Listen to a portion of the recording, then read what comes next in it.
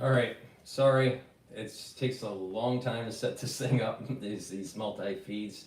So, again, thank you for coming to the live stream. And on this channel, you'll see the larger feed video, I guess, and then you can see a dashboard version on my other YouTube channel. All right, it'll look something like this. Okay, so you'll have the dashboard. I'm recording this and live streaming on November 26th. So we're going to go over the market. The market has already opened up, and then we're going to go over some of the news and my interpretation of it. In terms of the market, the S&P 500 is just under 6,000. Again, I have a target end of year anywhere from 5,800 to 6,000, maybe 6,100. But we're trading right now just under 6,000. And I said 600. You can trade the S&P 500 using SPY. So if you're trading it on SPY, it'll be 600. If you're just looking at the index, it'll be 6,000. So VIX is trading at 14, around 14. Oil's trading below 70. So it's trading at 69.28. And the Euro USD is trading at 1.049. Okay. When I started doing, about a week ago, it was trading at about just a little bit above 1.05. All right. So the dollar has been strengthening relative to the euro in the last several business sessions. All right, so I just want to make sure that everything is good here and the audio is good on the other channel. Hopefully, if anyone's having a problem hearing, just put it in the chat and then I'll correct the audio issue. It takes a lot of work to do this, especially if you're a one-man show. So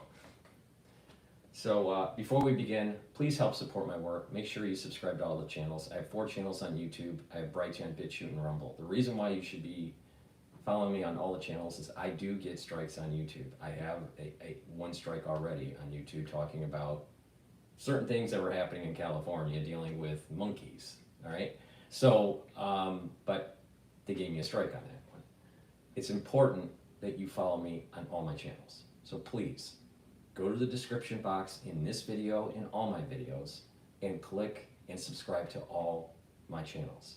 Help support my work by going to my store, purchasing the products that I offer. If you follow my health protocol, you can get healthy, but it's up to you.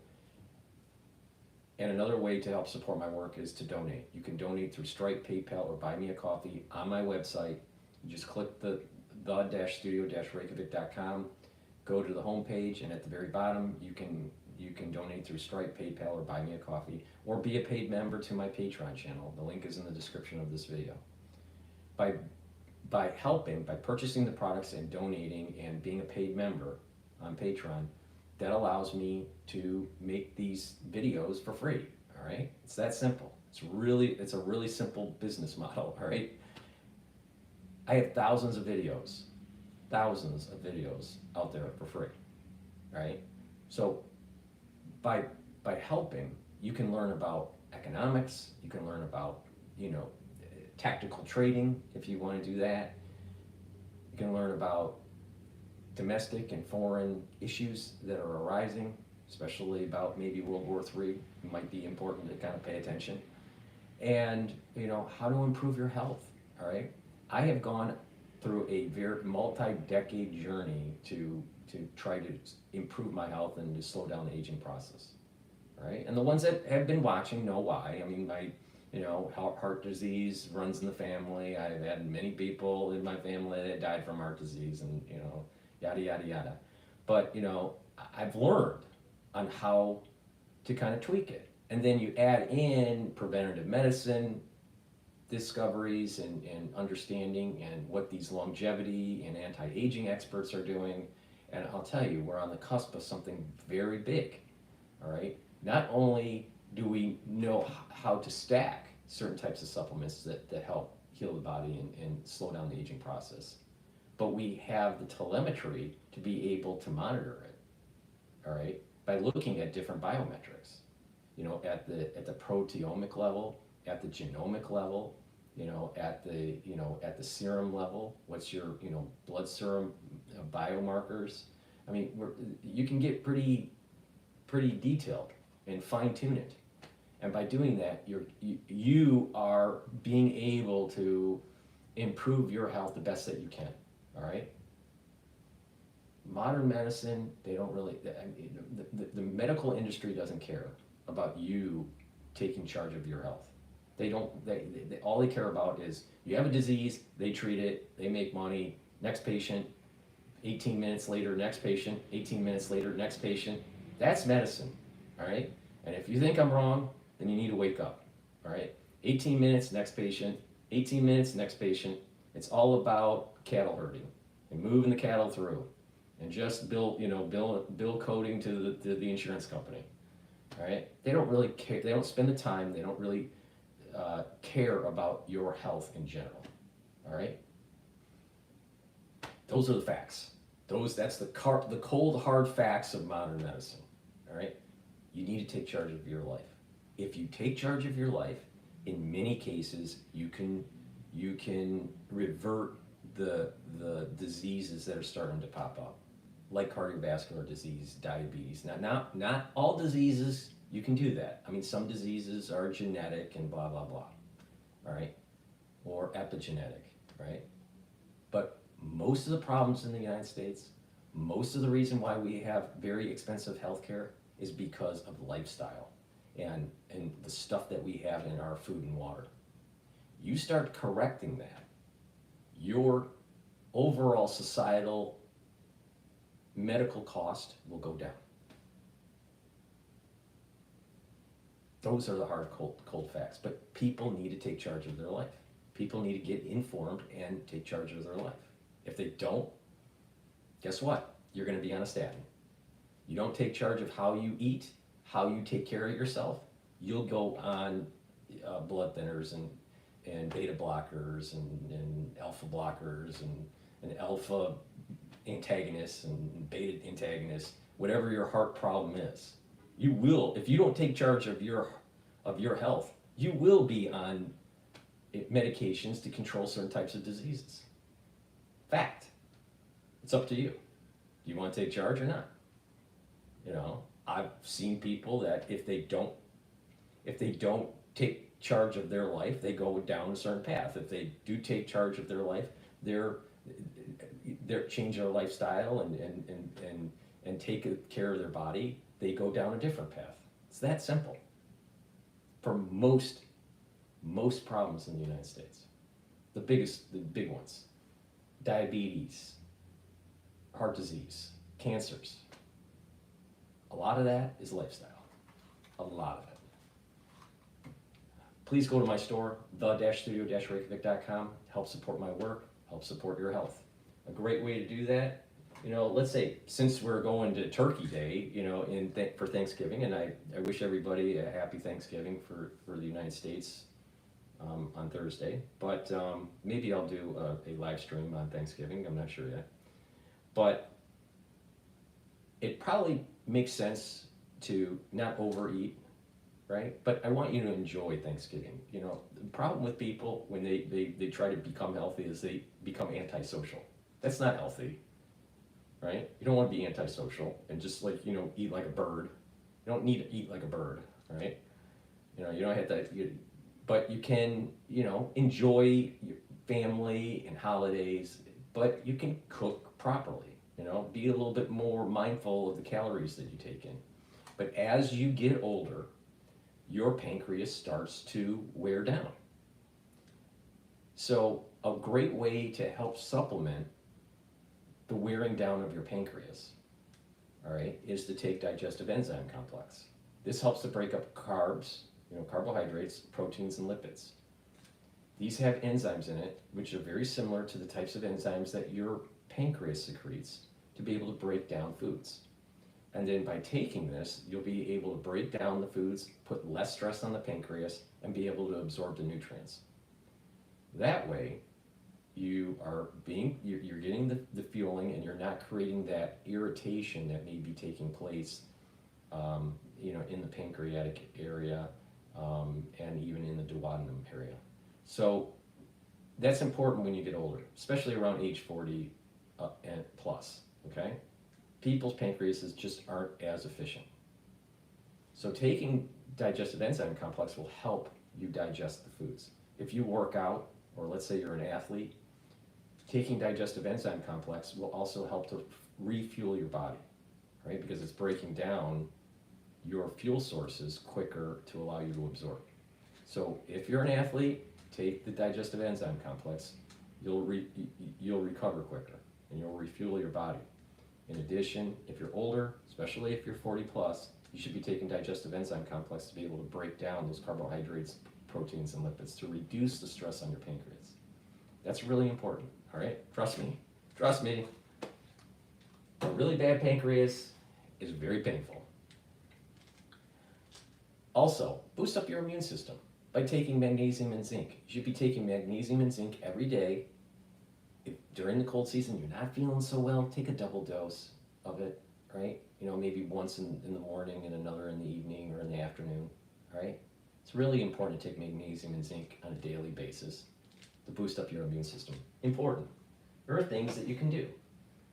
Now, you're going to be having family members at home, for the holidays, and some of them may be Democrats, and they may give you indigestion, and they may, prevent, even though you eat turkey, it may prevent you from sleeping because of the things they say because they're Democrats.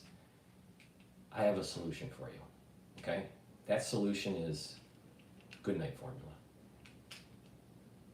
If they're keeping you up at night because of their Democratic policies, take my supplement, Good Night Formula. It has tryptophan and melatonin in it, and you're going to be well rested when you get up in the morning. You're going to be in that 3 cycles of REM sleep while you're sleeping. You're going to be in deep sleep. That's important. Why? You consolidate memory when you're in REM. You're detoxifying your central nervous system, and you're going to be well rested. People that have chronic, all kidding aside, people that have chronic sleep deprivation have a tendency to get early onset of dementia. Why? Well, one, you're not consolidating memory efficiently, and you're not detoxifying your central nervous system. And you need that deep sleep to do that. This is the reason why people that seem to age less, have more longevity, have better memory, actually also have better sleeping patterns, have deeper sleep. So this is really important. So please, go to my store, get the Good Night Formula, and through taking it on a regular basis and going into that deep sleep, you're gonna improve your memory, you're gonna improve your neural health because you're detoxifying the body, and you're gonna be well rested. And you're gonna notice over time that you're aging slower. Sleep is very important. It's a part of a lifestyle change if you want to get healthy. You can get healthy, but you have to, it's not just popping one pill. If anyone says, just take this supplement and only this supplement and everything's gonna be perfect for you, there's no such thing, all right? But it's about diet, proper diet, proper exercise, proper balancing, proper sleep, proper supplementation, certain types of exercises, stretching, and balancing exercises are really important, and then challenging your mind intellectually and mindfulness, either in prayer or in meditation. But when you do all these things, synergistically, your body does heal. It takes time, but it can be done. But if you're looking for a quick fix, there isn't one. And you will end up taking medication when you're older with having heart disease, diabetes, and other problems. But it's up to you. Because, when you see a patient and they're having a heart attack, their life just, flashes in front of their eyes. And most of these patients, most of them, they regret the way that they lived their life because they're right on the edge of death. Now, sometimes you can pull them back, and you can control their heart arrhythmias and whatnot. Maybe give them a PCI or whatever. But the thing is, they got to a point where they were right at the abyss, right at the edge of the abyss. And if you see someone that's just on the edge of the abyss, almost always they regret the way they have lived their life. All right, well, you know, that's some wisdom. Take it or leave it, it's up to you. Let's see what CNN has to say about the case that's being dropped by Jack Smith.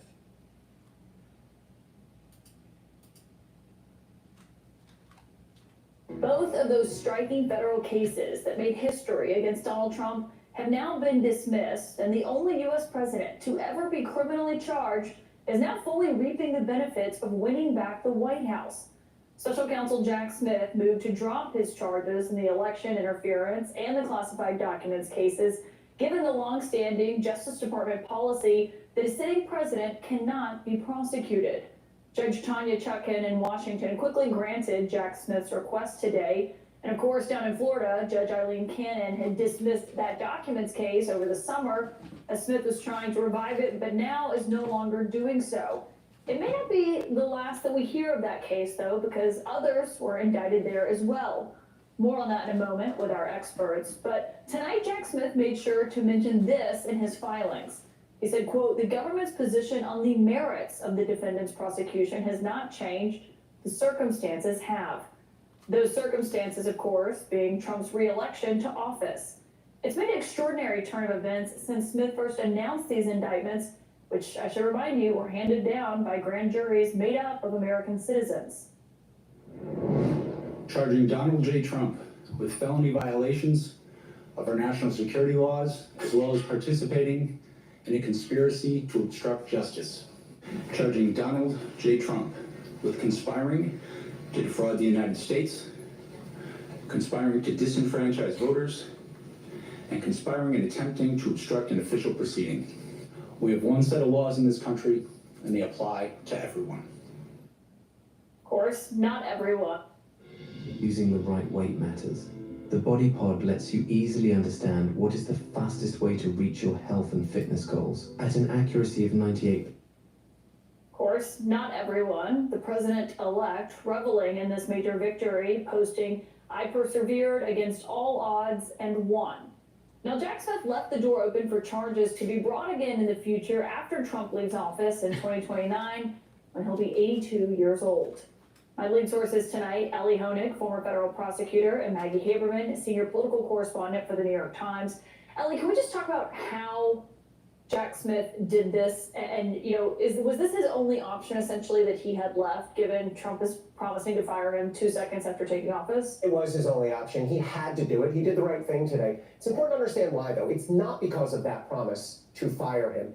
It's because, and Jack Smith said this in his motion, it's because of the DOJ policy, which goes all the way back to 1973. Which is a policy, not a law, right? Right. It's an internal, exactly, that's a good point. It's not a statute, it's not passed by Congress. We don't actually know if it's right or wrong. It's just been DOJ's internal view back from Watergate. They reevaluated it during the Clinton era in 2000. They actually reevaluated it now. I found that interesting. Jack Smith said in his motion today, I went back to OLC, these genius Office of Legal Counsel, these constitutional lawyers. I said, does it apply here? And they said, yes. I, Jack Smith, am bound by that. Hence, we moved to dismiss. And remember, this OLC memo, opinion, whatever we're going to call it, this has come up with Trump before. This came up when he was president previously, and there was the Robert Mueller investigation, and there was the question of will Trump be indicted in this investigation. And it was easy to lose track of this, but it was pretty clear that Mueller was very unlikely to challenge that policy, and he never did. Yeah, but you know, the idea that he's saying charges could still be brought in the future, I mean, looking at that, Ellie, is that at all realistic? I mean, there's certainly some people who would be hoping that that would be revived in 2029, but the idea of that happening, I think, you know, and Trump could pardon himself, I don't know. Let's be real, that's not happening. I mean, it is only in the most theoretical possible sense. I mean, imagine this, right? Fast forward 4 years, who knows where anyone will be in 4 years? You're gonna have whoever wins the White House, whether it's Gretchen Whitmer or J.D. Vance or whoever, new AG is gonna say, let's revive a case that's been dismissed 4 years ago. That's probably it's interesting that he if you know, just quickly passing Whitmer from Michigan, the governor, she might run for president. She's sitting. I think Hochul is another one from New York, probably running. 2 females, ultra liberal. Newsom is gonna run. I'm concerned about J.D. Vance because I still, even though I think he's decent, he's smart, he's quick on his feet, but I just feel that he's a little green. There's a little. I just feel that the experience isn't there now. Maybe he'll get that experience as VP. But if you really think about it in modern times, the only presidents that really had the only VPs that really had some power was Cheney during Bush Jr. All right. I didn't feel that way with Biden when he was under Obama.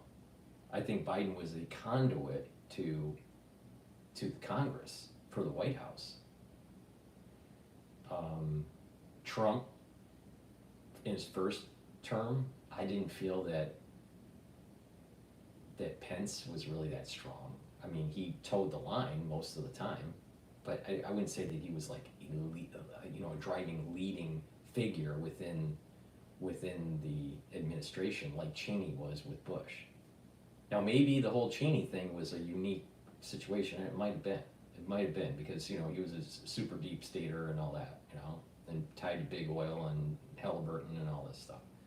But I just don't see that. Where's the experience really going to be coming from for JD, unless he's really spearheading the restructuring of certain agencies and working closely with Elon through this whole Doge kind of process. Maybe he'll be the spearhead to that. If that's the case, then he'll be getting more experience, and then I'd feel a little bit more at ease. But when you're looking at people that are running states, governors usually win presidencies.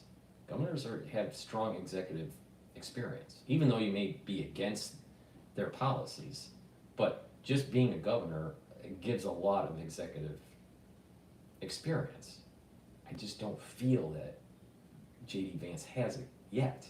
Now maybe over 4 years he evolves, but I still am just not fully bought on J.D. Vance.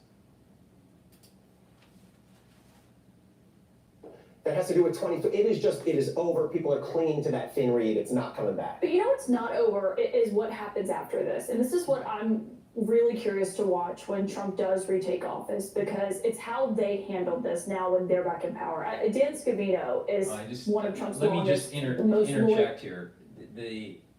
So BITO on the dashboard is the ETF for Bitcoin long, and the BITI is the ETF for Bitcoin shorting. Now, if you look today, right now, Bitcoin's going down, so the shorting ETF is going up. So just keep that in mind. Dollar is, still, around the 1.049 mark for Euro to USD. So as that number goes down, for the ones that don't know, that means that the dollar is strengthening and the euro is weakening. If that number goes up, then the euro is strengthening and the dollar is weakening. And the reason why I'm showing the Euro USD is that the Euro USD is actually the largest contributor to the DXY basket to evaluate the dollar. AIDS. And he tweeted just a few moments ago about many people's lives were destroyed over the past 4 years since we walked out of the White House. He said there was a relentless barrage of knocks on the front door at home, subpoena after subpoena after subpoena.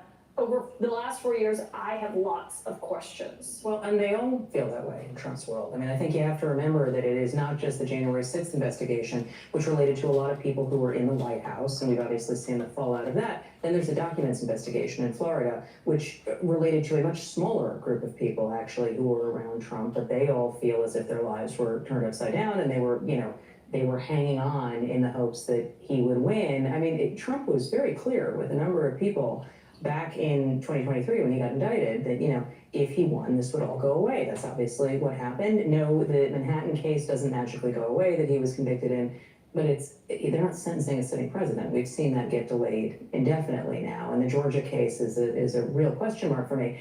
He is articulating what they all feel. What that ends up looking like, Caitlin, I don't know, because there are civil service rules about the prosecutors who worked on these cases. And so the question becomes, Trump can't just fire them. He doesn't have that magic power, but it is very clear that his team is. Doge can go in and restructure the DOJ and make it more efficient. And it just so happens that certain, departments just get cannibalized.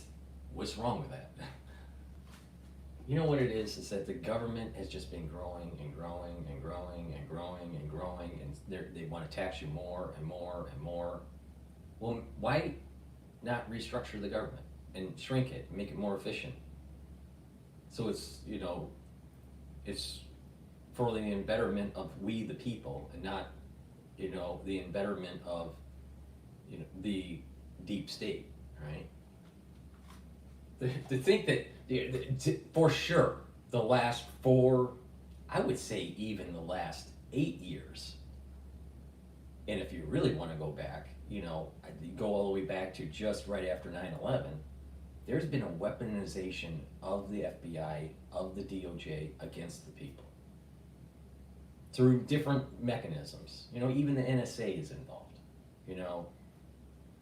Surveillance of the society, manufactured consensus by propaganda through the media, improper search and seizure issues,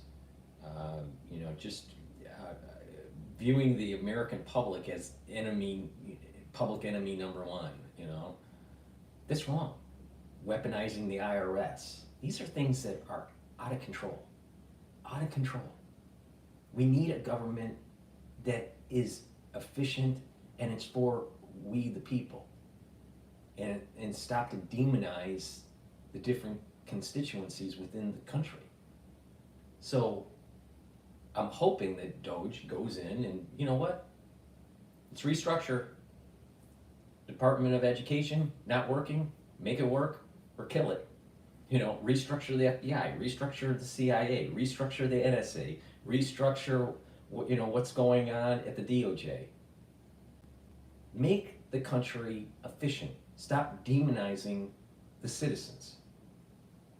Now, it's obvious if someone has, an open mind, right? Even if you don't like Trump, you can't honestly say that you think that the DOJ, the FBI, and other agencies are not going after political opponents.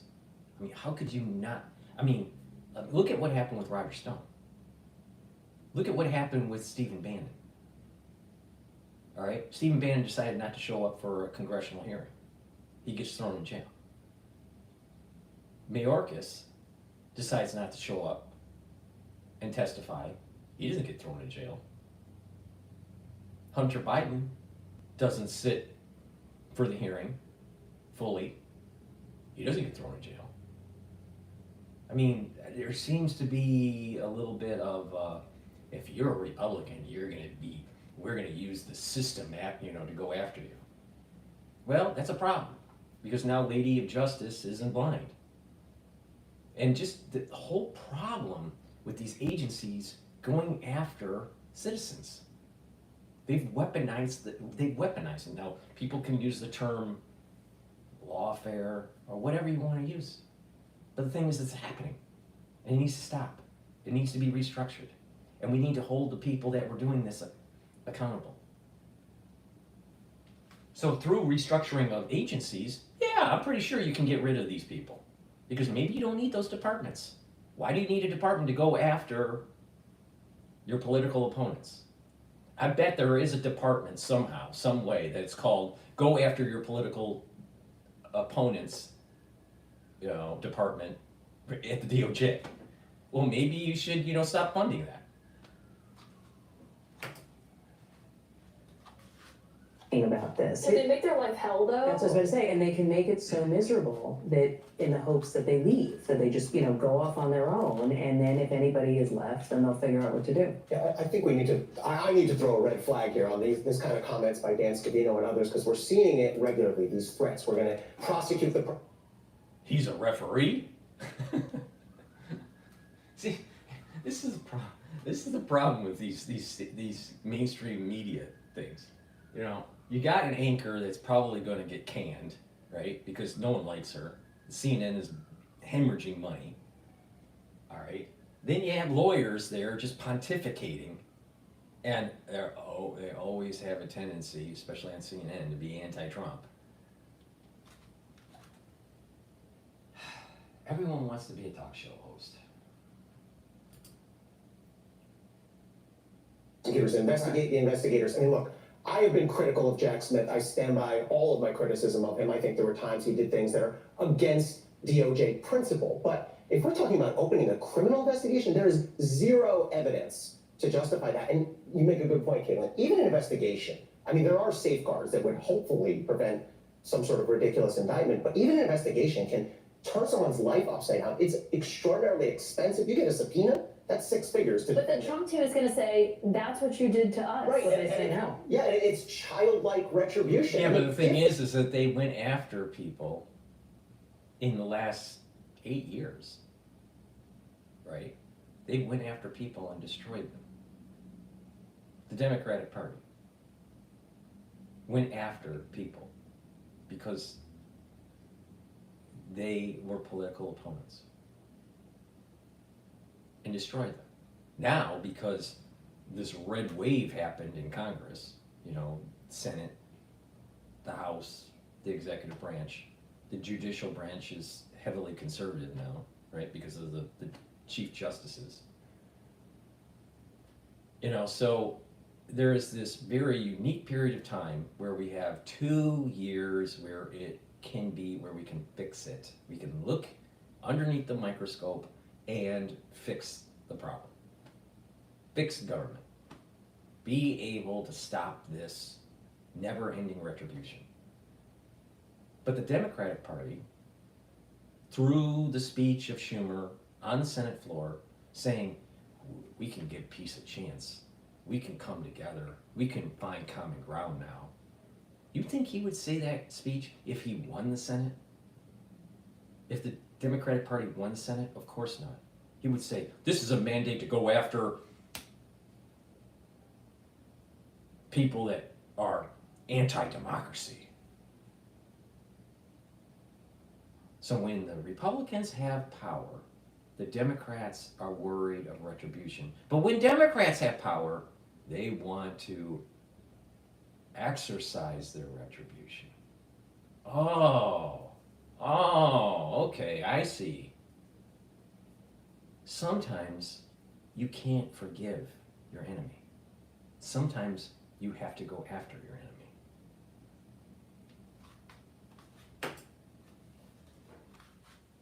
Was wrong. There is, an examination to be done of that, and I have no problem with the Inspector General, DOJ's internal watchdog, doing a dive and saying Jack Smith stepped over the line here, here, and here. They did it to James Comey, a scathing report. But if you're talking about opening criminal investigations, whole different story. But that doesn't stop the Trump team. I mean, I understand that you're saying that's the norm. But Open that's up just investigations to find out. Let's go a little bit deeper in what the national security state was doing to try to demonize Trump during his campaign for his first term in 2026. And how that carried on into his first term as president. Trying to demonize him, trying to impeach him and blah, blah, blah. The problem, the root cause The root cause of the problem is that the deep state, the national security state, has too much power, and it needs to be truncated. It needs to be restructured. And then we can really exercise the true wisdom and essence of our Constitution. But without that, there is this dark veil over our Constitution where we are not protected by our civil liberties. And it's a transfer of power from the executive branch and the legislative branch. There's a transfer of power, dark transfer of power, a cryptic transfer of power, a hidden transfer of power to this national security state, where they feel as though they are the ones that have keys to the kingdom, ones that make the full decisions. And these are the ones that have drafted the documents on what's going to happen during a nuclear war. And believe me, in a nuclear war, either full-blown, intercontinental, or just local, your civil liberties are going to be eroded on steroids. I mean, our civil liberties were eroded right after 9/11. Can you imagine if a tactical nuke was starting to go off, or nukes started to go off in Europe? Do you think that your civil liberties are going to be protected? They're not going to be. It's already written in documents to take away, to go into emergency powers. And guess what? The national security state, when that does happen, they're going to get even further power. And you're going to have less. And when you add in the technologies that we have now compared to what we had back in 2001, it's a lot easier to control the society. Now, do we really want to go down that road? Because it looks like the national security state is poking the bear to do a tactical nuke. But when they do that, they're going to ask for emergency powers and erode your civil liberties. Be careful, be careful. Maybe we need to investigate. Because when you get to the root cause of what was happening in 2016 and all the way through the Trump administration, and even, during the hiatus between terms, when you dive that deep and you get to the root cause, you're going to notice you got a runaway national security state. Now that is an intellectual looking at the problem wide-eyed, not these pseudo-intellectuals that have law degrees. Pam Bondi is his new pick for Attorney General, and we were looking at what she said about a year ago on Fox Pretty News. blatant. Well, Yeah. listen to her in her own words. Yeah. The Department of Justice. If a man wears this, he's definitely getting lucky tonight. Most jeans are either super baggy, too stiff, or have a terrible...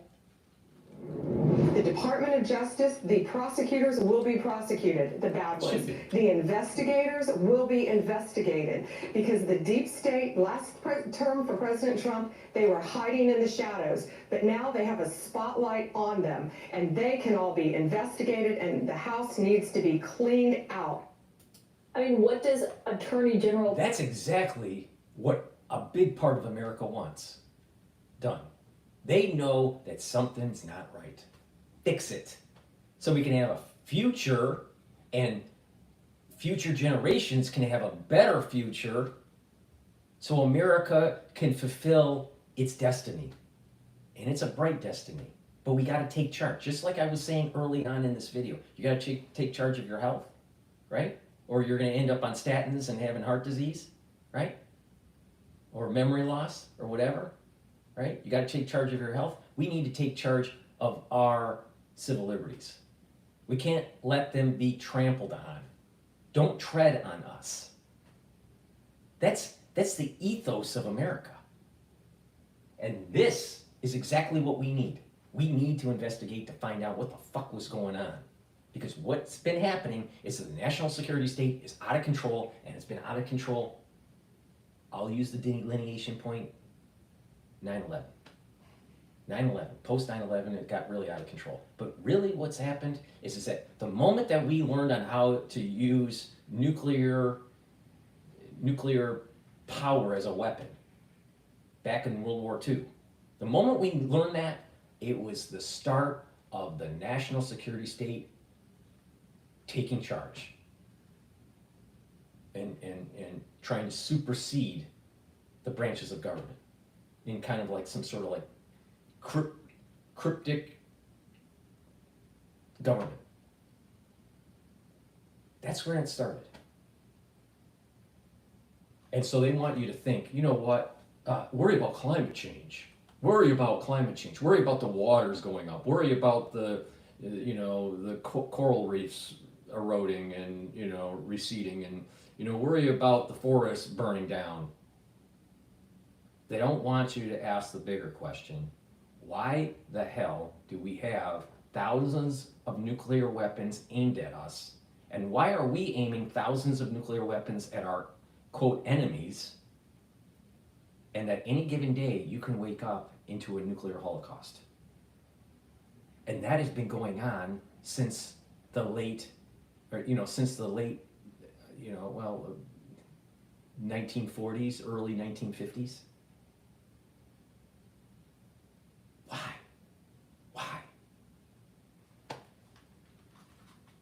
Because if there's just a miscalculation, if there's just a little push, a little nudge, then all of this constitutional republic will be gone, and that you'll have people that are part of the national security state gaining power. They will gain their tyrannical power. They don't want you to complain about nuclear weapons. They want you to worry about climate change. They want you to worry about other things. But one of the most sinister things that is happening to mankind is nuclear holocaust. And we're inching towards it every frickin' day, especially with this whole NATO crap that's going on in Europe. We need to wake up. This is way beyond just finding bad actors that went after, quote, Trump's, administration, or way deeper than going after individual citizens like Bannon or, let's say, Roger Stone or others, Peter Navarro. We're talking about a deep state that's out of control, that is pushing the levers of power that can lead to a nuclear holocaust.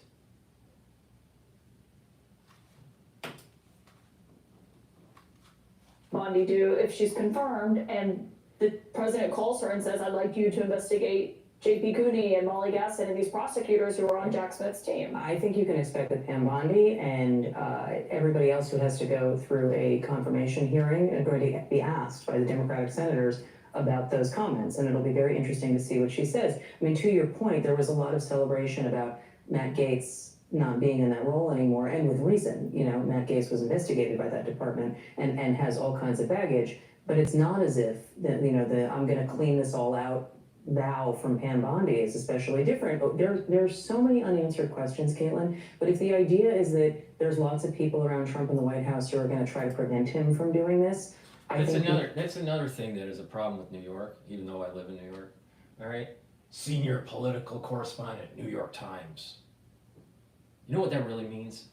Pseudo-intellectual from a liberal propaganda media outlet.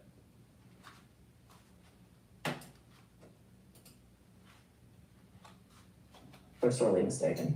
I think this justice appointment is going to look very different than the first Trump justice appointment, right? Jeff Sessions recused himself off Russia, and Mueller was appointed. Nothing like that is going to happen this time through, right? Pam Bondi is not going to be taking herself off big cases. There is not going to be a special counsel investigating the Rod administration. Rosenstein is not walking through that door. Bill Barr, even. I'll say, Any special counsels at all? I mean, they've spent months talking about how terrible Jack Smith was as a special counsel. It'll be interesting to see what this looks like. I think there is not going to be any special counsel in the traditional sense of investigating the administration, which is what we've seen historically.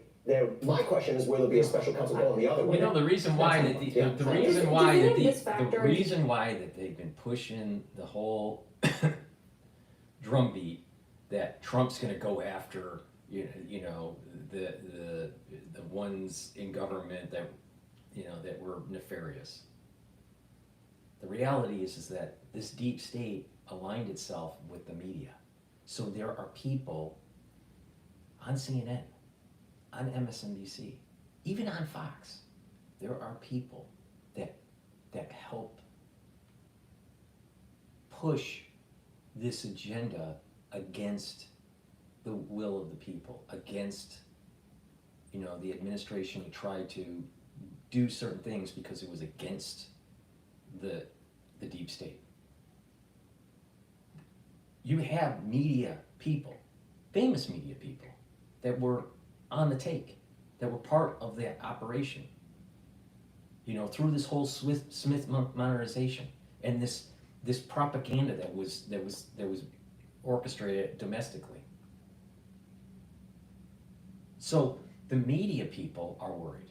Like, for example, I have seen at the Harvard Club, I have seen three major media people. Olive Velshi, when he was promoting his book, and he was anti-Trump during the, you know, the book signing, and, you know, the book lecture. I saw Brian Stelter, all right, also anti-Trump, you know, and also, and you know, and he was a little bit more, both, how should I phrase this? Comparing Ali to Brian, Ali is a little bit more left. Brian is actually a little bit center to Ali, all right? But Brian still is, in terms of against Trump, right? Meaning right is like pro-Trump, let's say. Right leaning would be pro-Trump, left leaning would be against Trump, and then centrist would be ambivalent. All right, Brian is still left, but he's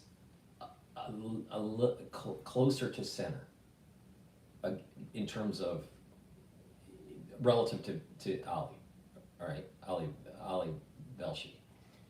Now the other, actually I saw four media people. The other one, I don't remember his name. He was the one that was, I think, part of NBC. I think it was NBC. He was the anchor that was embedded in one of the roadside Army patrol units in Iraq. I think this was back in 2006. I think it was around 2006, and then they hit an IUD, and then he had brain damage. All right, I don't remember his name. I'd have to look it up. He was actually pretty phenomenal to watch speak, and he was very central. You know, he was saying, you know what? There's too much infighting that's going on in this country, but they do it because they want the ratings. They want they want the ratings, and by having the eyeballs and having the strife, then what will happen is that they can charge a little bit more because of the eyeballs for the advertising. But he himself was very centrist, and there were people that came and asked questions and tried to push buttons, like saying, oh, Trump's bad, he's a convicted felon and blah, blah, blah. And he just stayed ambivalent. He stayed like a true kind of reporter should be. Like an ideal reporter should not give you their opinion, all right? They should just say, these are the facts, as we know it, it could change, all right? But that's journalism, right? But everything is op-ed now. Everything is op-ed. Opinion related.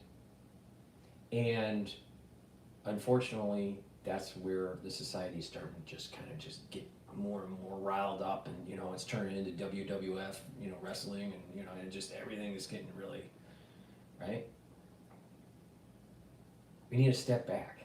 Now the other anchor, and I'd have to look up her name. I actually did a video about her. She was from CNN, conservative, but hated Trump because of the abortion issue and blah, blah, blah, all right?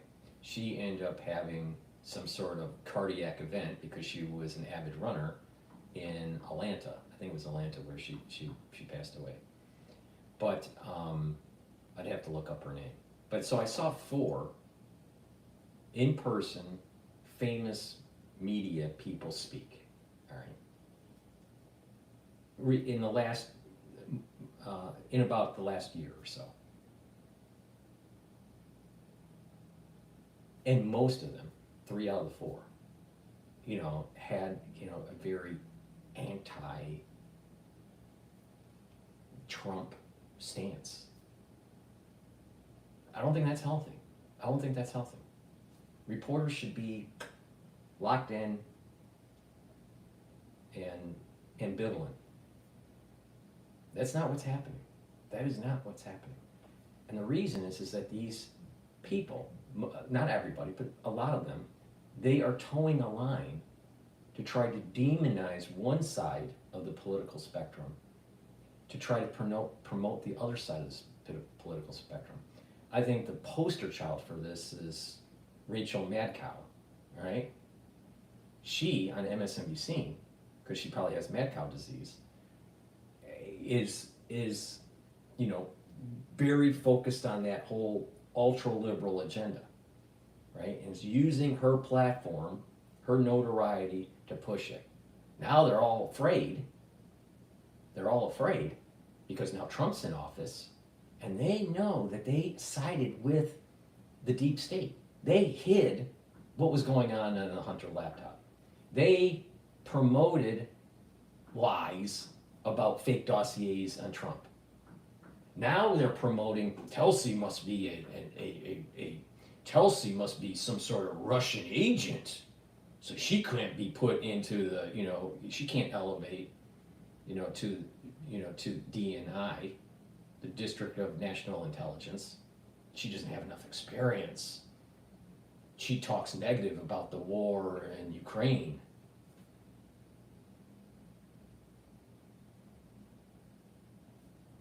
Problem.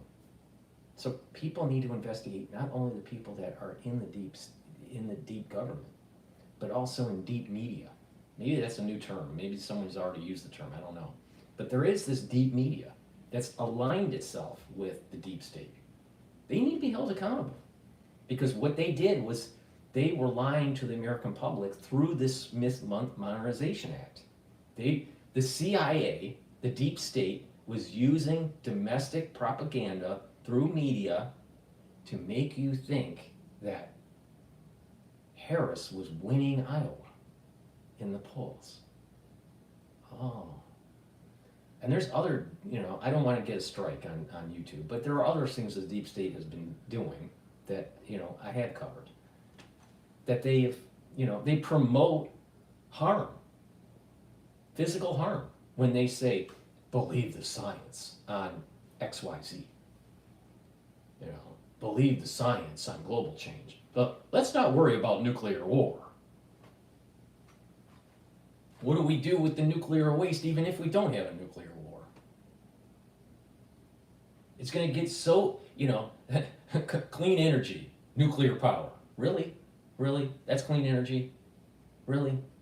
You look at the whole process, how it's mined, all the way through, you know, creating the energy and then the waste products from it, and you add that all up, the net present value, you really can say with an honest face that nuclear power is clean energy? Really? If it's so clean, then why don't we put that radioactive material on Martha's Vineyard? Oh, no, we can't do that, because that's bad. That's nuclear waste. Oh, if illegal immigration is so great, why don't we just move them all to Martha's Vineyard? Oh, we can't do that. No. Not in my backyard, no. But it's clean. Yeah, right.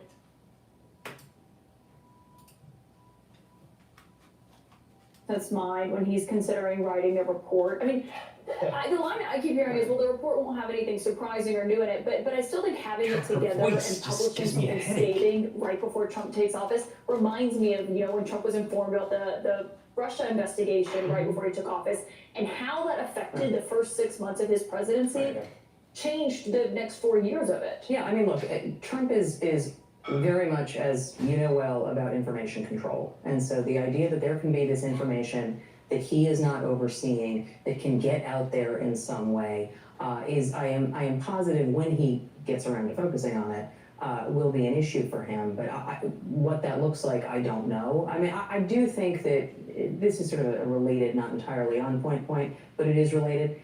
The fact that the transition is not, I'm doing my best here, stay with me, will you? The fact that the transition is at Mar-a-Lago and not in New York, like last time, half New York, half Washington, and this is not my New York bias speaking, it's that it actually, they can exist in this bubble, this sort of halcyon bubble of we won, we did it all. Oh, we are going to we just saw the New York bias of a liberal. Oh, if it's not happening in New York, then somehow they're not getting full scrutiny by the media because we're New York Times and we're pseudo-intellectuals and we're going to tell you how it really is. I'll tell you, conservatives need to push back. Conservatives need to just keep on pushing back and saying, you know what, your policies suck and there's a reason why your subscribership, for the New York Times is going down. Right? And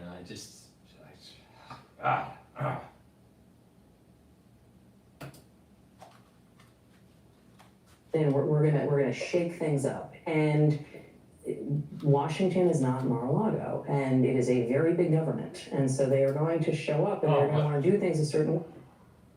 Washington's not like Mar-a-Lago, but New York is.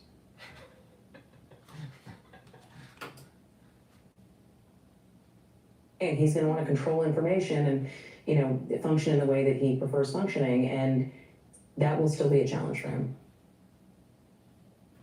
All right, let's take a So what is ClickUp? let's take a look ClickUp at is an some more news all-in-one- here, so we can, have fun with it, right?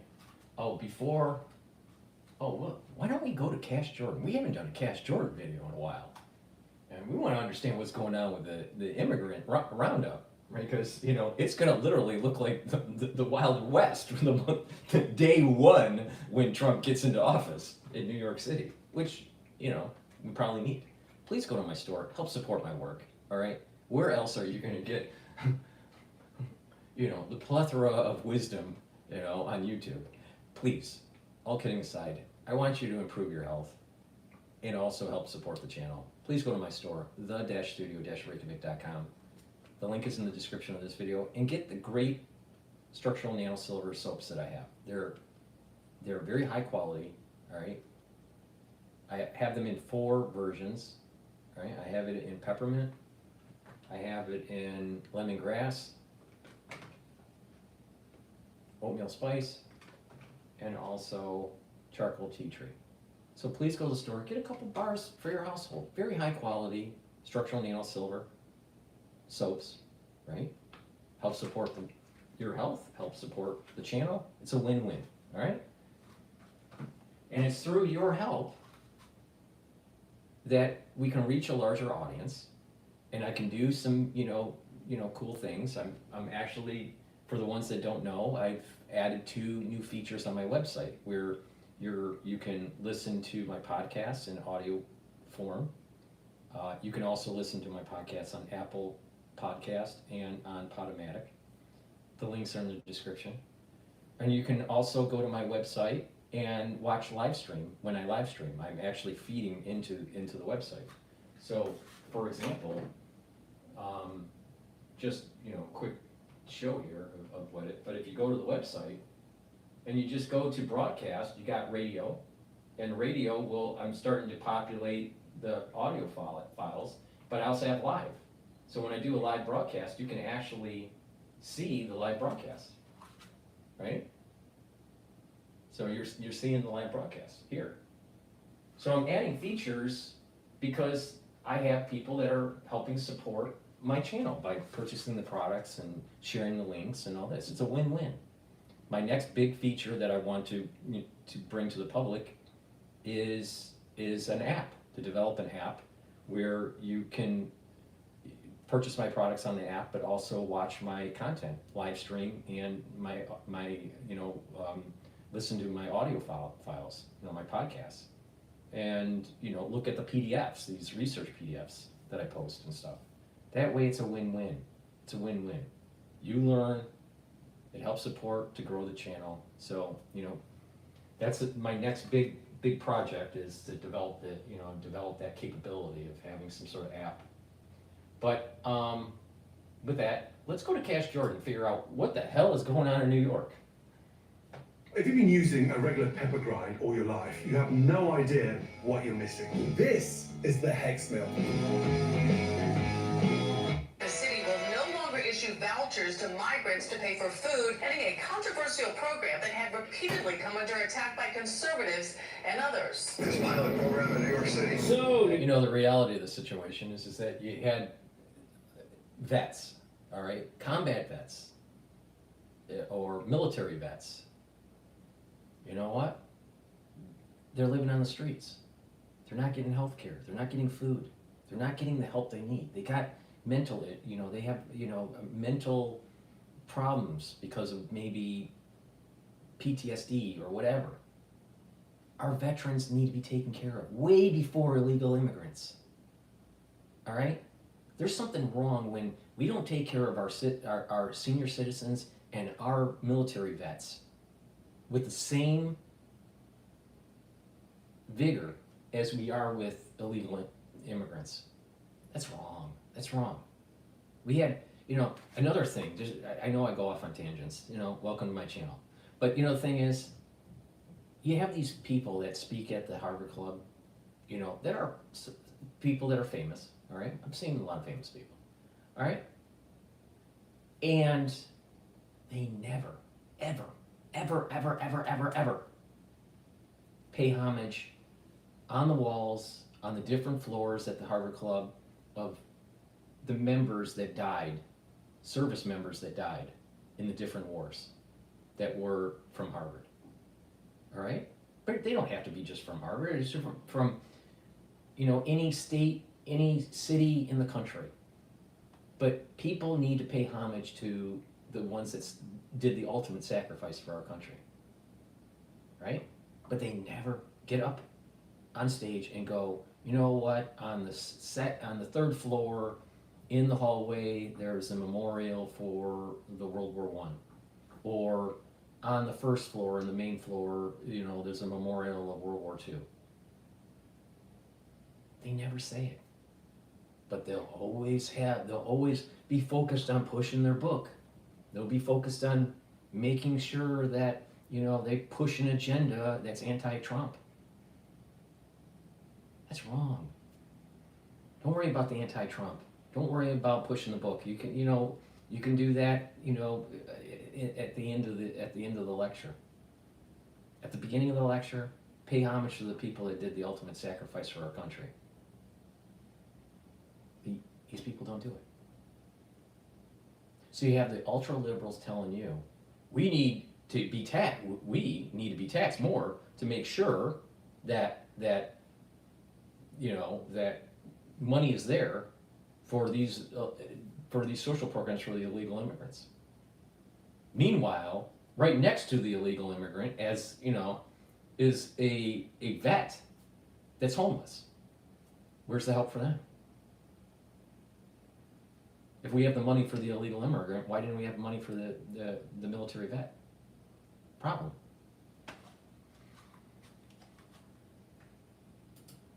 Oh, and to get and to do insult to injury, it was the deep state that promoted the war. The deep state promotes the war that people serve honorably, come home, and then are now homeless, and the deep state doesn't even fucking care anymore. But the deep state will somehow orchestrate an effort to make sure that there's a flood of illegal immigrants coming over the Rio Grande. Really. Oh, and the deep state will figure out a way to make sure there's funding for those illegal immigrants. Why don't you put as much effort in creating wars and trying to orchestrate mass caravans over the Rio Grande? All right? Spend that effort in making sure that our senior citizens and our vets are taken care of. Pretty simple.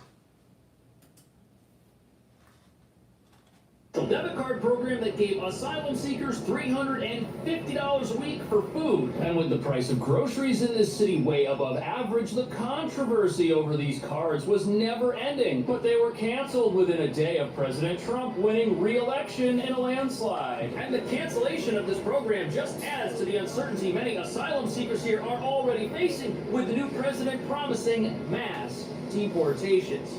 The city began giving out 3,000 debit cards to roughly 900 migrant families in March. The cards, worth up to $350 per week, were designed to only be used for essential items like food and baby supplies. The one-year contract provided what the city described as culturally relevant food. You may remember the food the city had been providing in migrant shelters was seen as not culturally sensitive to the needs of some migrant groups. The influx of migrants is easing. In January, 4,000 arrived every week. Now, for every 600 who arrive, 1,400 leave.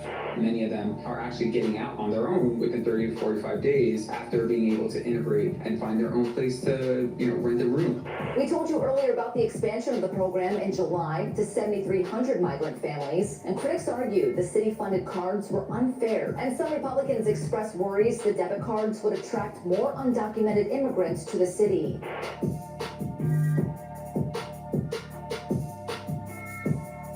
So the incredibly controversial prepaid debit card program is now over. But what nobody's talking about is this program was pretty much doomed to fail from the start, because not only do New York City's shelters provide 3 meals a day and unlimited continental snacks, cooking is banned inside the shelters themselves, and the cards were supposed to be used for groceries, making it hard to see exactly how the $1,400 monthly allotment families were given could be used to buy and prepare the healthy, culturally relevant foods that they were intended to. But what's really shocking here is the timing of this program's cancellation, because it was started almost a year ago, and then 4 months ago it was such a success that it was expanded to cover more families, and then within a day of the election it was just canceled. Which is weird, because our leaders kept defending this program by saying that the $1,400 prepaid cards were saving the city money and helping us help more asylum seekers than ever before. But the city's shelter system still evicts asylum seekers after 1 or 2 months, leaving many homeless, spending for themselves. At the same time, the number of asylum seekers in the city has dropped drastically ever since President Biden's executive action on the border. And with President Trump set to take office and start what he calls the largest deportation effort in U.S. history, the 700 people or so arriving here every week could continue to drop even lower. And that brings us to the real reason why these cards are now gone. President Trump's landslide election victory has signaled the end of the growth phase of the asylum crisis here in New York City. And Donald Trump's victory. Why is everyone spiraling over YouTube banning ad blockers? Like, chill guys, just use Pi. It's a free Chrome extension that's actually made by one of the founders of Honey. I can't stand the ads. Here in New York City. And Donald Trump's victory is also a huge victory for our progressive leaders, because it gives them all the cover they need to cancel expensive asylum seeker programs which don't actually help anybody, while placing the blame for the cancellation of those programs on a guy who hasn't been running the country for the last 4 years. But at the same time, our leaders, who are in cahoots with the businesses getting rich off our asylum crisis, don't want that crisis to completely go away, because it's allowed a sprawling network of abandoned warehouses and factories to generate generational wealth for their owners as shelters that aren't helping to lift anyone out of poverty. And as you're about to see, there is so much money at stake here that resistance to President Trump and his new immigration plans is pretty much guaranteed.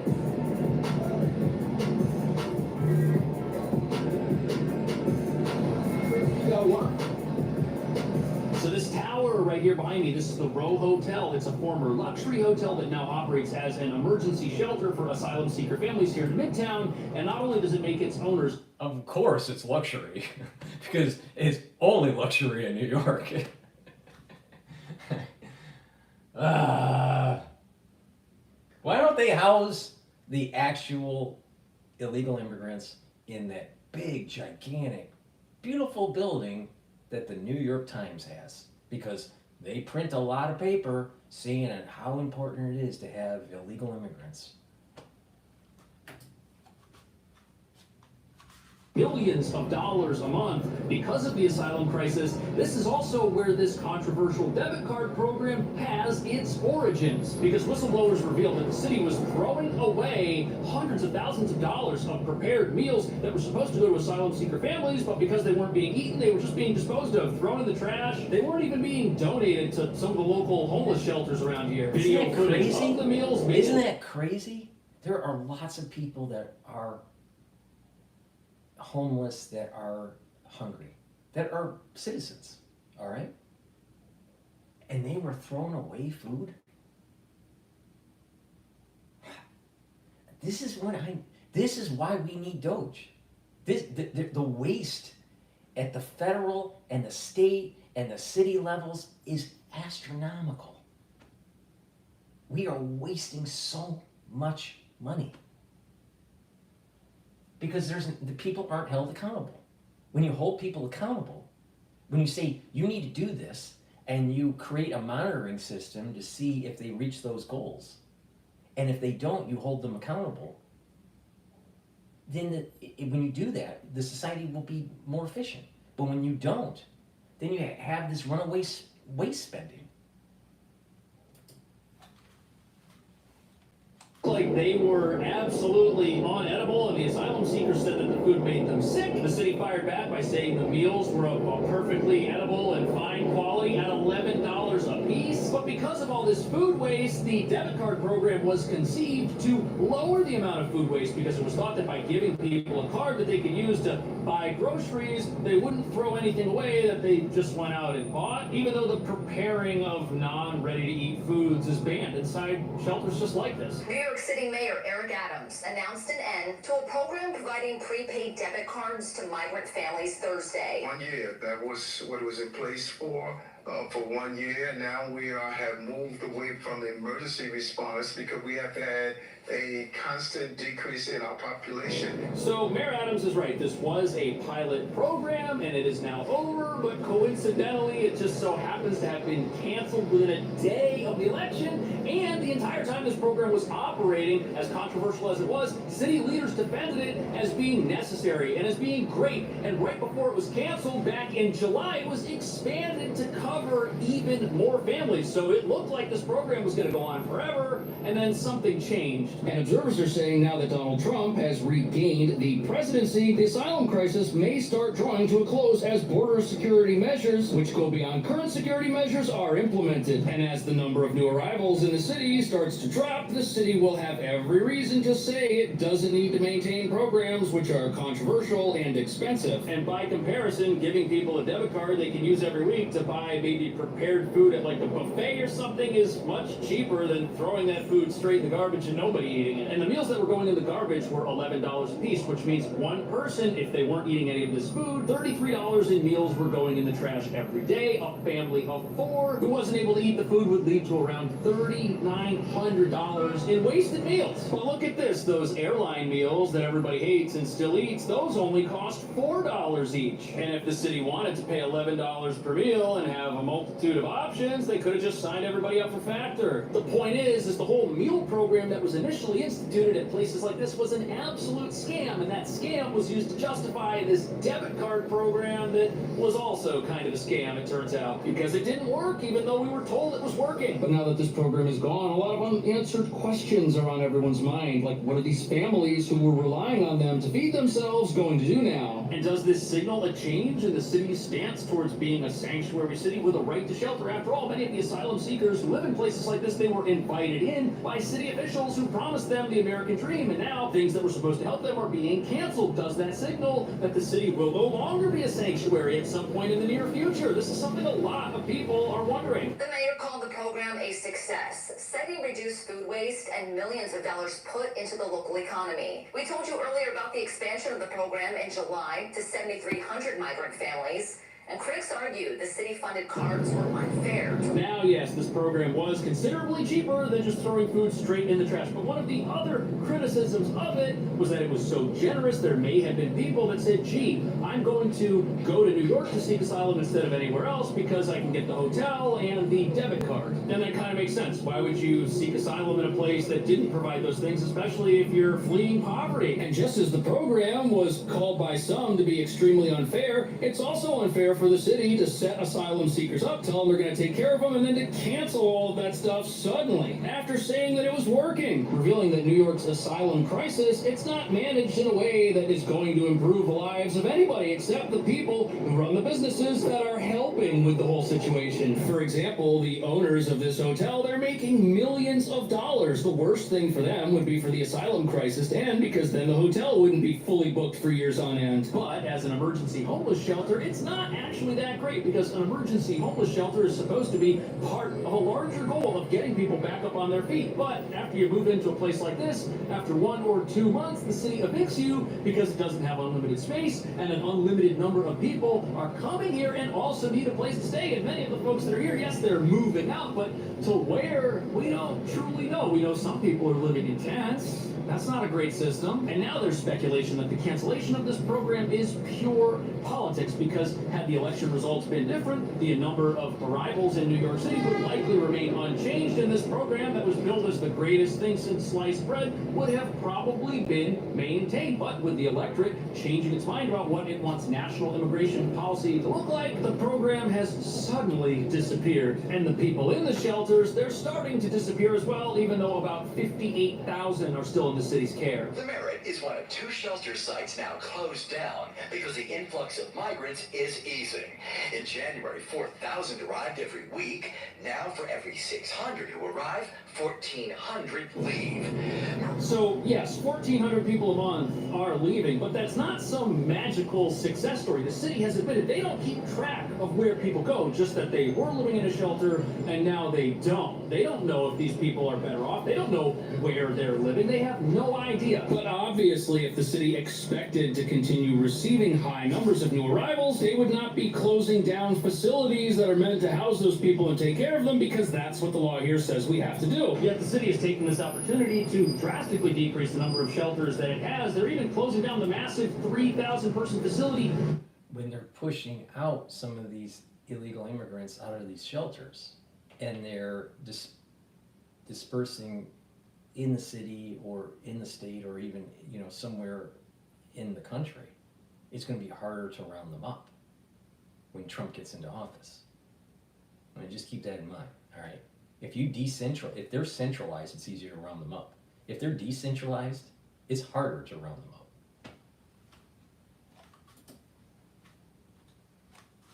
Randall's Island that has been plagued by controversy and has gang members reportedly using it as a home base to commit crime all over the town, which is another issue altogether. How helpful can these shelters really be if bad people are living inside of them, people who are members of a gang that profits from human exploitation? This is a massive problem. A humanitarian crisis infiltrated by human exploiters? That's not only a massive problem for the people living inside these facilities who have little kids and now have to wonder if the criminal underworld will try and recruit them. But it's also a problem for the entire city, because how can we harbor gang members and fugitives and keep them safe in a place where law enforcement is not allowed to enter? Police, they can't even go inside these places. That's why you have a cruiser parked out front. That's as close as they can get to put forth a law enforcement presence. And with reports coming out about weapons finding their way inside these facilities, many people want to see the police doing more, but they can't. It's illegal, because as a sanctuary city, we've got this idea that somehow law enforcement and immigration are toxic to each other. But since we think that way, many of the same people who fled poverty and fled crime are finding the same criminals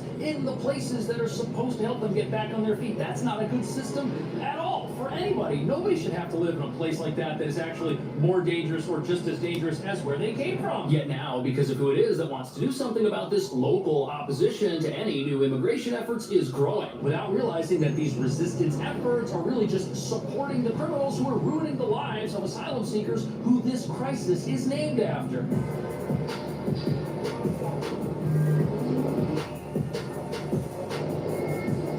So So in just a few weeks, the criminals, gang members, and terror watch list suspects who've escaped into America and aren't supposed to be here, they're gonna have to start watching their backs because the incoming president has promised that they will be the focus of his deportation efforts. And when you consider that many of these cartels and gangs have been exploiting people since before they even entered this country, their removal from it is gonna be a good thing for the law-abiding asylum seekers, as well as the middle-income communities around New York that have been overtaken by crime, which has come from these gangs in many cases. Yet somehow, not everybody agrees that securing the border and getting rid of the bad guys is a good idea. I have arguments a lot up on Capitol Hill. Give me one downside on secure border. What's the downside unless people on terrorist watch list coming across the border? A secure border saves lives. Right. I'm for secure border because I believe that if you don't have a country, you don't have a country if you're not securing your border or your currency. All right.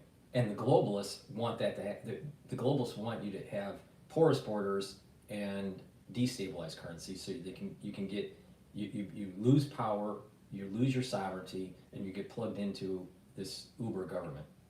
All right. Strong borders is a good thing, you know. Like Robert Frost said, good fences make good neighbors. All right. Well, we need a strong border. But the globalists, and we'll play a little bit of Bloomberg Live, right? After a couple of videos here. But the globalists, they want the porous borders because that's their version of slave labor.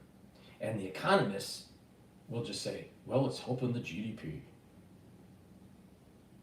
They don't mention that it's hurting the veteran because the social programs are moving towards the illegal immigrant and not helping the veteran out. But the economists will say, it's helping our GDP, so we should bring in illegal immigrants because who else is going to, work for $10 an hour cleaning toilets? It's a problem. It's a big problem. The elites that are liberal, they keep on promoting this policy, but really, if you want to go down to the root cause of it, it's slave labor. It's slave labor. country can't have strong national security if we don't have border security. We gotta know who's coming in, what's coming in, where's coming in, why it's coming in. I guess the only downside to a secure border is that they hurt those who profit from the asylum crisis, both the gangs that are smuggling people into the country and the businesses here in New York that are getting rich off of all this while not actually helping rehabilitate people. And apparently these cartels have a $13 billion a year industry bringing people into the country for money. That's massive. Of course they're going to be upset about it. Their whole industry is going to get shut down as it... This space heater is being called the Tesla of heaters. It can warm up houses for practically zero cost. This game-changer invention will keep you warm without costing you a fortune. It can crank up the heat in any room in seconds. And get this, it does it while barely sipping any. Is going to get shut down as it should. And it's providing our local criminals here who profit off the exploitation of their fellow asylum seekers with an unlimited number of potential victims and new recruits for their gangs. Because every week you've still got 700 to 1,000 people arriving here who need a place to stay. And they're going to get it because right to shelter is the law of the land. And what's crazy is even though New York City has all of these laws that were set up in the name of compassion and caring for people, they created an environment which does the opposite of that, because criminals are exploiting these sanctuary city policies that hide them from the federal government and our soft on crime laws that release criminals when they do things like shoplift or rob and assault others. At the same time, we've already had our fair share of protests from people claiming that the new president's plans are anti-immigrant plans. And these protesters make no differentiation between people who might be here in a law-abiding capacity and people who might be gang members looking to prey upon those who have nothing. And that's just the gang portion of this. You've got people getting off buses here at the bus terminal who are on terror watch lists. Who knows what their plans are? And it's a good thing that someone's finally going to try to track these folks down. The priorities for the deportation operation are public safety threats and national security threats. Last time I looked at the data, we have over 700,000 that have a criminal conviction and a final order that are walking the streets. So, we got that. That's a priority. And national security threats, those. So when this deportation agenda kicks off, families and the law-abiding will not be the focus of it because there aren't the resources available to focus on every single person who might be in the country in a capacity that is not 100% official. ICE only has around 6,000 agents who can act in a deportation capacity at this moment. And with some experts saying there are over 700,000 criminals in this country, they're going to be busy for quite some time. But here's what most people don't know. This could pose a risk to New York City because as this crackdown begins, certain areas of the country are going to cooperate with it, and other areas of the country, like this one in particular, are going to resist it at a local level. And you may have people who are wanted by the federal government who specifically try to come to New York because it's a place where they can kind of hide out and avoid federal law enforcement. That would be a bad thing, and it would probably be a really bad thing considering that this city has decided it's going to remain a sanctuary and may end up protecting people who want to do harm to others in some manner. All the while, protesters who claim to have the best interest of asylum seekers and law-abiding immigrants at heart are giving cover to these criminals by protesting on their behalf because they're the ones that are the target of this new deportation effort once it starts. What do you think about that? Would this end up being a good thing for New York City to get rid of some of the criminals that live in our shelters and live next to families who have small kids who may be approved for asylum and may be on their way to beginning new lives in this country? Let me know what you think. Thank you so much for watching. I will see you in. Big problem in New York. Also, big problem in Little China. Please go to my store, the-studio-reykjavik.com. Help support my work. Click the link that's in the description box of this video and all my videos. Go to my website, the-studio-reykjavik.com, and get the health supplements that I offer to help support this channel and to help support your health. A great way to bring down inflammation and help to improve your immune system and your cardiovascular system is to take turmeric, because it will bring down pro-inflammatory cytokines, but also it is an antioxidant. It brings down inflammation. Ashwagandha root, you should take it together. Ashwagandha root helps to control your blood glucose levels, but also your cortisol levels. And by doing that, you're bringing down that inflammatory response and you're improving your cardiovascular system because you're bringing down that inflammation and reducing the irritation in the intima of your blood vessels, all right? You need that irritation. Irritation and inflammation has to happen to allow for plaque buildup. The first stage of it is irritation. If you bring down that irritation, you bring down that inflammation in your vascular system, you're reducing the chances of building up plaque. So, and when you bring down chronic inflammation in your body, you're also improving your immune system. So this is why it's a dual purpose product, all right? It's part of it's the second pillar of my anti-aging protocol, bringing down inflammation. The first pillar is neutralize pathogens with structural nanosilvers. The second pillar is bring down inflammation with the turmeric and the ashwagandha. And the third pillar is take strong antioxidants like C60. So, and then you build onto that, those pillars with these different supplements by stacking. That's how it works, right? So everybody should be taking turmeric and ashwagandha on a daily basis. Please go to my store, the-studio-reykjavik.com, and get the turmeric and the ashwagandha. Help support the work, the channel, and improve your health. It's very important for everybody to take a multivitamin. This multivitamin is easy to digest. Go to the store, take a look at the actual vitamin profile. I don't have time to read it off. But it's a very high quality vitamin, easy to digest. You should take this every day, and this is part of your daily stack. So multivitamins are important because they are cofactors for enzymatic activity. You have an enzyme, all right? And there's different little docking areas on the enzyme. And these multivitamins, right? Vitamins, certain types of vitamins will attach to the enzyme and create a certain conformation on the enzyme to allow it to function better. If you don't have those multivitamins, your enzymes don't function as well. That means your biological processes and your cellular processes are not happening as efficiently. You need the multivitamins for that proper efficiency. So please, go to my store, the-studio-reykjavik.com, and get the multivitamin. All right, let's go to Fox News. This is about Mexico, China is gonna pay. I like this. You know why? Because I saw the automotive industry and the tool and die industry get decimated because of NAFTA in Detroit, all right? NAFTA hurt manufacturing in the United States. Now, there were people that benefited from Wall Street and Walmart, people that own, you know, the Walmart family.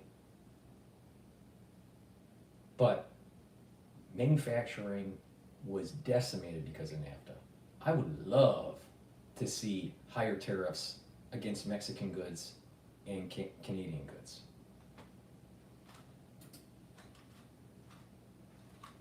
Time for the hot topic of the hour. President-elect Trump says he will issue a day-one executive order slapping tariffs on Mexico, Canada, and China until they stop the flow of illegal immigrants and fentanyl into America.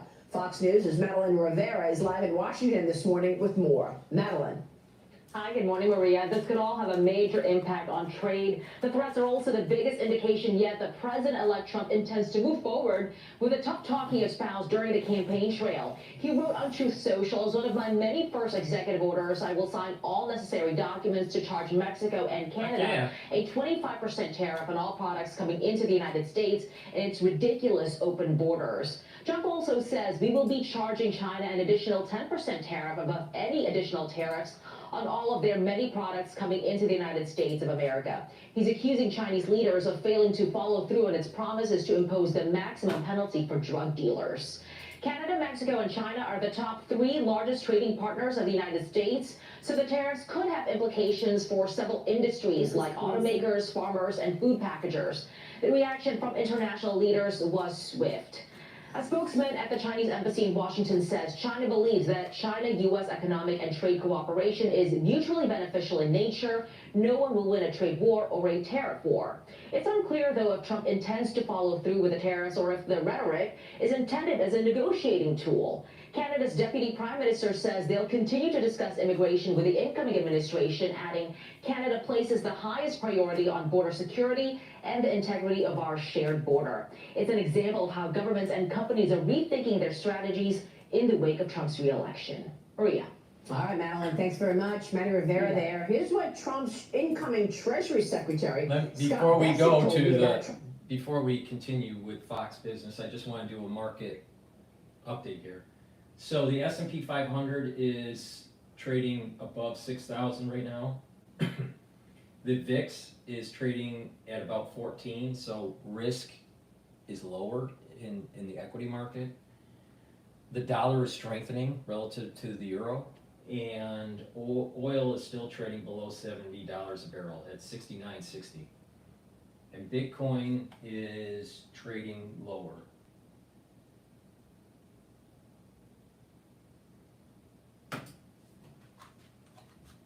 Approach to tariffs. Or at least the big Building your online business? Go to Wix.com and set up your store on a single integrated platform. Approach to tariffs. Donald Trump's ready on day one. When he wins, January 20th, he's going to hit the ground running, and it's going to be a growth agenda. Tariffs are going to be part of that. I'm not a big fan of this guy, what is his name, Bassinet. He's a Yalie.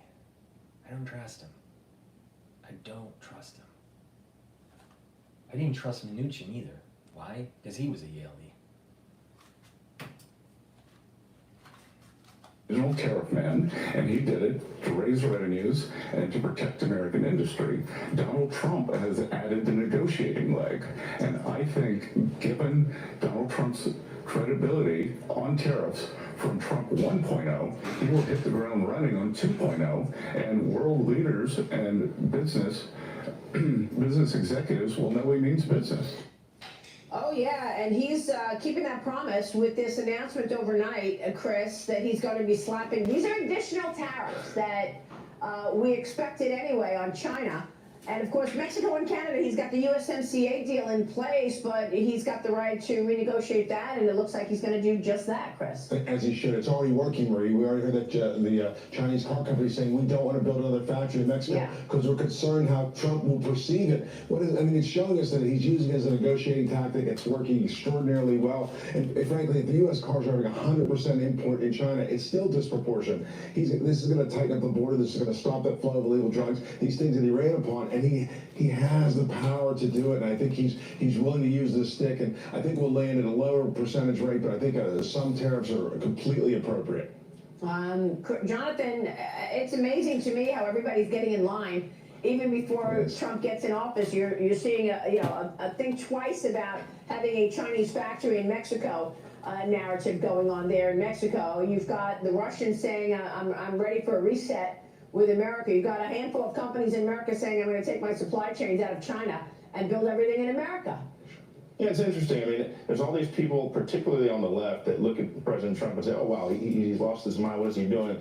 He's doing... Dr. Paul Cottrell, what would you do to help create a better America? Manufacturing. We need to manufacture in the United States. Very important. It provides jobs. It creates economic clustering. It creates innovation.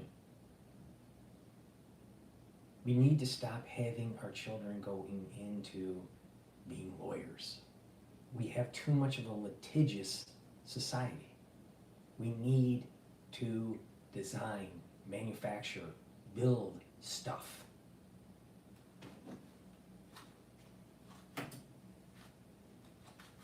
Something when the left has done nothing for the last 4 years to address what he's trying to do. So I commend the president in terms of what he's doing, but also keep in mind that these tariffs, they're level playing field tariffs, right? I mean, these countries are also imposing tariffs on our country as well. So, it doesn't just flow one way.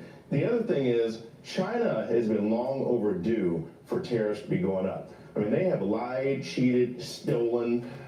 So let's just say, okay, you have Trump going, okay, I'm going to put some tariffs on China, all right, and those goods and services, those goods that are coming in, from Walmart are going to be a little bit more expensive. So you have the Walmart family picking up the red phone, the bat phone, and calling Trump. How dare you put tariffs on our goods in China? Even though we decimated middle America businesses because the American people need to buy cheap goods at Walmart. And then Trump would say, well, Walden family, you're rich enough. Don't worry about it. We need to build manufacturing in the United States. Now, what you're going to hear is a bunch of economists saying, that's going to be inflationary. Very few of them will say it's building economic clustering and allow for us to have a better GDP.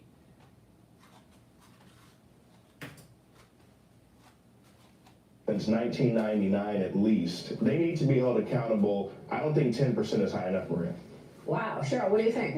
Look, 80% of exports from Canada and Mexico combined come to the United States. To say that these two countries are concerned about these threats is an understatement of the morning. But I will also add that it's reported that Justin Trudeau actually called Donald Trump yesterday, about 2 hours after this announcement.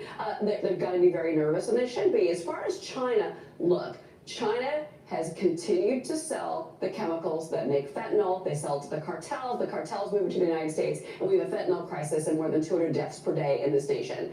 And it has to stop. Enough is enough. And if this is the way to do it, whether it's a threat or whether it goes through, fine.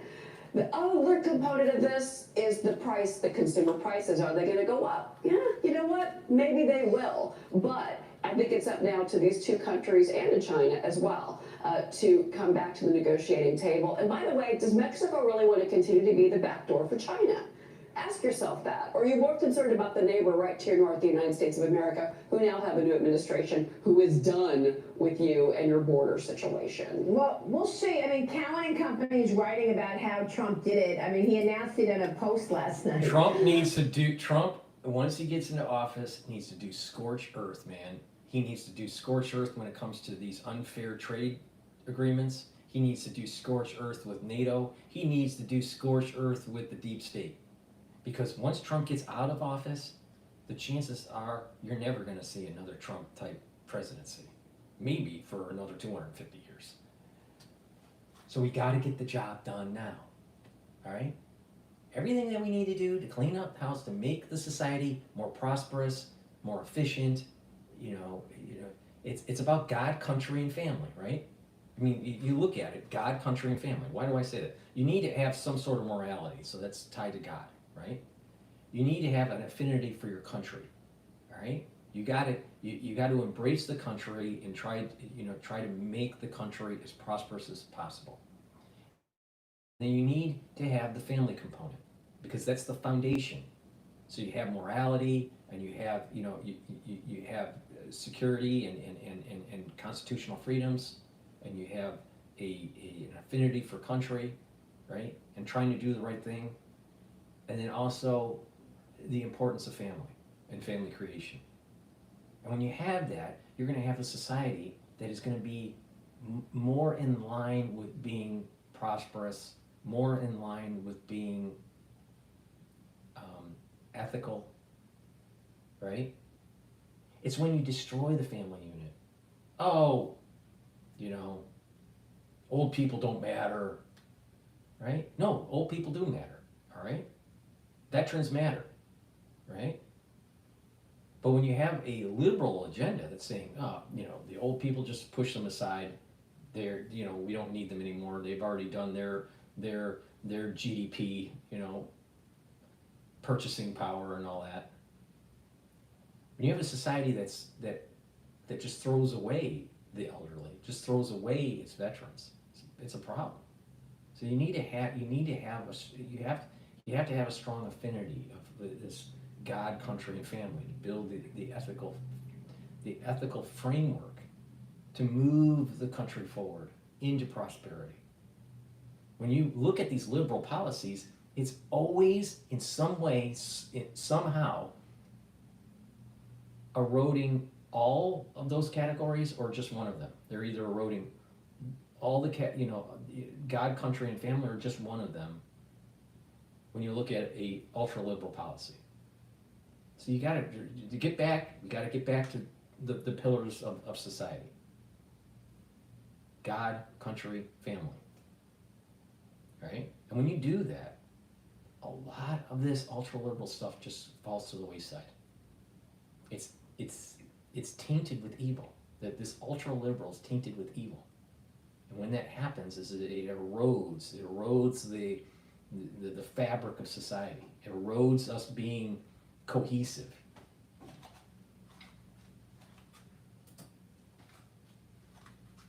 Trump, in a social media post Monday night, threatened the 25% tariff on Canada, Mexico, and a 10% tariff on China on January 20th. Scott Bessent has talked about this on many times that he's joined us on this program. And he also discussed the lawfare against then candidate Trump and the impact on the dollar after Trump's former chairman of the Council of Economic Advisors, Kevin Hassett, told me nobody will want to buy treasuries in America if Donald Trump is found guilty in these legal cases and handcuffed. Watch this. But we are starting to see foreign central banks moving out of the dollar. We have never run deficits like this before, either in peacetime or during when we didn't have a recession. So we depend on foreigners to fund those deficits, and if they stop, then interest rates go higher, which is what we've seen here. Yeah. And but the thing is that if interest rates go higher and we need to reservice our debt with higher interest rates, perhaps maybe we should be more efficient with our spending. See, we can't look at these problems in silos, just one variable. We have to look at these problems multivariable.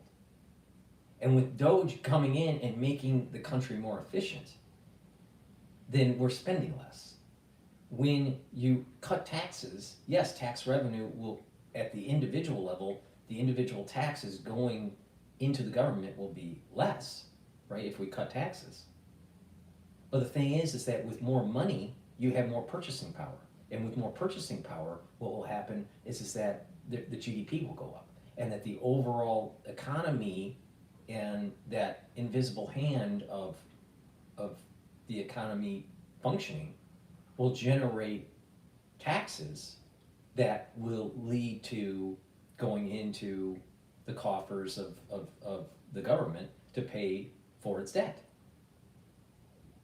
So it's a combination: issue less debt, make the government more efficient, and give the people more money by reducing its taxes, and then put tariffs on foreign goods so it pushes companies to build and manufacture and design in the United States, so it revs up our economy, not someone else's economy. See, for the last 30 years, because of NAFTA and this whole push for globalization, the money changers, the banks, Wall Street, they're the ones that were benefiting. Middle America was not really benefiting. They were getting by. They were slowly getting better, or they were stagnant. And in some communities, it fell to the wayside, especially like Flint, Michigan, where the economic clustering was large when the plants were there, but once the plants left Flint, the tax revenue left, the water ended up becoming poisonous for the population, and you know, the whole society was starting to spiral downward. But when you have manufacturing in the United States, when you're creating jobs at different levels, right? There's economic clustering, and the economy is more vibrant. That's more important than this quick fix with, well, just import cheap goods. Because what was happening is that you had the deep state that wants you to import cheap goods from Walmart. The Treasury will issue bonds with a higher debt, right? And that money that was going to for Walmart, for your cheap good, right? Walmart's paying China, some manufacturer in China, and the Chinese has all these American dollars. So they had to buy American debt, American bonds. So it kept financing the overspending of the government. Well, if you want to get the deep state to stop overspending, you got to stop the money flow into China. And of course, when you disturb the system, prices may go up in the short term. May. I mean, there's lots of other variables that can bring the prices down. But in the short term, prices may go up, but your economy is moving towards being more efficient, more solvent, more self-reliant. And so when you do that, you're weakening the deep state. You're not strengthening the deep state, you're weakening it. You want to keep on importing cheap goods and having foreign countries buying our debt? You're strengthening the deep state, because now they have a buyer. They have a buyer of the government debt. And that's the majority of the people on Bloomberg. They're trying to promote the deep state. They want to keep the status quo. We need manufacturing. We need to drill baby drill, but we need to manufacture baby manufacture.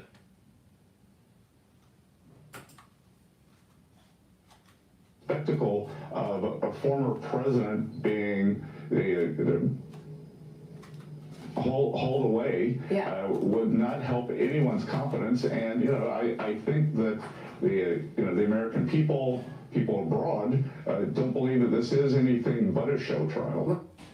And of course, all of those charges at this point have been dropped, and we are expecting they are going away now, Chris, forever. But we'll see. We wanted to show you what Scott Bessent has said on this program, not only about tariffs and the economic policy that he is going to shepherd through, but also his thoughts on all of this lawfare that has happened to Trump in the last several years, Chris. I think this guy is showing why he's the perfect choice to take this job, right? He's even keeled, he's thoughtful, he's respected. I mean, who works for Soros and is still respected by both sides like this guy is? It's incredible. And I think his insight's right. It's all based on confidence. It's all based on leadership. And if we can't have confidence in our leaders, Trump's going to be put in jail on some trumped up charges. I think the fact that it's gone away is good for our country. And I think the equities market and the bond market are both going to respond extremely positively. Let me get this straight. Soros involved nominee and Yaley, that sounds like a recipe for problems. I don't know, but is Trump making the same mistake that he made in his first administration with some key positions, like the Treasury,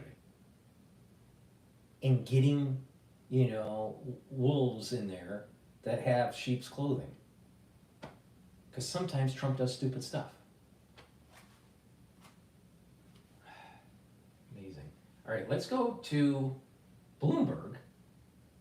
Not live feed, but one of their podcasts dealing with Trump's vow for taxation.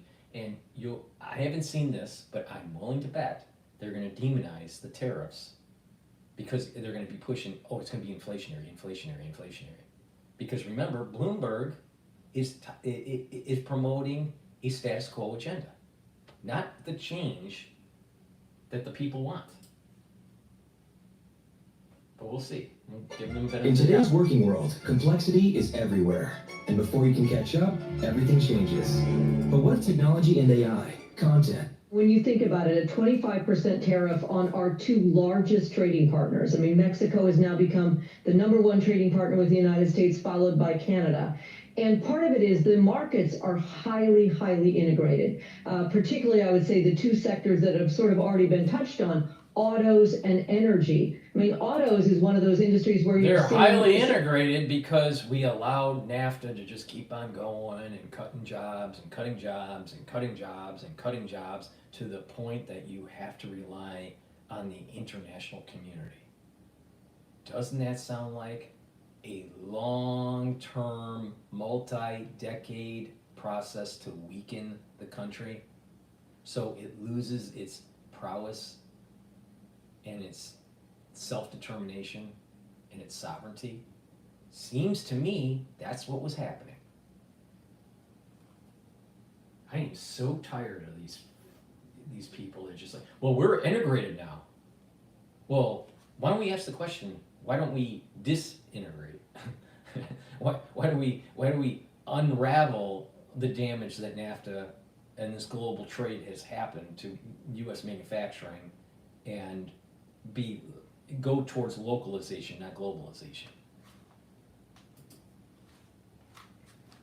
The auto parts literally crossing the border 8 times before they ultimately get developed into a car.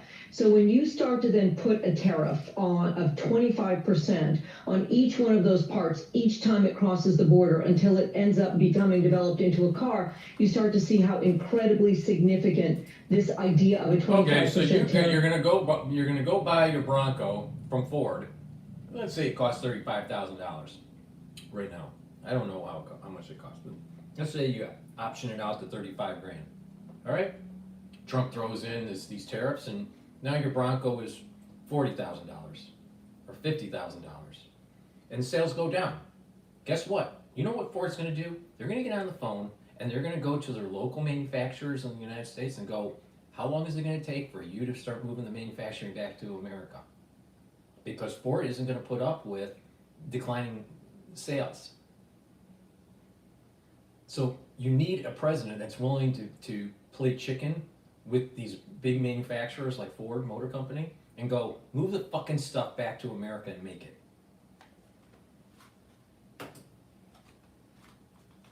On trade with Mexico and Canada. I mean, again, you think about it, that right now, the trade between the three countries is now in the order of $2 trillion a year, $3 million per minute, accounting for 10 million jobs and at least 15. So if we have this trade, trillions of dollars, wouldn't it be nice to make it in America? There would be more people employed. They're being paid high paid jobs. And that activity would be taxed and help with paying down the debt because we're $36 trillion in debt.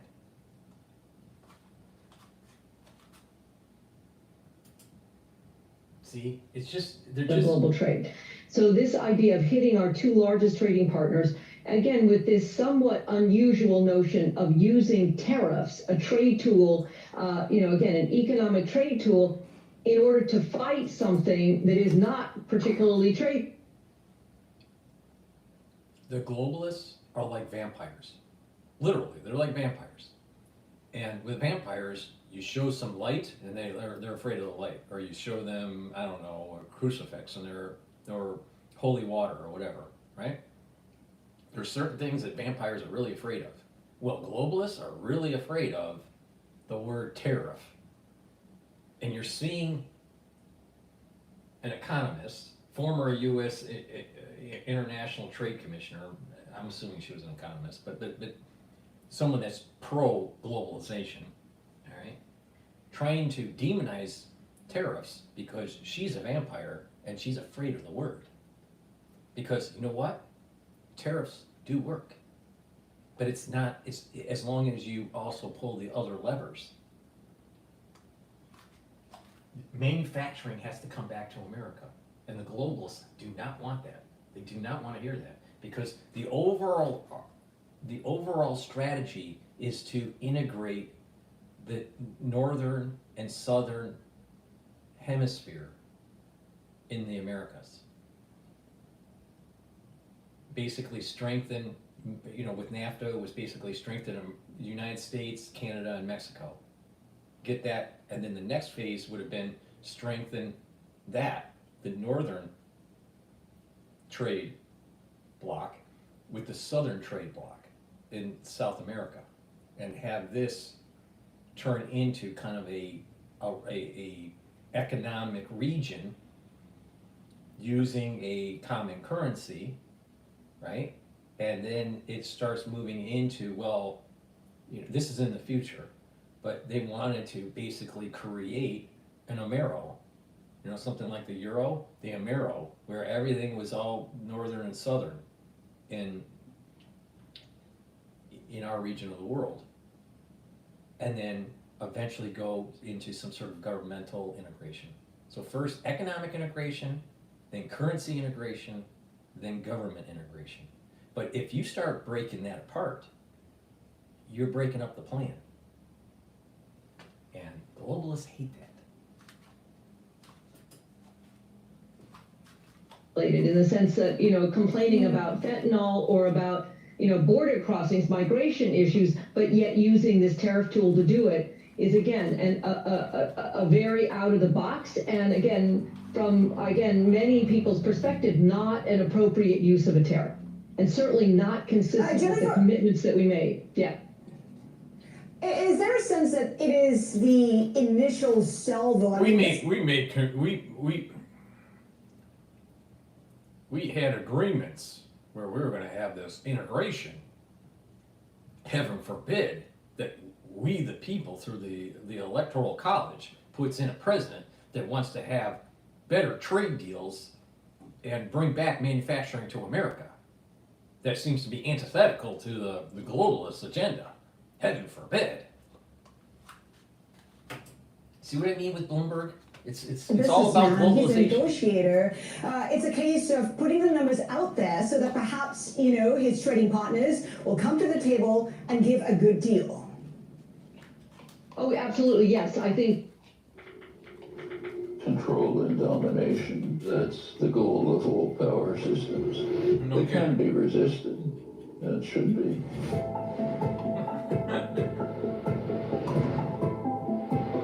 That's Noam Chomsky. I'm simply helping people. You know what's amazing with Noam Chomsky? Even though I'm going on a tangent. Oh, absolutely, yeah.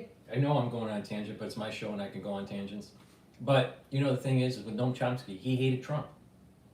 But if you really listen to Noam Chomsky, some of the things that he's talking about with, globalization and the deep state and manufactured consensus, with the agencies trying to convince you to do things, right, at a domestic level or international level, he's right.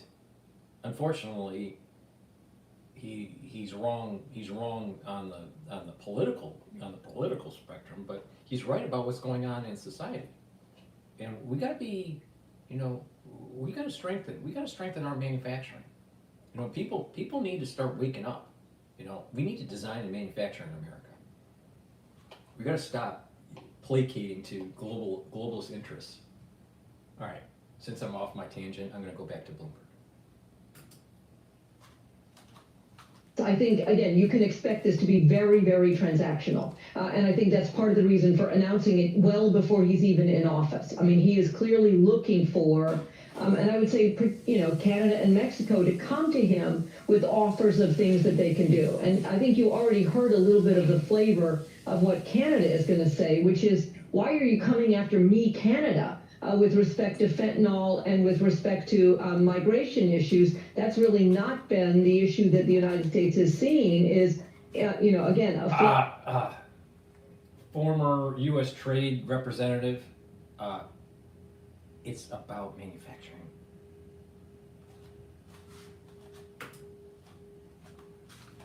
Across the border, coming across the Canadian border. And the issue is whether this is partly trying to divide Canada from Mexico and have them be treated differently. But there's no question that this is an opening salvo of a negotiation to try to get, again, and the problem is a little bit of an unclear result. So again, the bargaining will begin about what do either of these countries have to show in order to demonstrate that they've come forward with something that would be acceptable in order to get these tariffs lifted. Eli, let's bring you into the conversation. I mean, as Jennifer indicated, these are huge numbers. These are, you know, direct trading partners. Does that change the calculation for you when you take a look at your investment strategy now? Yes, absolutely. So, look, President Trump is going right for the jugular here. These are the three largest trading partners of the U.S., and I think we have to be really Oh my God! What are we gonna do? We created all these funds that were focused on globalization. Oh my God! And now Trump's in office, and he's gonna deconstruct the global world and move things local. What are we gonna do? It's gonna affect our portfolios. Oh my God! They don't really care about the actual worker. All they care about, I'll tell you, it's amazing over you know, in the Harvard community. There's so many people, you know, that are like trying to start up a hedge fund or trying to start up an investment fund and blah blah blah blah blah blah blah blah. You know, 90% of them get a law degree and then they end up trying to open up a hedge fund because they couldn't practice law and they think they know economics. And 90% of them blow up their fund. You know, God, these people. There needs to be intellectuals that push back on these people because they are fucking up America. Probably going to reset inflation expectations. And I think the general consensus for Trump's 2.0 so far is that it's good for equities, it's bad for bonds. And we've seen, you know, bond yields on the long end come up as well. Now, there's a limit to how much bond yields could come up without scattering the equity rally. Now, we think that if inflation expectations starts creeping up, the Fed stops cutting rates. Now, we could see the 10-year move towards 5%, and history shows us that if it goes beyond that, then that starts to be a problem for the equity uptrend that we're seeing. So this is something that we have to be real careful of. Yeah, but what if you have localization where you have more manufacturing? You're increasing your GDP in the United States because of just investing. You know, companies are saying, why would I want to put a plant in a high tariffed area? Why not put it in Arizona instead of Mexico? And then eventually you have these workers and you're making something and it's being produced in America and there's some taxes off of that production and there's consumer goods that are provided and people have jobs and have money. The middle class was created because of the automobile. You know why? Because there was wisdom from Ford realizing the person working on the line should be making enough to be able to buy the product they're making. Oh, and that's how the middle class was created. Before the car, there were the rich and the poor. Well, if you throw away manufacturing, don't you think that the middle class starts to get weaker? Yeah.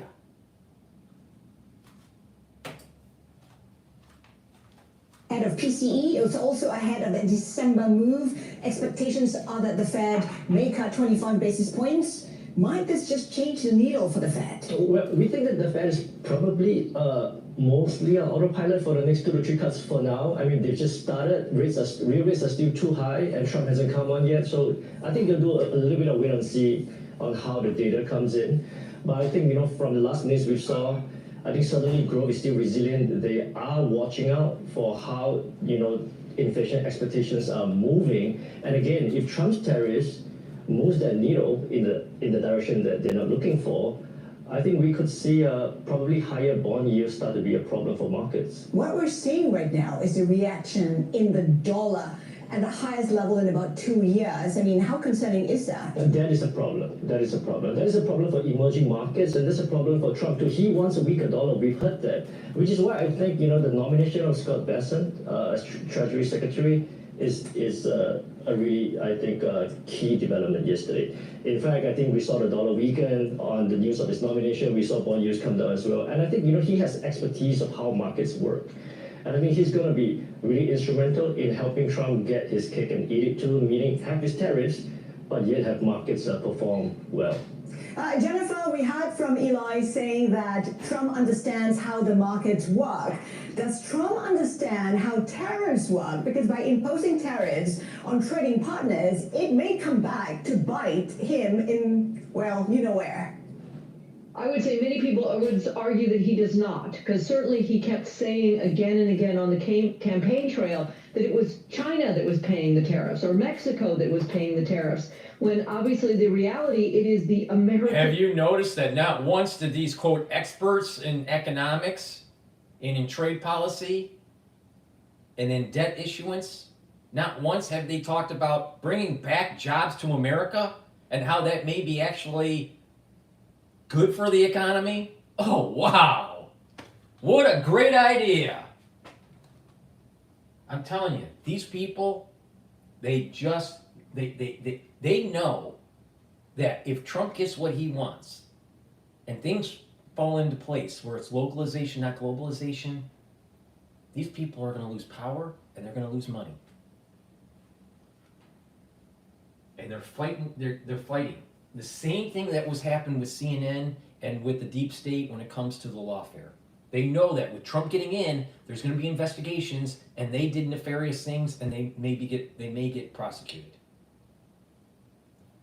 Now, from the economy side, you know what? Trump is coming in, lifting the veil over the Wizard of Oz, and showing the American public, you know what's been going on for the last 30 years or so? Is a decimation of the American manufacturing and the hollowing out of the middle class. And they try to scare you to think these policies are going to hurt you in the long run. The reality is that these Trump policies are going to help America in the long run. Don't worry about the short-term inflation if it happens, because it might not happen. But building economic clustering in the United States is by far better than building up China. Importer that is paying the tariffs. So again, the basic cost of all of these tariffs falls on the American importer. And again, just to be clear on the impact on inflation and everything else, with respect to these Mexican and Canadian tariffs, the importers are bringing these in because these are inputs into what we need. Again, they're largely bringing in parts and components and oil and gas. And oh, wait, let me get this straight. Let me get this straight, honey. We have more oil and more gas than anywhere in the fucking world. If we drill, baby, drill. And if we need parts for the Bronco for Ford, why don't we make those parts in Arizona and ship them over to Michigan to assemble? Great idea. Importers now have to pay a lot more for all of those components. It makes everything that they make using those imports much more expensive. You know, again, if you flip over to what's going to happen with respect to China, again, they're going to add an additional 10% tariff on top of already all of the existing tariffs. I mean, to me, what's really significant there is what does not right now have an additional tariff coming in from China.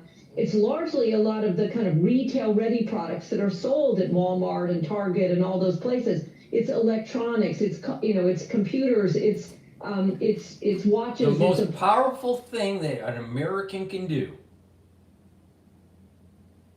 is stop buying these products and force the manufacturing to be in the United States. You know, like, look, for example, let me give you an example. The power of the consumer. When the wokeism with the advertising with Bud Light happened and people stopped buying Bud Light, guess what happened with Bud Light? The price went down, and it kept on going down. And eventually, Budweiser kicked out their whole woke marketing staff. All right? Because they destroyed the brand. You're seeing something very similar with Jaguar right now. They're destroying the brand because of wokeism.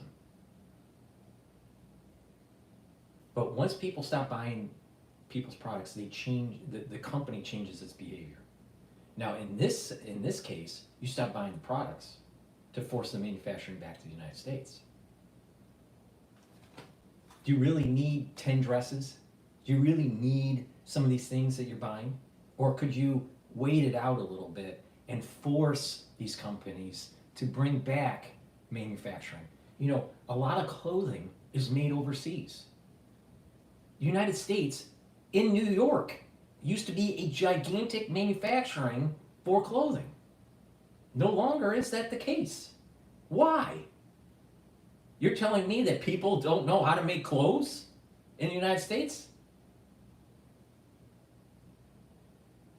So why isn't the manufacturing of this clothing, especially with all the robotics and all the automation that we have today, that we didn't have, you know, back in the 80s and the 90s? Our manufacturing is way more advanced. We can bring back these these plants. We should be making stuff in America.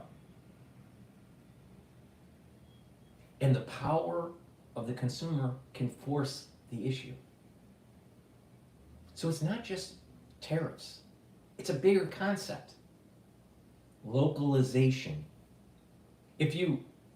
Let's say you subscribe to the whole global warming thing. All right? I don't, but let's just say you do. Doesn't it make more sense to make the manufacturing goods in the United States for that clothing that you buy at the store than to have it made in China and then have it shipped or flown and wasting energy, adding to global change, global warming? Doesn't it make more sense to make it locally? So perhaps localization at this juncture is the best thing for the United States.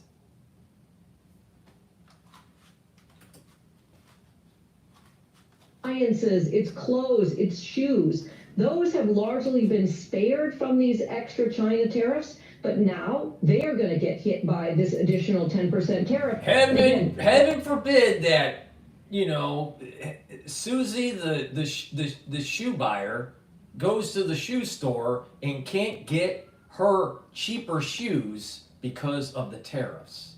But perhaps maybe Susie should have been more cognizant of what she buys at the store and buys American made. Or maybe Susie should wake up and say, I'm not going to buy any more shoes because I have 300 pairs in my, closet. And forces manufacturers to move back to the United States where their customers are. Why are we shipping all these goods? I mean, if you're in a port city, all right, you look at how many goods are being shipped into the United States. It's phenomenal. And all those things could have been made in the United States. And look at all the jobs that could have been created. But again, the deep state wants you to believe that you're going to get cheap goods. So our government keeps on funding crazy wars in Ukraine. How do you think these wars in Ukraine are funded? We issue bonds. Who's buying the bonds? The foreign people, the foreign nations that are making our goods. You want to stop the war effort? Bring back manufacturing.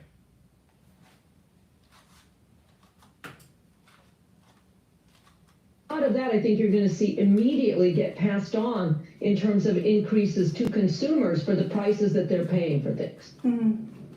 And by some calculation, U.S. imports would drop 50%, exports slumping 60%. I mean, Trump won the election on the basis of an economy that is, squeezing most of the Americans. I mean, how do you see this playing out in the U.S. economy? How might that impact growth going forward? Thank you for asking So I me. think it's gonna- Thank you for asking me. In the short run, there's going to be inflation. In the long run, if manufacturers are smart, they're going to move it to the United States. If the consumers are smart, they're going to force the issue and make the goods and services in the United States. And it will make the economy better. And we'll have less debt to GDP ratio because our GDP will be going up. And we'll have less debt because we're paying it down. And we have Doge to being able to make the government more efficient. But let's see what the expert has to say. Very negative impact on growth because, again, a lot of what's being imported are parts and components that you can't just change at the last minute and say, okay, well, never mind, I don't want it from China, I'll buy it from somewhere else, or I don't need this part from Mexico, because those component parts have been, again, engineered and designed and tested and qualified to go into that particular use by that particular American company that is using it to make something else. And they cannot simply immediately turn on a dime and start using product coming in from somewhere. Right, exactly. And so let sales go plummet down and force these companies to bring back the manufacturing. You got to put pressure on Ford and GM. You have to put pressure on, Boeing, and you have to put pressure on these other manufacturers that are doing final assembly in the United States. There is no reason why we don't increase our clothing manufacturing in the United States. None whatsoever. There's no reason why we can't do it. There's just no will.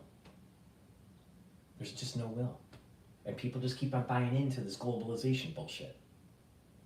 The transition, because of this integration, this supply chain integration, they weaved it in, so it's hard to try to pull out, just like with central banking. They weaved it in so much that it's hard to abolish the central bank. So it's hard to abolish globalization. But it can be done if the people just say, we love your product, but we're not fucking buying it until you make it here.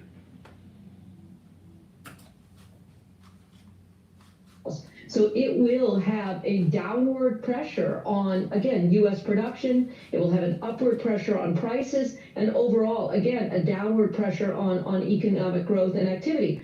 But we saw this when the Trump tariffs went on initially, 10% on aluminum, 25% on steel, and then ultimately the tariffs on about $360 billion worth of imports from China. Lots and lots of economic studies to look at what was the impact of the tariffs. And the stated goal was to return manufacturing and to return jobs to the United States. And if you looked at it and said, did it do that? The ultimate answer to that question so far has been no.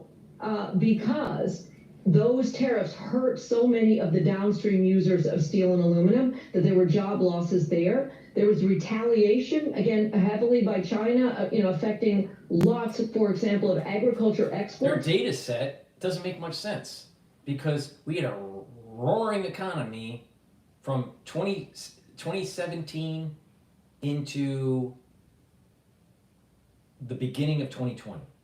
Then we had the crazy stuff that happened in 2020, right? So you had roughly 3 years, right? And then a major event that shut down the global economy. So you're looking at a data set that didn't really fully appreciate a 2-term Trump economic agenda. The data is too weak to even look at, to understand the long-term effects. I mean, you can't build a complex plant for automotive in 1 year, all right? But if you have a policy that forces the issue over a 6 to 8 years, it forces the companies to start building these more complex manufacturing facilities in the United States. That's cars, all right, where there's homologation and there you got to do a lot of road testing and all this stuff, right? Now, take something a little bit more simple, like making shoes and making clothing.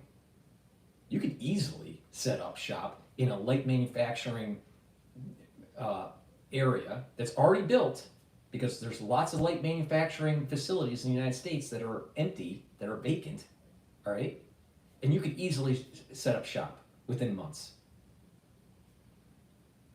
So it depends on what kind of manufacturing.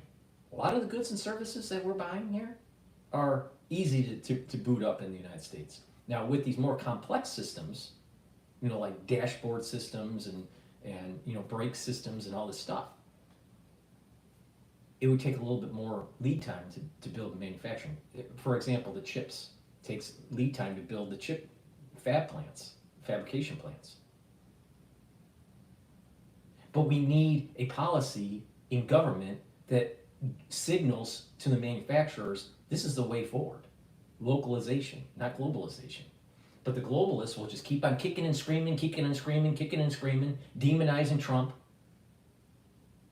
And the signal is broken up, telling these manufacturers, just keep the manufacturing overseas. Don't worry about it. The deep state will take care of you. The data set she's looking at is lots of people that had been exporting lost their jobs. So the net effect of the tariffs to date. That totally doesn't make sense, because the economy was roaring before the crisis of 2020. People were employed, people had more money, things were roaring. And now she's saying that you bring back Trump and these tariff policies and the economy is going to tank. If that's the case, because it's being telegraphed that what Trump's doing, all right? Proof positive. Why is the equity market just over 6,000 now for the S&P 500? If they thought that the market was going to tank, don't you think institutional investors would start selling? Oh, you know what? Our GDP is going to be going up. Watch. -1 for the U.S. economy. And so I would imagine that with now these idea of increasing the tariffs, particularly on Canada and Mexico, our two largest trading partners, the effect is going to be even more of a negative downward pressure on U.S. economic growth. And for China, Eli, the effect will... The economy is multivariable. You're going to have, and it's based on short-term and long-term. In the short run, the tariff variable, increase in the tariffs, will, by itself, will increase prices. But when you look at the other variables and they move up and down, short-term and long-term, overall, the economy is going to be better off. Just let it, there is an invisible hand and magic that happens, all right, for lack of a better term, of employing people, making things that people want to buy. There's this economic activity and clustering that takes place. So when you build a manufacturing facility in some sort of podunk area in a state, then all of a sudden you have other businesses that are starting to be built up around that manufacturing, and restaurants and hair salons and all this stuff, right? Doctors' offices and, you know, and beauty care and pet care and all this stuff, right? Grocery stores. There's an economic clustering that takes place. But when you take away that main artery of energy, of manufacturing out of a system, what happens is that usually that economic clustering starts to wither away. Perfect example is what happened to Flint, Michigan. You take away a plant, the society starts to devolve. So no, I think she's just totally wrong. I just think she's just totally wrong. Globalization is not the future of America. To be negative. This is an economy that's just experiencing nascent growth. Yet, when it comes to the markets, you say that you're pretty constructive, China, that you should be overweight. I know I'm going on. We'll see if he says the same thing I have to say. You know, right now, because we're doing this live, equities are at 6,005, almost 6,006. All right, but that's the S&P 500. All right, if these policies for Trump are so bad, equities should be selling off. Relative to the euro, which is the most weighted of the commodity basket, relative to the euro, the USD is strengthening. Interesting. And oil is trading below $70 a barrel. All right, it's trading at 69, around $69 a barrel for WTI. And what's happening is you're seeing a signal that's in the through this telemetry, right? You're seeing a signal of Trump's policies. Economic growth in equities, a strengthening of the dollar because things are going to be moving back to America, and it's drill baby drill, and our energy costs are going to go down. That's what is being signaled in the market right now. You listen to the female that just spoke, former trade expert, and you know, it's the apocalypse of unraveling, you know, globalization and trying to turn it into localization, and how bad tariff policies are. Think back on where you were right before the crisis of 2020 economically in the United States, for the ones that are watching that are from the United States. And I'm willing to bet that almost all of you would say that you had a good economic situation.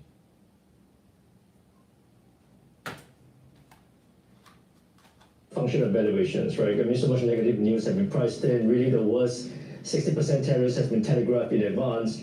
And I do think that the Chinese authorities are much better prepared this time to deal with what's coming. I think, you know... What's in the toolbox? How can they counter this? That's interesting because they... What's in the toolbox? It's amazing. Everyone's saying what's in the toolbox when I started saying it. You know what? I'm a little worried about what's happening in Wuhan. That's a tool in the toolbox. And quite a fair bit in terms of the monetary side. They've tried to do a lot of restructuring in terms of local government financing as well. Now the last arrow to come will be fiscal, right? And you know, China has been running on a dual track economy over the last decade. One is focused on exports. That's going to be in real trouble with Trump's tariffs to come. But the internal economy, the domestic side, now that's struggling right now, and we think that they Let's get this straight here. China was supposed to be the 21st century global power. You know, it was going to be the 21st century was going to be China's, not the United States. And once America says, you know what, we're going to raise some tariffs and we're going to start moving manufacturing to other countries or back to America, then all of a sudden China starts to implode. Interesting. And then to try to boost up their economy, they have to try to boost up domestic spending and create all these fiscal policies and go into debt. Have you noticed the pattern here? If you don't make stuff in your country, your economy sucks. If you don't make stuff in the United States, our economy isn't going to be as robust. Now, there was a unique thing that was going on with the United States because we are the risk-free rate, because the dollar is, has that hegemonic power, through the petrodollar. We were able to finance our debts because of a runaway deep state. But just imagine if we didn't have a runaway deep state and we had manufacturing in the United States, and how powerful that would be.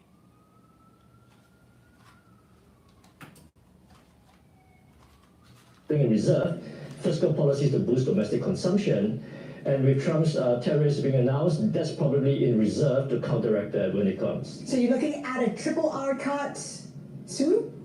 Sure, yeah, I think, on the monetary side, the easing is going to continue. There's going to probably more to come in terms of clearing the, unsold inventory on the housing side as well. What's really been lacking and inadequate and frankly disappointing so far is the lack of fiscal, especially in terms of, boosting consumption demand, in terms of, I think, what we're seeing in terms of business confidence as well. And that, I think, will come probably the first half of next year in response to Trump's tariffs internally. If you're overweight China, what would you be buying right now? When we see a dip in Chinese stocks, what would you be buying? Right. The strategy here is we think the A shares are probably more domestically focused. It'll be more sheltered against the tariffs. We talked about the domestic track earlier. The large platform internet names are excellent companies. Those are really attractively valued right now.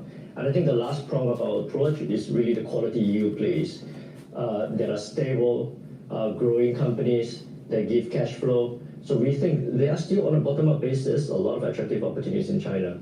Jennifer, before I think let you go, I think personally this tariff idea is a genius move, and it's something that we should be doing. And if you hear quoting experts trying to demonize it, you need to start diving in and explaining, trying to find out and investigate why is that individual pushing in a global agenda.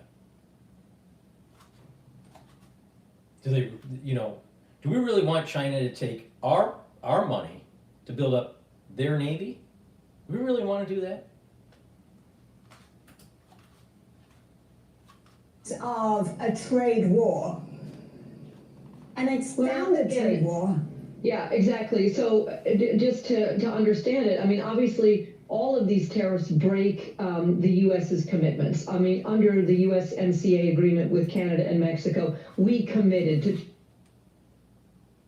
But if the trade agreement isn't working for the betterment of everybody, perhaps the trade agreement needs to be broken. And we definitely have a border problem. There's definitely a fentanyl problem. There's definitely a problem with the growing tensions in the Pacific theater with China and the United States, especially in relation with Taiwan. But this woman wants you to be able to buy cheap shoes at Walmart.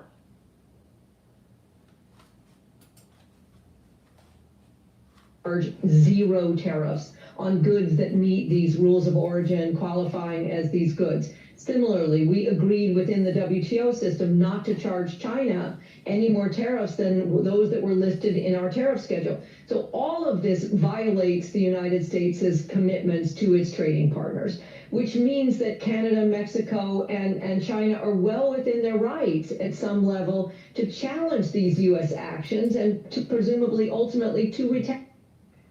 We need to challenge them at some sort of uber government level and force the American citizen to make sure you swallow your globalization.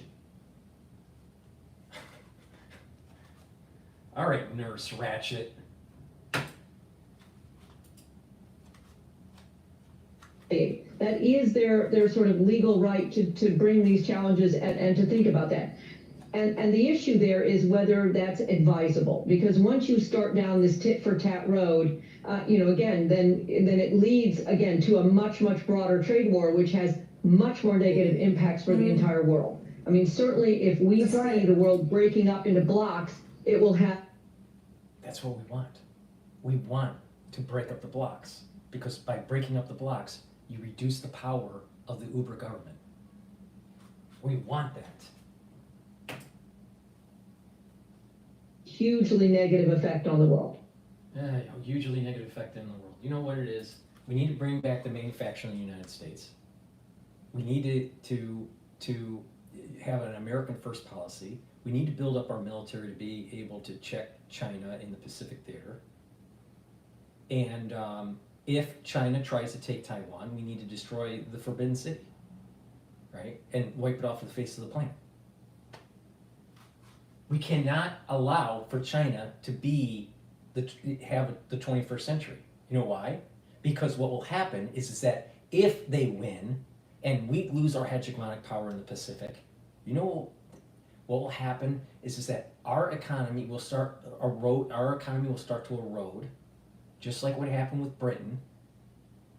We'll start to spiral down, and then because of that economic stress, you're going to have policymakers and politicians saying, why don't we copy some of the things that China's doing? Like maybe we should have a one-party system. Maybe we should be more socialistic and start eroding entrepreneurship. Start brainwashing the kids, thinking that the state is more important than the individual. Now, you think that this is way off into the future, and that this has low probability? No. If China wins and wins this economic and military game that's going on, you're going to have people in the United States pushing socialism and communism. So we can't have that. And the only way to stop it is to make sure that we have the means of manufacturing.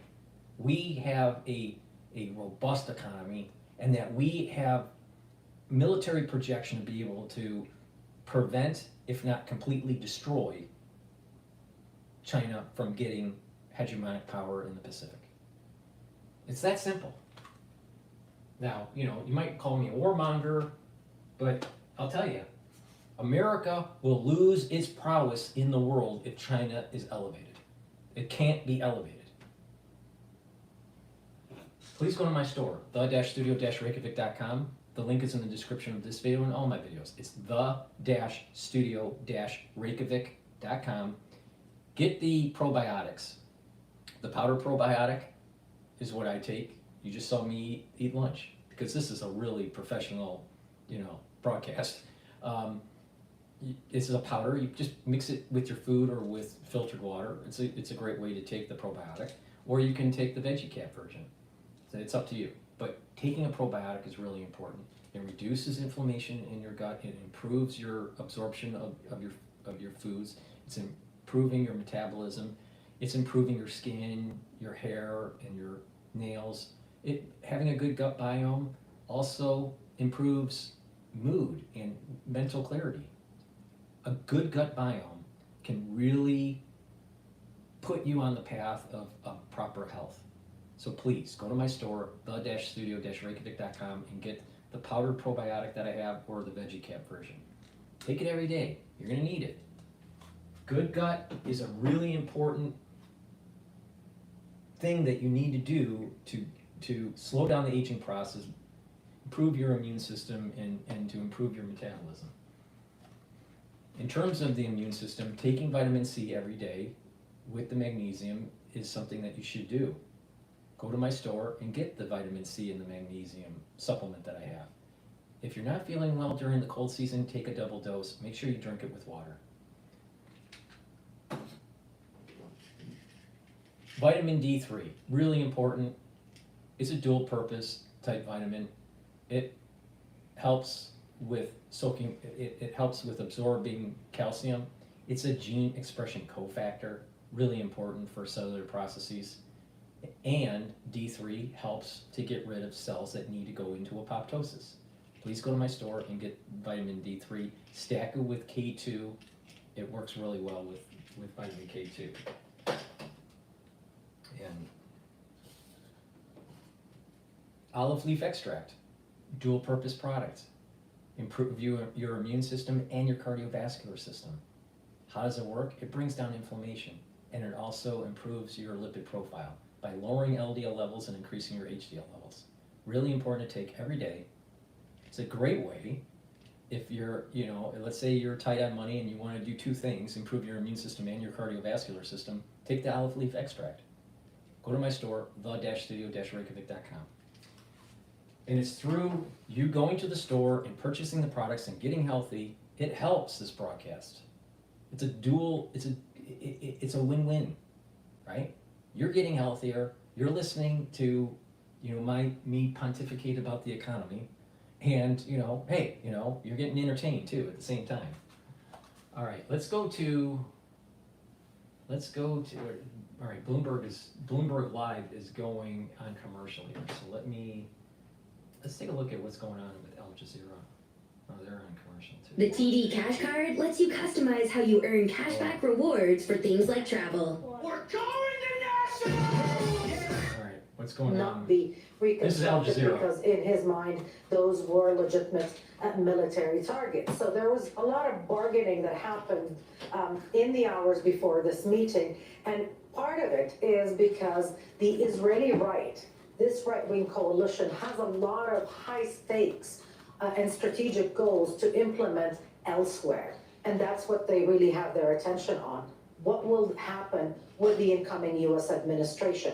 Will it give them the green light to implement one of their top priorities in the coalition agreement, which is to annex the occupied West Bank? Will Trump allow them to stay in Gaza, to possibly annex a part of it, or even establish settlements, as Bezalel Smotrich and Itamar Ben-Gvir, the Minister of National Security, and even some in the Likud want to happen? So those kind of very strategic goals are what these ministers have in mind when they draw that bargain with Netanyahu over the ceasefire in Lebanon, which I have to say was the subject of a lot of debate. No, apologies, I'm just going to jump in there because we're going to return now to Anthony Blinken in Italy. And that goes to the work that we've done on getting more humanitarian assistance more effectively to people who need it, to trying to get better protections for civilians who are caught in this. And while we absolutely must see more done on that front, it's also fair to say that what we've seen to date would not have happened without U.S. engagement, without U.S. determination. So we're intensely focused on this. We will be till the last day of this administration.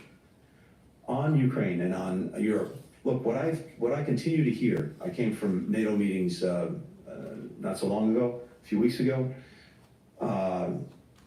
G20 meetings, and particularly here at the G7, is enduring European support for Ukraine. I also believe that's reflected in my country because we have a bipartisan majority in both houses of Congress who supported the supplemental budget appropriation for Ukraine. You see support on a bipartisan basis among the public for continuing to support Ukraine. But this has always been not just us, not just about us, not even just about Europe. This has been, in many ways, a global effort. We have more than 50 countries who have been supporting Ukraine. And I believe, based on everything I'm hearing, we'll continue to do that. And what we're determined to do in the remainder of this administration is to do everything possible to ensure that Ukraine has what it needs to be able, as I said, to fight through 2025 if necessary, or if there's a negotiation, to be able to negotiate from a position of strength. And much of what we're doing now, working in close coordination with allies and partners, including through the G7, is on these different lines of effort to make sure that we're moving out and moving ahead. Again, money, munitions, mobilized forces, and the training and support that they need. All of this, we've been working, we'll continue to work over the coming weeks so that Ukraine is on a clear trajectory. And I'm convinced by everything I've heard that European support beyond Europe will remain strong. And I'm hopeful that the United States will also continue the efforts we've made. Final thing on this. I've never seen a better example of burden sharing in my 32 years of doing this. The United States has made significant investments in supporting Ukraine, about $100 billion over the last 2.5 years, but our partners and allies around the world have contributed more than that, close to $150 billion. And of course, the investments we've made actually redound to our benefit in so many ways. Investments that are made in the United States in terms of investing in our own defense industrial base to produce what Ukraine needs to deal with the Russian aggression. And that actually means more jobs in the United States. It means a stronger industrial base for the United States. And at the same time, our European partners are doing the same thing. And the reality is this. Let's bring in our correspondent. Really? We need more manufacturing in the United States. Amazing. Habara, he's in Fuji in Italy, where Anthony Blinken is making that statement there to a room of journalists, making the statement to the press following the G7. You notice they did the segue. They did that segue right when he was starting to talk about bring back manufacturing. Yeah, we can't have the globalists, promoting localization, could we? Actually, much of this meeting was focused on Ukraine, as we just heard Blinken talking about, but of course much of it also very laser focused on the current situation in the Middle East, the current developments of a ceasefire in Lebanon. It's currently being discussed in Israel by the Security Cabinet right now. What are you hearing there from these G7 foreign ministers about the potential ceasefire?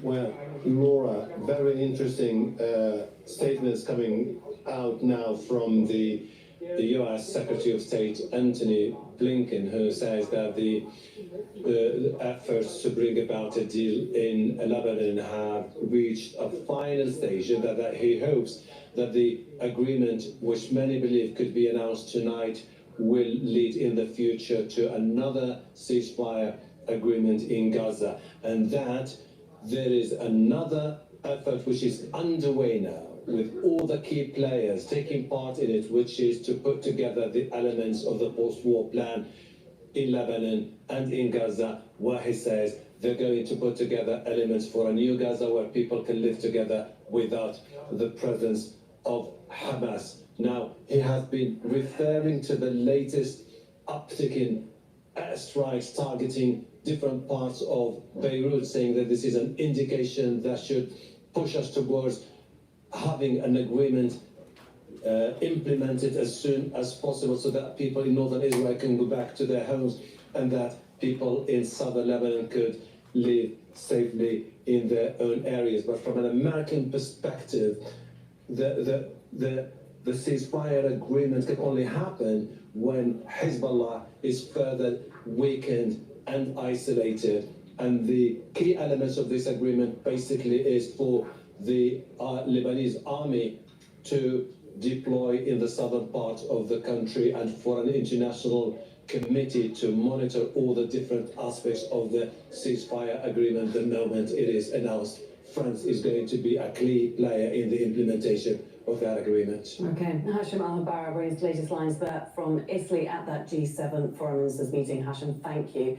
Let's bring in Elijah Magnier now. He's a military and political analyst, joins us from Brussels. So Antony Blinken, your Secretary of State, hopeful of a ceasefire being announced in the coming hours. But that in some ways is the easy part, isn't it? What about its implementations? How are the logistics of this ceasefire going to work when you're talking about Hezbollah moving north, potentially, of the Litani River and being replaced by the Lebanese army in this southern Lebanon area? How is all this going to work? Well, it is easy and very difficult. It is easy because the Lebanese army can go to the south of Lebanon and add to the already existing force, because the 1701 United Nations Security Council stipulated that there should be 15,000 men south of the Litani River deployed, and then that will mean that Hezbollah can pull back.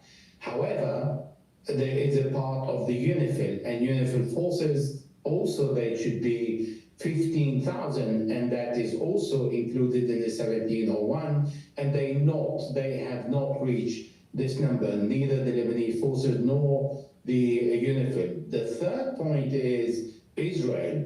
Israel is going to withdraw only when UNIFIL and the Lebanese armed forces will reach the desired number. If that is going to be accepted by Hezbollah.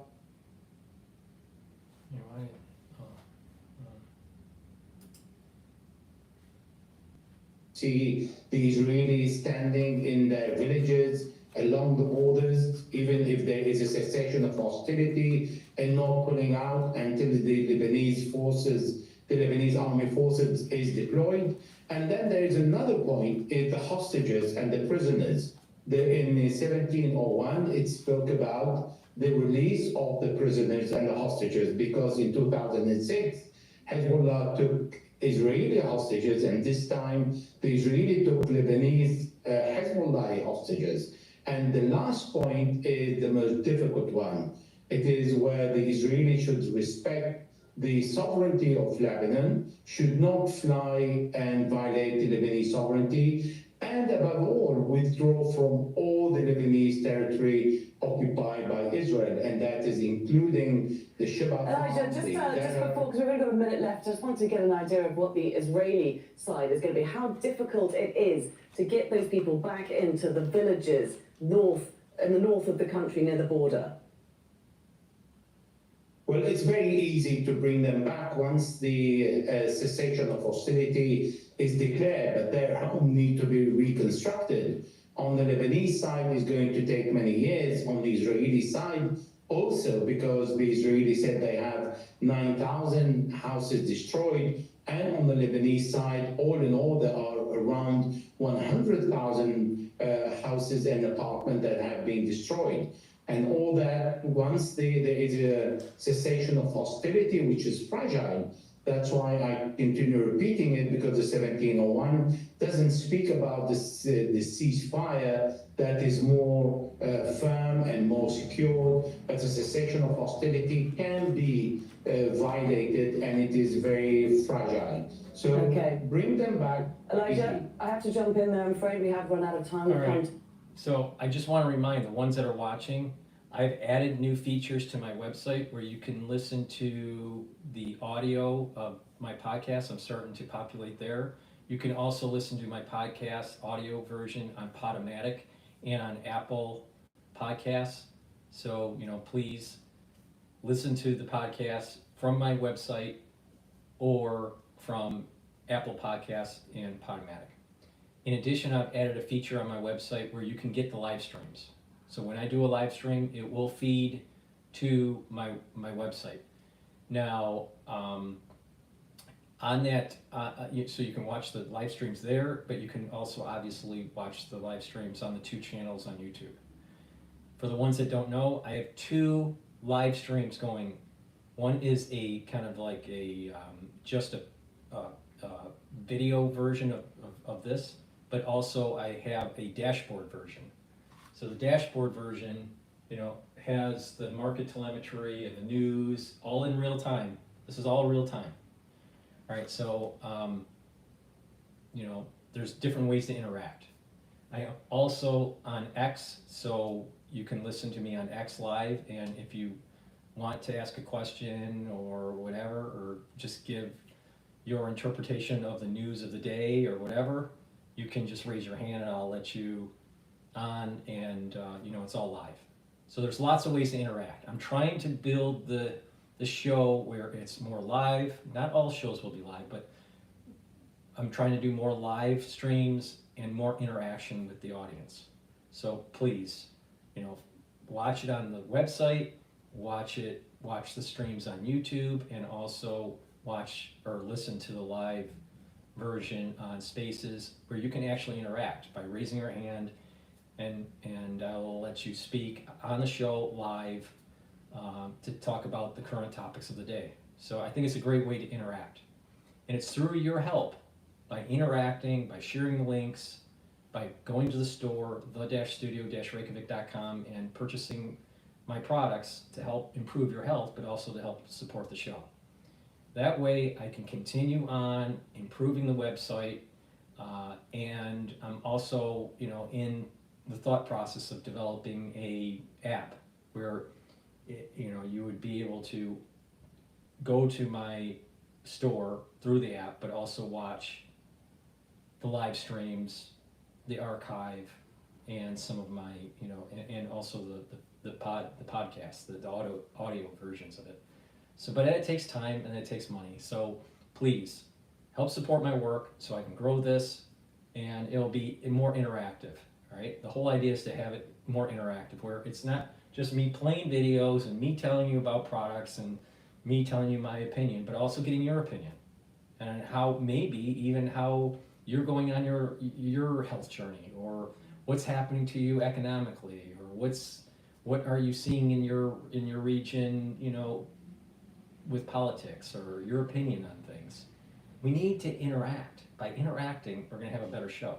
So please, follow me on these different platforms and different modalities to be able to interact.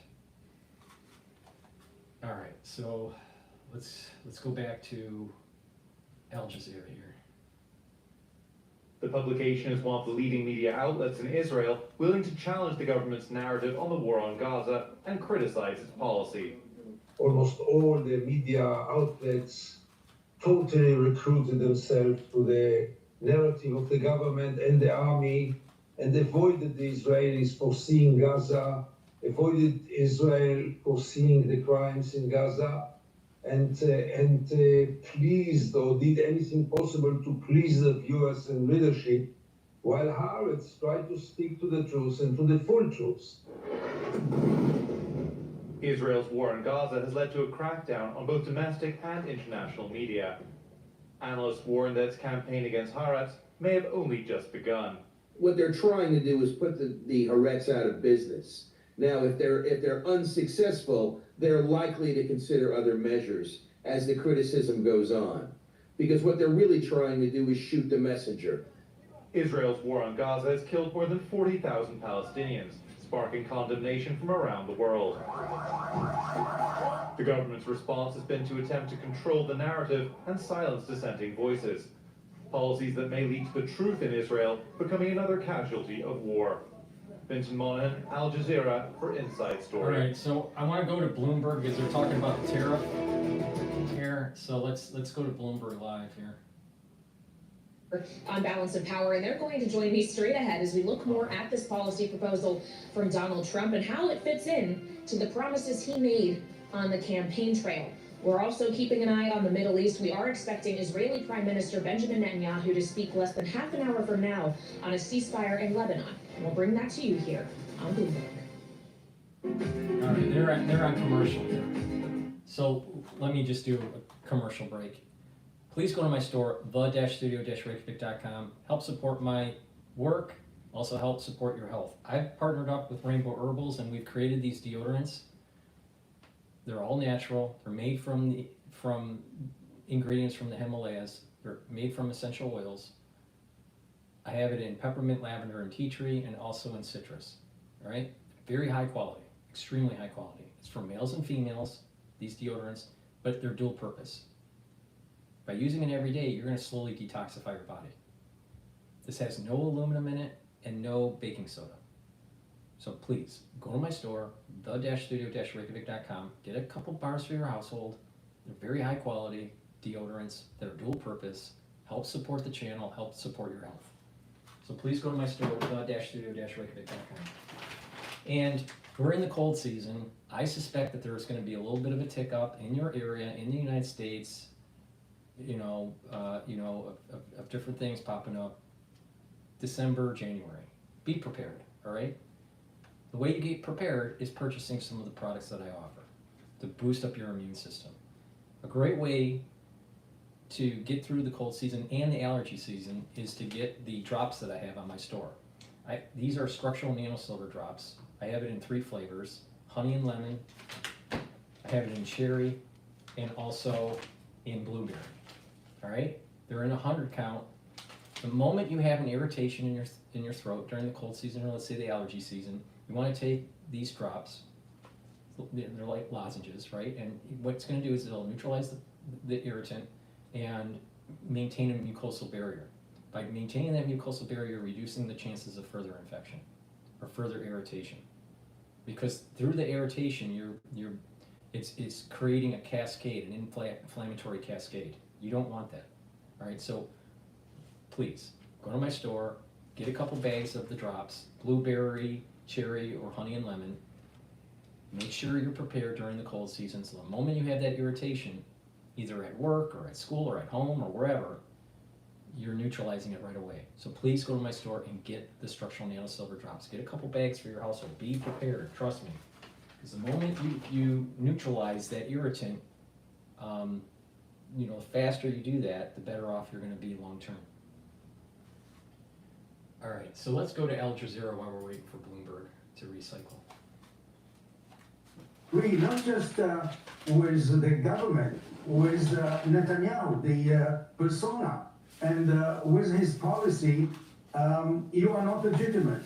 And the line that was criticized of Amos Shokin, which he regretted, and he explained that he didn't mean the Hamas when he was talking about freedom fighters. He was referring to Abu Mazen and to the Palestinian Authority.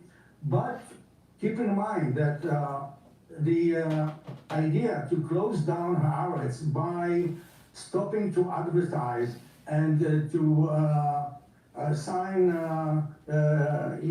for government workers, the prescription for Haaretz, this was lying in the drawer for more than a year. The Minister of Communication, who now initiated this project, this campaign against Tariffs, was on record talking about an embargo campaign to close down Haaretz, and actually Amos Shokin unfortunately played right into his hands. Okay, Tim, can you just explain to us what the sanctions are actually going to mean for Haaretz? How will this affect them both editorially and financially, do you think?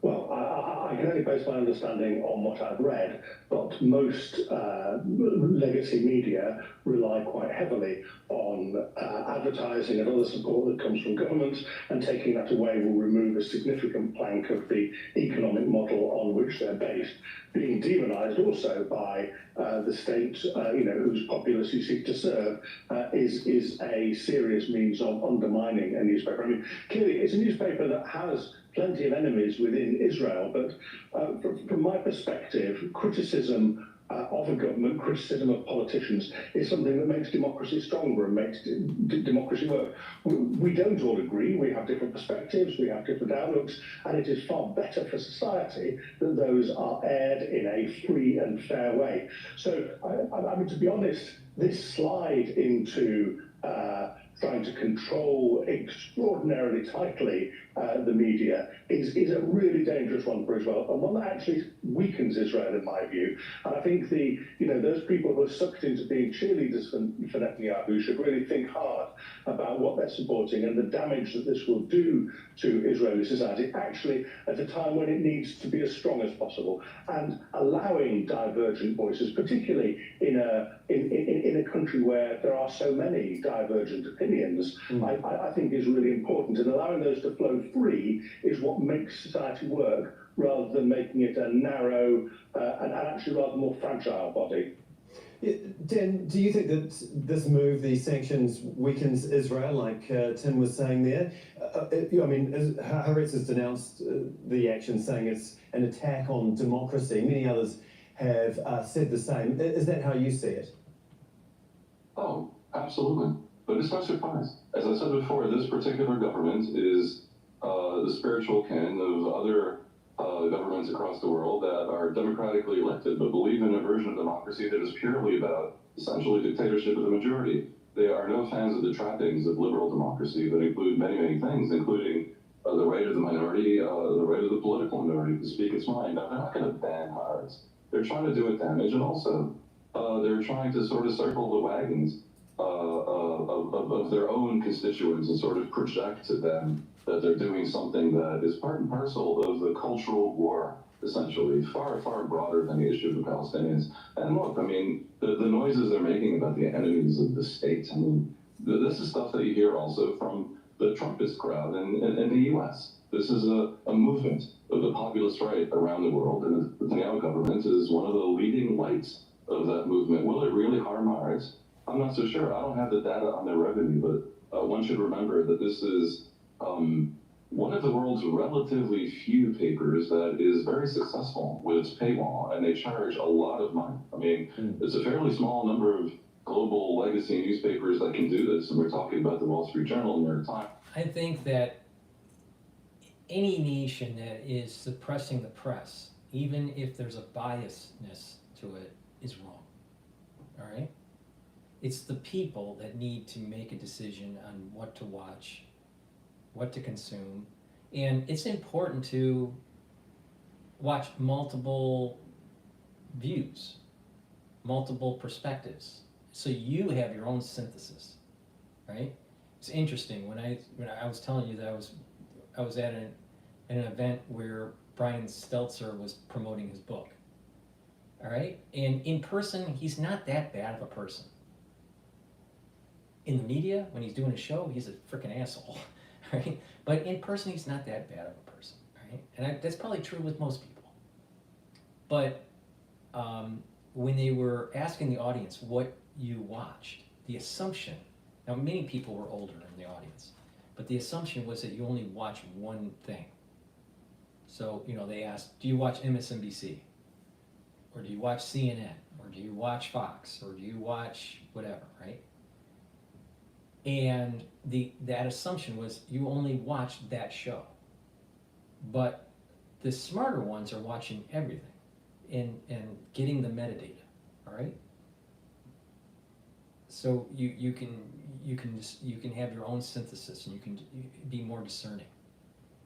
If you're only watching one thing, it's probably going to be a problem, right? There's differences between Bloomberg and CNBC, right? Or even Fox Business.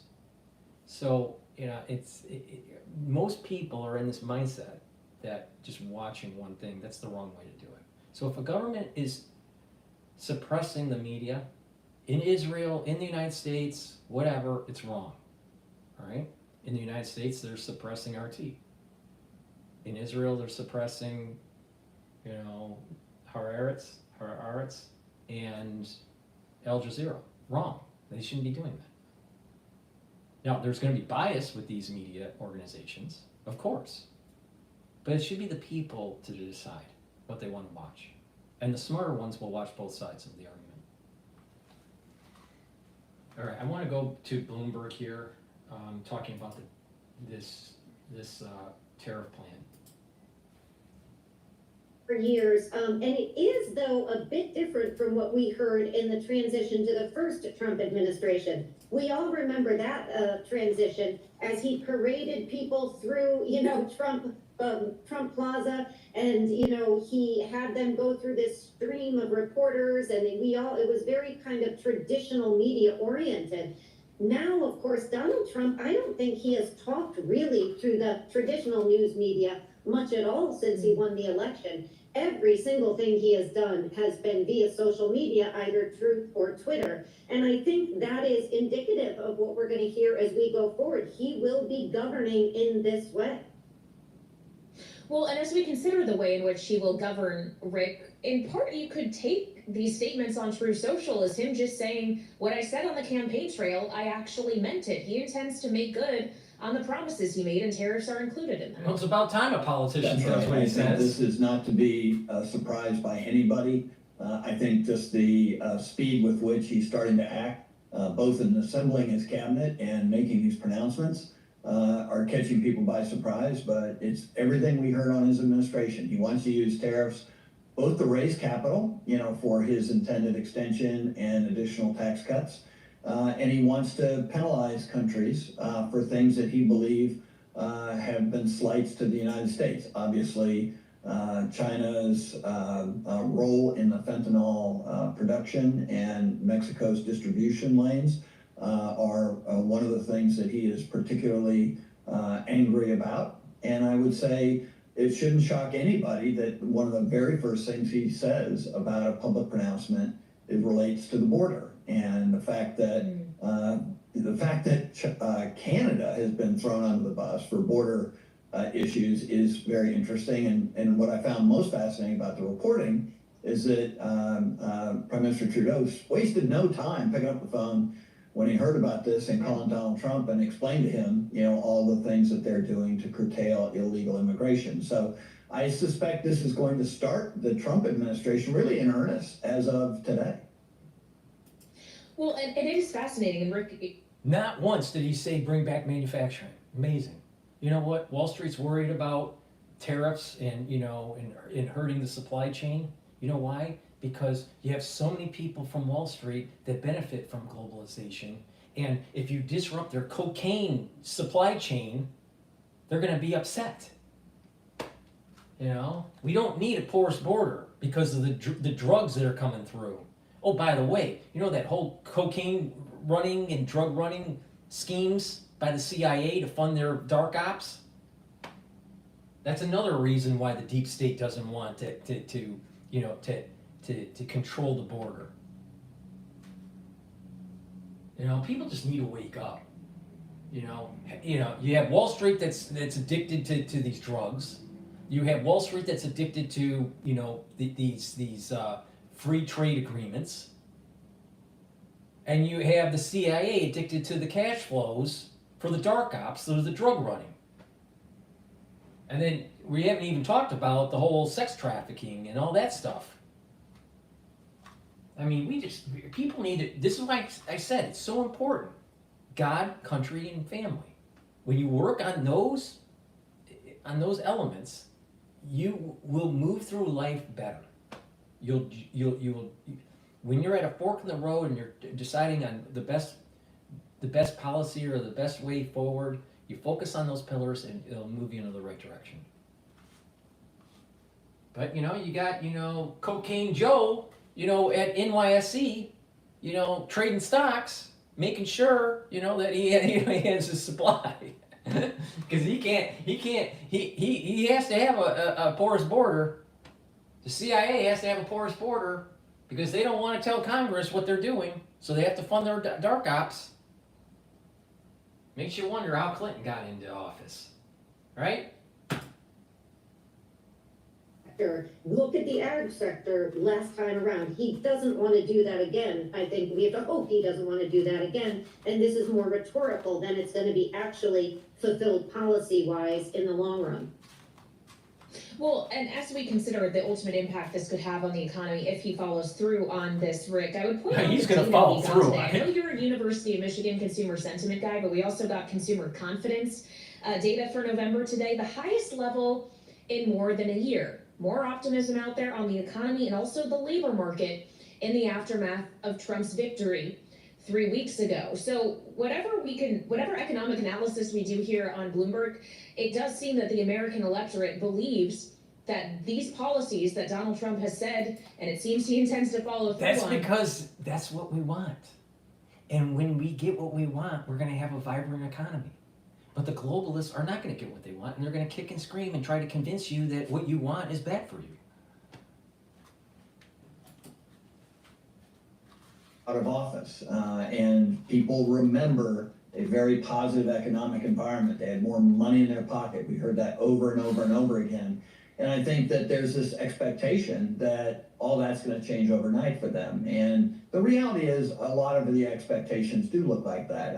When we saw CBS recently put out a poll just in the last week, they indicated that Republicans who thought the country was on the wrong track before the election, now that Donald Trump's elected, the country's on the right track. And he hasn't even taken office yet. So these sentiment indexes, these confidence indexes are ephemeral in the sense that if you look forward, I think the expectation is people feel like Donald Trump's going to make it better for them economically. And we'll see how his economic policies spin out, but he's got a roaring economy.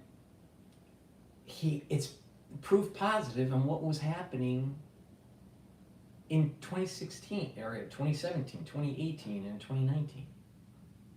He was successful. I'm telling you, I personally think that America's moving in the right direction. But you are going to have globalists that are going to continue to demonize Trump. You're going to have, the potential of lawfare and all this stuff, and you're going to have economists that are trying to demonize policy. But America can, if we focus on the right things, God, country, and family, we will go in the right direction. Ultraliberalism is not the future of America. It will be the destruction of America. But the future, a bright future of America is the path forward. It's not going to be perfect. It's going to be bumpy, but we can do this. We can do this. But we got to be builders. We got to be inventors. We have to be creative. We do that. We're going to be the best nation. We have been the best nation in the world, in world history. But we can be so much farther ahead. So much. There will be a major blessing that happens. But if we keep on, demonizing God, country, and family, we're going to end up in a shithole. Tensions, what's happening on the markets. And so you're hard pressed to imagine that this is going to be more than rhetorical. Will he impose tariffs?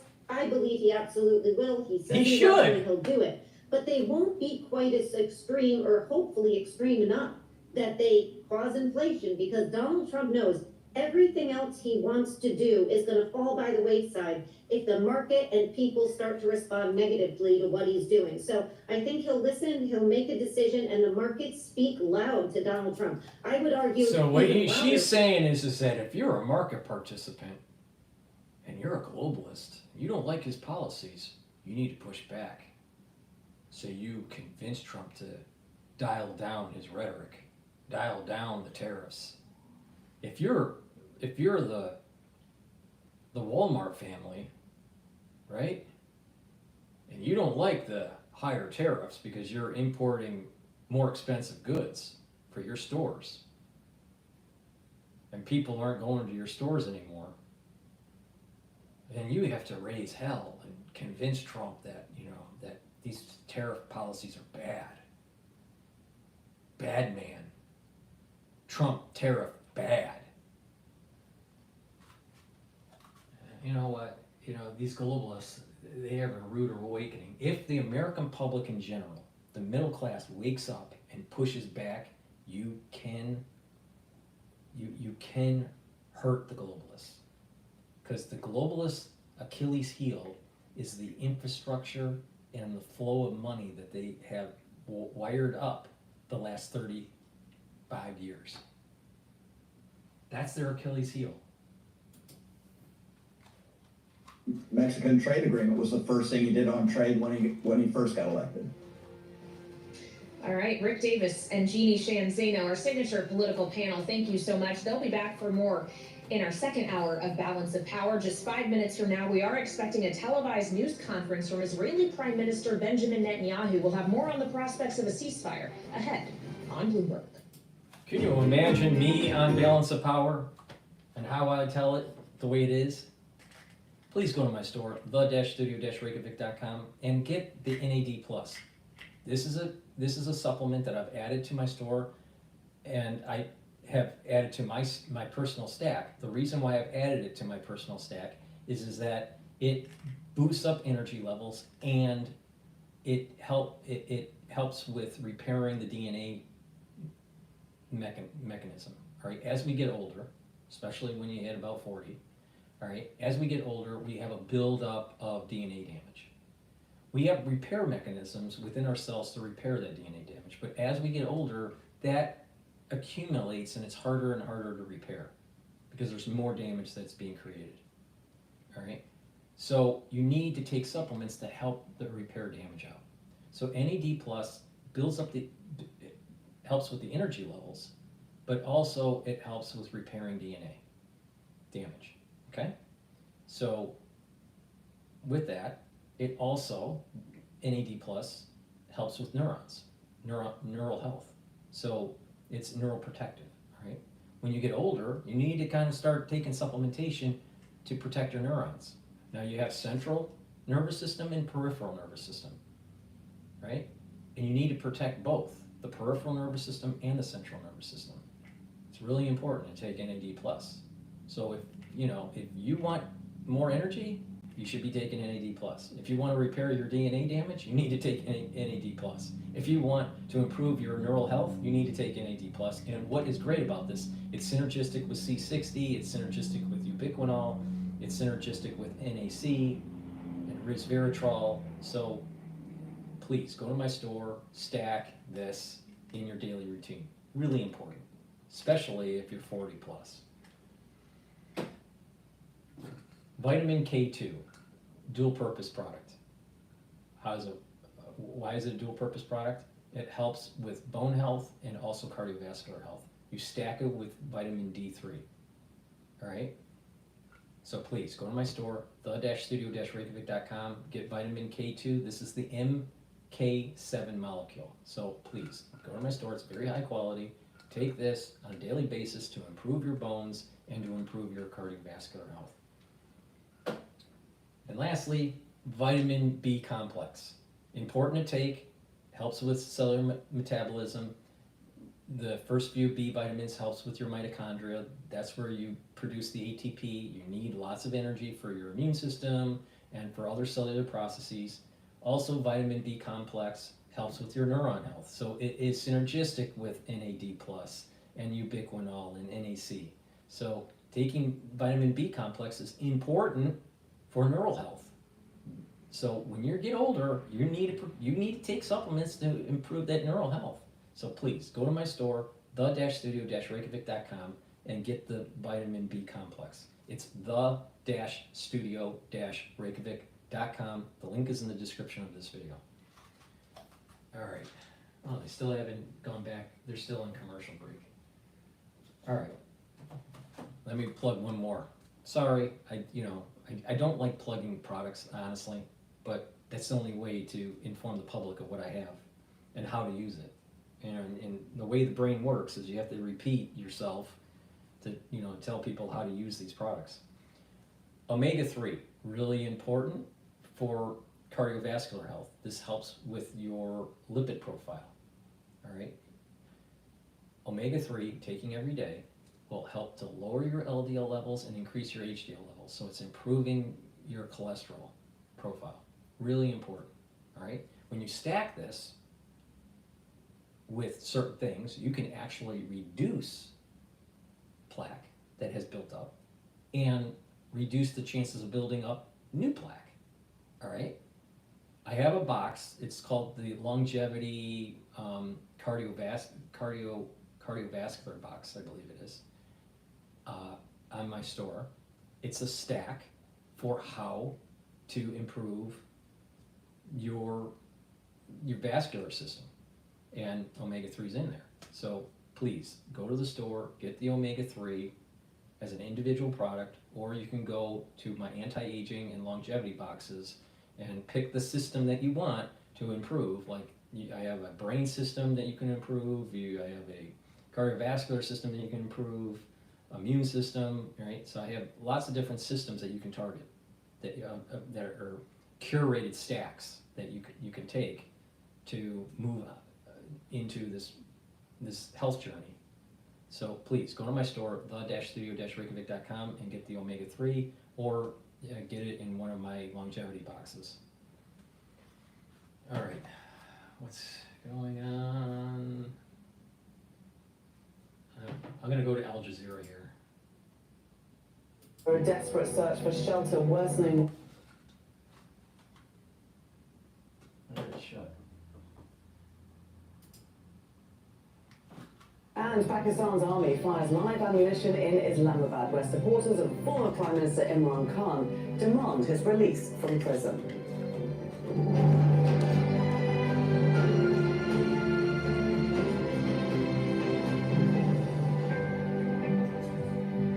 We begin in central Beirut, where at least 10 people have been killed after Israeli forces targeted new areas of the Lebanese capital. It caused chaos, with thousands of people trying to flee.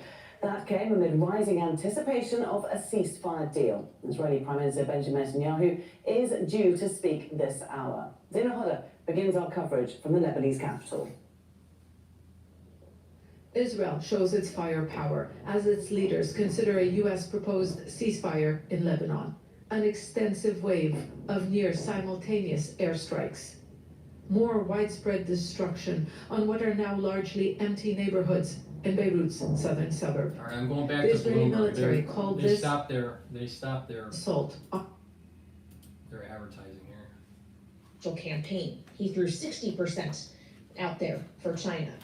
So we want to turn now to someone who focuses on China extensively in the House of Representatives by sitting on the House China Select Committee. Democratic Congressman Jake Auchincloss of Massachusetts is here with me now on Bloomberg TV and radio. Congressman, thanks for your time. As we consider the authority Donald Trump would use to do this, if he indeed follows through on this threat, it really is about protecting U.S. national security interests in large part. Is this a justified means to an end? Good afternoon. Thanks for having me on. Before we talk about the politics and the legality, I think it's helpful to start with the facts of the matter. I'm the co-chair of the Fentanyl Working Group. I'm on the Joint Task Force for combating the Mexican drug cartel. So I've been able to see both sides of this problem. And the facts are this. The Chinese are exporting about 97% of all fentanyl precursors to either the west coast of Mexico, where it then gets channeled into the United States, or directly to the United States. It's causing about 100,000 American deaths every year, about a 9/11 every week. The Mexican drug cartels are absolutely part of this supply chain, both through trafficking and also through money laundering. And yes, as the Mexican president said, they are also being equipped by U.S. arms sales going to the south. So there are no clean hands in this problem. But what is for certain is that Donald Trump's knee-jerk approach to using tariffs right off the bat does two things. One, it removes his most potent leverage, as opposed to using an escalatory ladder, starting with other more targeted reprisals to Chinese exports. And two, it's going to raise prices on Americans. It's going to raise prices on Americans for car insurance, for housing, and it's also going to compress wages for American employees who are working for companies that now have smaller end markets. Okay, well, so if we consider that then, this notion that these things do need to be calibrated, is there a level of tariff you think would be appropriate to put in place to use as leverage to get more favorable outcomes when it comes to the flow of things over the U.S. border, both people and illegal drugs, as Donald Trump suggests, or is this not the right way of approaching this policy? Putting tariffs on the table as negotiating leverage is not a bad idea. And by the way, Donald Trump didn't invent that. I know he likes to claim that he's the person who thought of the idea of mutual market access being a negotiating tactic. He's not. U.S. trade representatives have been using that for time immemorial.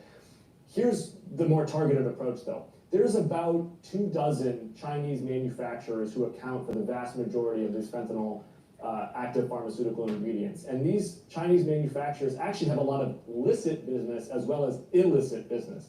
That means they are highly susceptible to sanctions. So step number one is the United States needs to impose and draconiously enforce very tough sanctions on Chinese chemical manufacturers that are shipping fentanyl. Number two, we should be charging docking fees on Chinese ships coming to ports.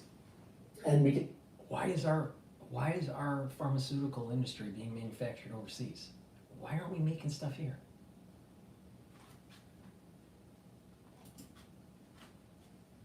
Our intelligence, law enforcement, customs, immigration, to targeting fentanyl shipments into the United States, whether by air or by sea. And finally, we should totally get rid of the de minimis exemption that Chinese, both licit and illicit manufacturers have been abusing to ship in projects to the United States. All of these things that I just said don't raise the price of car insurance for the average American family, don't raise the price of housing for the average American family, but they still get the point across to China. Well, and many of those things you just said also involve other cabinet officials, presumably, or other departments at the very least. Treasury for the enforcement of sanctions, tariffs obviously there as well, the Secretary of State potentially to handle with the diplomacy aspects. And when we consider the individuals that the president-elect has selected for those posts, does that give you more confidence about the way China policy is going to be approached under this administration? Well, as I look at the opioid epidemic cascading over the United States, and then I look at the nominee for Health and Human Services Secretary, no, that doesn't fill me with confidence, because he starts by looking at problems from a position of conspiracy, not from a position of science. RFK is somebody who doesn't believe that AIDS is caused by a virus. He thinks that high-speed internet causes leaky brain syndrome. He thinks that COVID was ethnically targeted to spare Jews and Chinese and target Black Americans. So this is not an individual that I trust to look at the evidence and take a rational and science-informed view of how we reduce opioid deaths and how we tackle fentanyl imports to the United States. But this is why it is so critical. I'm pretty sure that RFK Jr. isn't well liked in Big Pharma. All right? And since Big Pharma advertises on Bloomberg a lot, don't you think that they'll find people to demonize RFK Jr.? Arab groups in the Middle East. We can accomplish those two things in the first year, but not if Donald Trump punishes American citizens with higher prices as opposed to punishing China. Well, I'm glad, Congressman, that you raised the Middle East, because we're watching that as well today. In fact, any minute now, we're expecting we will hear from Israeli Prime Minister Benjamin Netanyahu, as we've been made to understand both by Israeli officials, but even the U.S. Secretary of State Antony Blinken as well, that a ceasefire agreement with Lebanon, or with Hezbollah in Lebanon, is within reach. We've talked to you extensively about the conflict between Israel and these proxies on this program, Congressman. How do you feel about the prospects of this being done, and what it might mean for a potential ceasefire in Gaza as well? we should be cautious that they are distinct issues. What's going to be critical for any ceasefire agreement with Hezbollah, in my view, is that these Israelis who have been displaced from their homes and communities in northern Israel because of indiscriminate Hezbollah rocket fire need to be able to return back to their homes. And we also need to see that Hezbollah is not going to relocate to the southern border of Lebanon and be able to continue their launching of precision-guided munitions, but rather that the Lebanese army will gain operational control of that area so that the 2006 agreement can really be honored, which is that there needs to be that buffer zone. The Gaza really remains a separate issue, and I think we should be cautious about interlocking them too much. Of course, every ceasefire agreement is progress, but in Gaza, it still comes down to those hostages. We have human beings held underground in terror tunnels, and they need to be released home.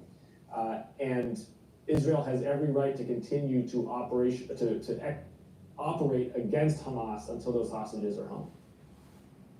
Well, and we know that's something that the president has been advocating for the last year or more, Congressman. He has 55 days left to go before Donald Trump takes over. What would it mean if some form of ceasefire agreement, at least a greater degree of peace in the Middle East, can be achieved before President Biden leaves office?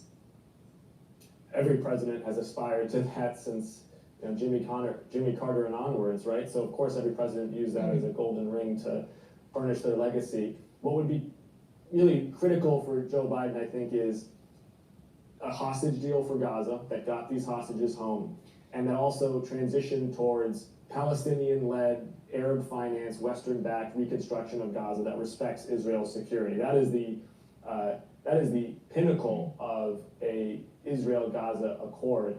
I think the second thing that he can do within these next 55 days is enforce the oil export sanctions against Iran with more muscle and vigor. Iran is exporting about 90% of its oil to China, and it's using their hard currency Israel to keep its is own just regime doing afloat, but to fund these proxy terror groups across the Middle East. a live statement, Prime Minister. Until we achieve all our objectives, including returning all the people of the North to their homes safely, and this will happen. Same as we did in the South.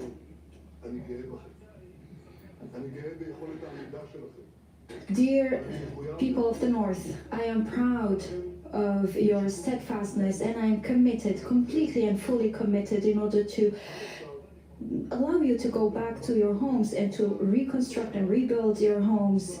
Thanks to the heroic acts of our people and our army and the police forces, we were able to achieve many of our goals during this war, this holy war. Those achievements was also shown to the world and showed our strengths to the world in the Middle East also, including first in Iran. We were able to eliminate some of the ability of Iran to manufacture missiles, and also we targeted some of its nuclear sites and facilities, and I'm committed to continue to do everything that is needed in order to prevent Iran from having nuclear weapons. This is my main objective, and this will continue to be so, especially when we hear the continuous statements from the Iranian leaders as they have this ambition to possess the nuclear weapon. Preventing such project and preventing them from achieving such goal is our main goal, because the existence of Israel depends on that. We were able also to kill more than 20,000 Hamas fighters, including the leaders of the movement, and we were able also to return 154 of our hostages, and we continue to be committed to returning all our hostages, either those who are alive or those who died, and we will make an end to the suffering of their families. We will also continue to work in order to eliminate completely Hamas. As far as the West Bank is concerned, we continue to kill hundreds of fighters and also to eliminate and destroy all kind of infrastructures of terrorism. There is no place that we are not reaching. We have also attacked Al-Hudaydah port in Yemen, something that the international alliance was not able to do. We will continue to intercept all the missiles thanks to the drones. We also have some challenges that are facing us in Syria. We continue to block and hinder all the attempts of Hezbollah as they try to send or to receive some weapons. Bashar needs to understand that he's playing with fire. Hezbollah also chose to attack us since October 7 last year. Hezbollah is no longer Hezbollah that launched a war against us.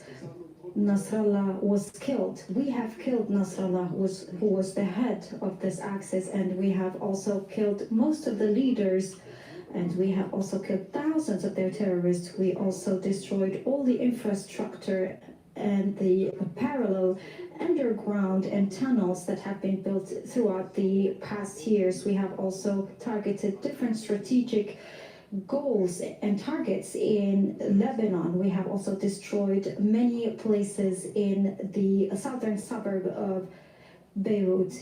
Dear people of Israel, all what I've said could have been just an imaginary narrative, but we were able to achieve all this. And I would like to add that at any moment during this war, I was also and always looking to all the different fronts. This is what I did exactly when I decided at the beginning of the war to focus on Gaza and not to open any other fronts, including in Lebanon. This is also what I've done a few months ago, when we have decided to focus on Hezbollah after the situation and the conditions were appropriate. We have also, it was the same when we decided to attack Iran, and we have decided what are the goals and the objectives that we want to achieve. Today, I take into consideration all the different fronts, and I see the bigger picture, and I am committed to give our army all the needed tools in order to protect them and to protect their lives as they try to help us achieve victory. Oh, people of Israel as well, I will also present a ceasefire deal to the cabinet, and the continuity of this ceasefire deal will depend on the situation in Lebanon. We will also continue to work completely and freely, especially if Hezbollah will continue to try to attack us or to resume their armament, or if they try to attack our southern territory, if they try to build a tunnel, or if they try to launch missiles, we will respond. I heard that they say that if we will sign or reach a ceasefire deal, we will not be able to respond. This is exactly what they said when we reached an agreement or a truce with Gaza in order to release some of our hostages. They said that we will never go back to fighting again, and we did go back to fighting, and we will do the same. They say that Hezbollah will need just 1 year or 2 years and will be able to arm themselves and attack us again. So if Hezbollah will violate the deal and will try to launch missiles or attack us in the future, we will respond to any attack in the future. I know that some do not believe that we are able to achieve this goal, but many people did not believe that we were going to enter in Gaza by land, and we did that. They thought that that because of the international pressure, we will not enter the Philadelphia Axis. Not only that, we were able to do so, and we were able to attack and to have some operations there. Some people thought that we were not able to attack Lebanon or Beirut, and we were able to do so, and we surprised the world. So after all this, maybe it's now time that you believe that we do everything that we say and our commitment to achieve a victory. So why did we decide to sign a ceasefire deal? First, we would like to focus on the Iranian threat, and I will not go through the details. The second reason is that we will try to give time for our army to be able to rest and also to mobilize more soldiers. It is true that there was some delay when it comes to weapons equipment, and I think that this delay will stop soon. We will receive all the needed equipment and developed equipment that will help us to be stronger in order to continue our missions. The third reason for this ceasefire deal is that to be able to isolate Hamas. Since the second day of the war, Hamas relied on Hezbollah in order to continue to fight on their side, and now that Hezbollah is out of the picture, Hamas remains alone, and this will isolate it more and will help us to achieve our goals, especially to free all our hostages. People of Israel, during the last year, we were able to change the equation. And today we are trying to change the face of the Middle East and the reality of the Middle East. And all this is done and achieved thanks to our soldiers and our army, thanks to your strength, and also thanks to the wisdom of our cabinet in managing and running this war. I said that a good deal or a good agreement will be an agreement that will be put into practice, and we will do so. And with the will of God, we will continue to work in order to save and to... And that was the end, abrupt end to the Israeli Prime Minister Benjamin Netanyahu's address to the nation. He was very much talking about a ceasefire deal that has been agreed there, talking specifically to the people in the north, he said, of Israel. He said that you can go back to your homes. We will return all citizens to their homes. Of course, this is one of the key aims for Netanyahu, to go to war against Hezbollah and launch a ground offensive in Lebanon. He also said that the war has shown our strength to the world. But, he said, and this is crucial, we will continue to respond freely. If Hezbollah tries to attack us, we can go back to fighting. Let's bring in Zain Basravi. He joins us from the Lebanese capital. I don't know, Zain, whether you've had a chance to get any reaction there to this announcement by Netanyahu that there is now a ceasefire deal, or he has accepted a ceasefire deal from the Israeli side at least.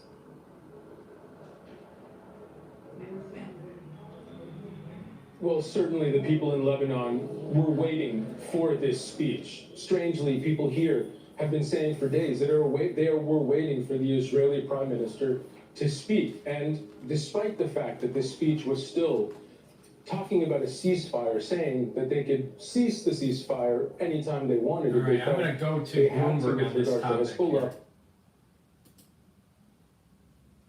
Have brought some peace to the Middle East in the aftermath of the horrible attack that was, conducted by Lebanese proxies by Hamas out of Gaza, and then of course the fact that the Hezbollah struck Israel again, the first time since, in a massive way since the 2006 negotiations to end the conflict between Hezbollah and Israel in the north. So it would be an achievement, certainly, that would bring us closer to, it'll bring some peace and it'll allow the Israeli people to go back and live in the north, and also the Lebanese people to live in their south.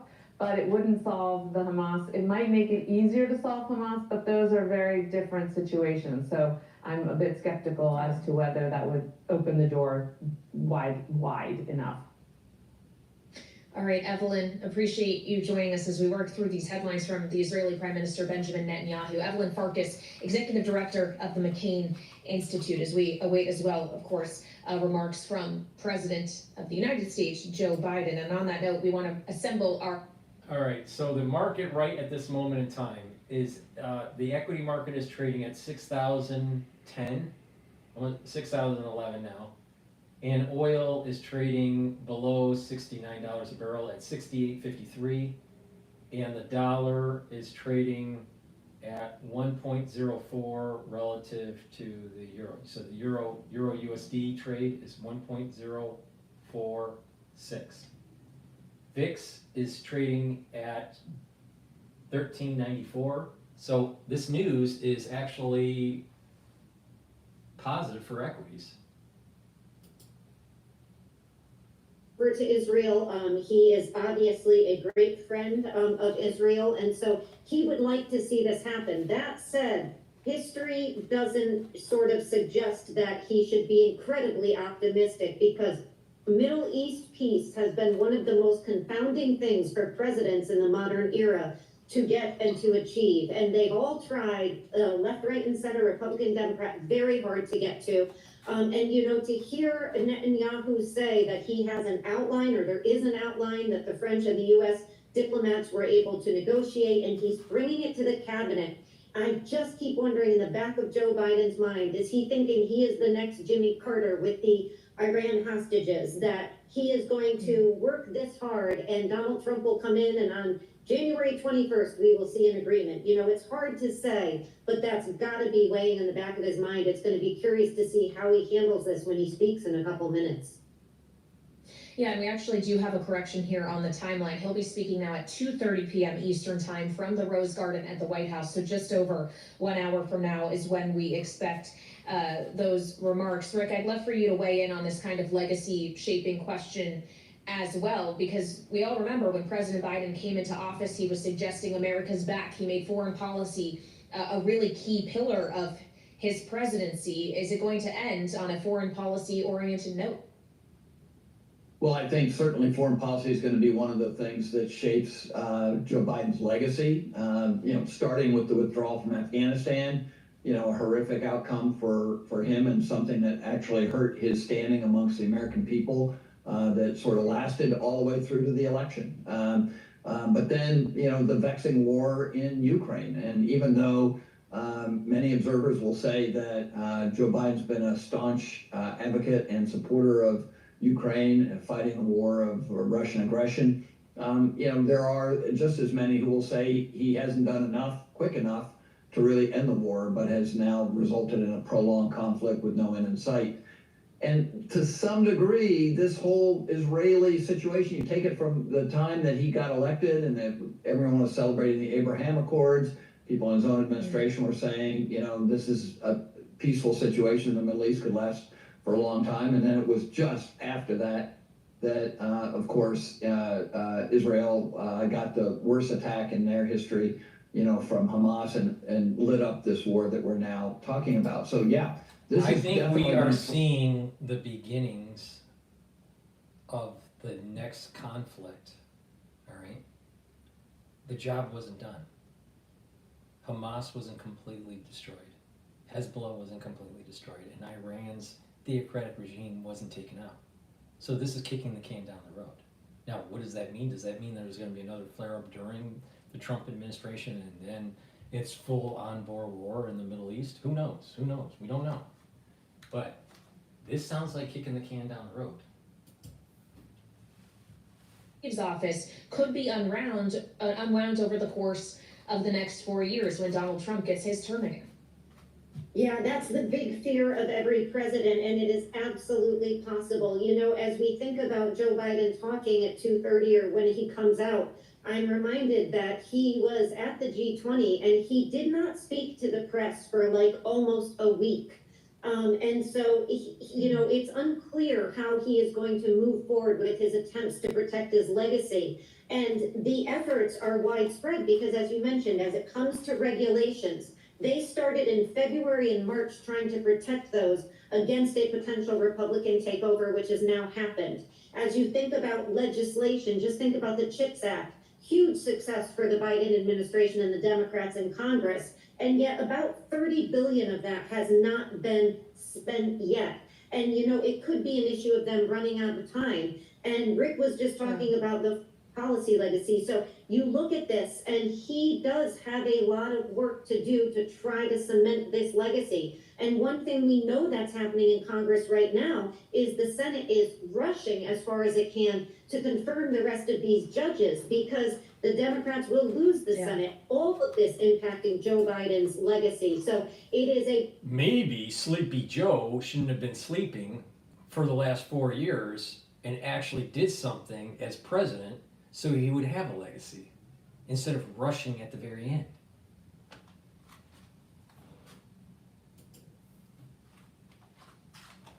Well, and something else President Biden has focused on is lowering the cost of prescription drugs. And we actually have a new proposal on that from the administration just today, Jeannie, proposing a rule that would require both Medicare and Medicaid to cover obesity drugs, the weight loss drugs we all have heard so much about in recent years. The White House says this will give more than 7 million people access to weight loss treatment, but it also could add potentially $40 billion in costs over 10 years in the process for these programs. So clearly he's trying to lower more prescription drug costs, Jeannie, but does he still have time for it? This is the reason why I said even at the very beginning of this broadcast, if you take charge of your health at the beginning,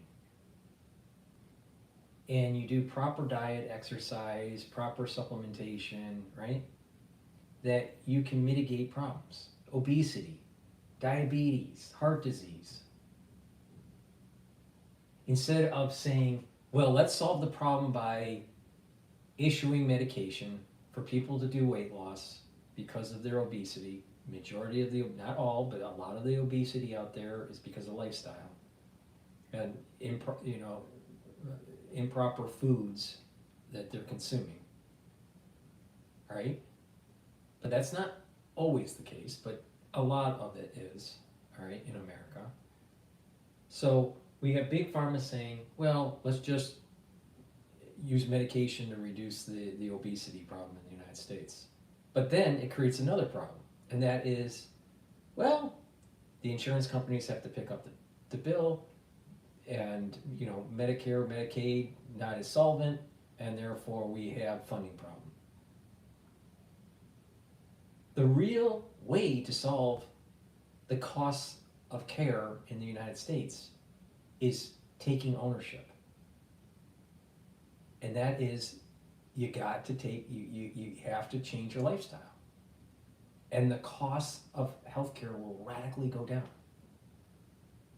The answer isn't just pop a pill to lose weight. The answer is stop eating the McDonald's. And of course, when you fund, you create more funds to go into Medicare or Medicaid, then there's corruption and just inefficiency and all this stuff.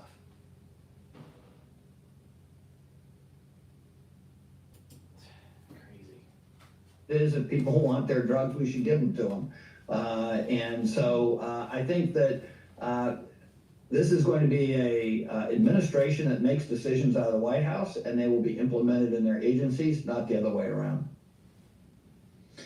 Well, Jeannie, I wonder if you agree with that, as we've talked about all of these various cabinet level selections and otherwise we've gotten from Donald Trump the degrees to which they will have influence on policy. If is it that shapes policy, the White House approves it, or the White House originates it, and everybody else just has to act on that desire? I think what we're seeing clearly from what Donald Trump campaigned on and the folks that are in the cabinet. These people are, this is the thing that I keep on saying. The agencies that are ruled underneath the executive branch, all right, are beholden to the policies and the vision of the president.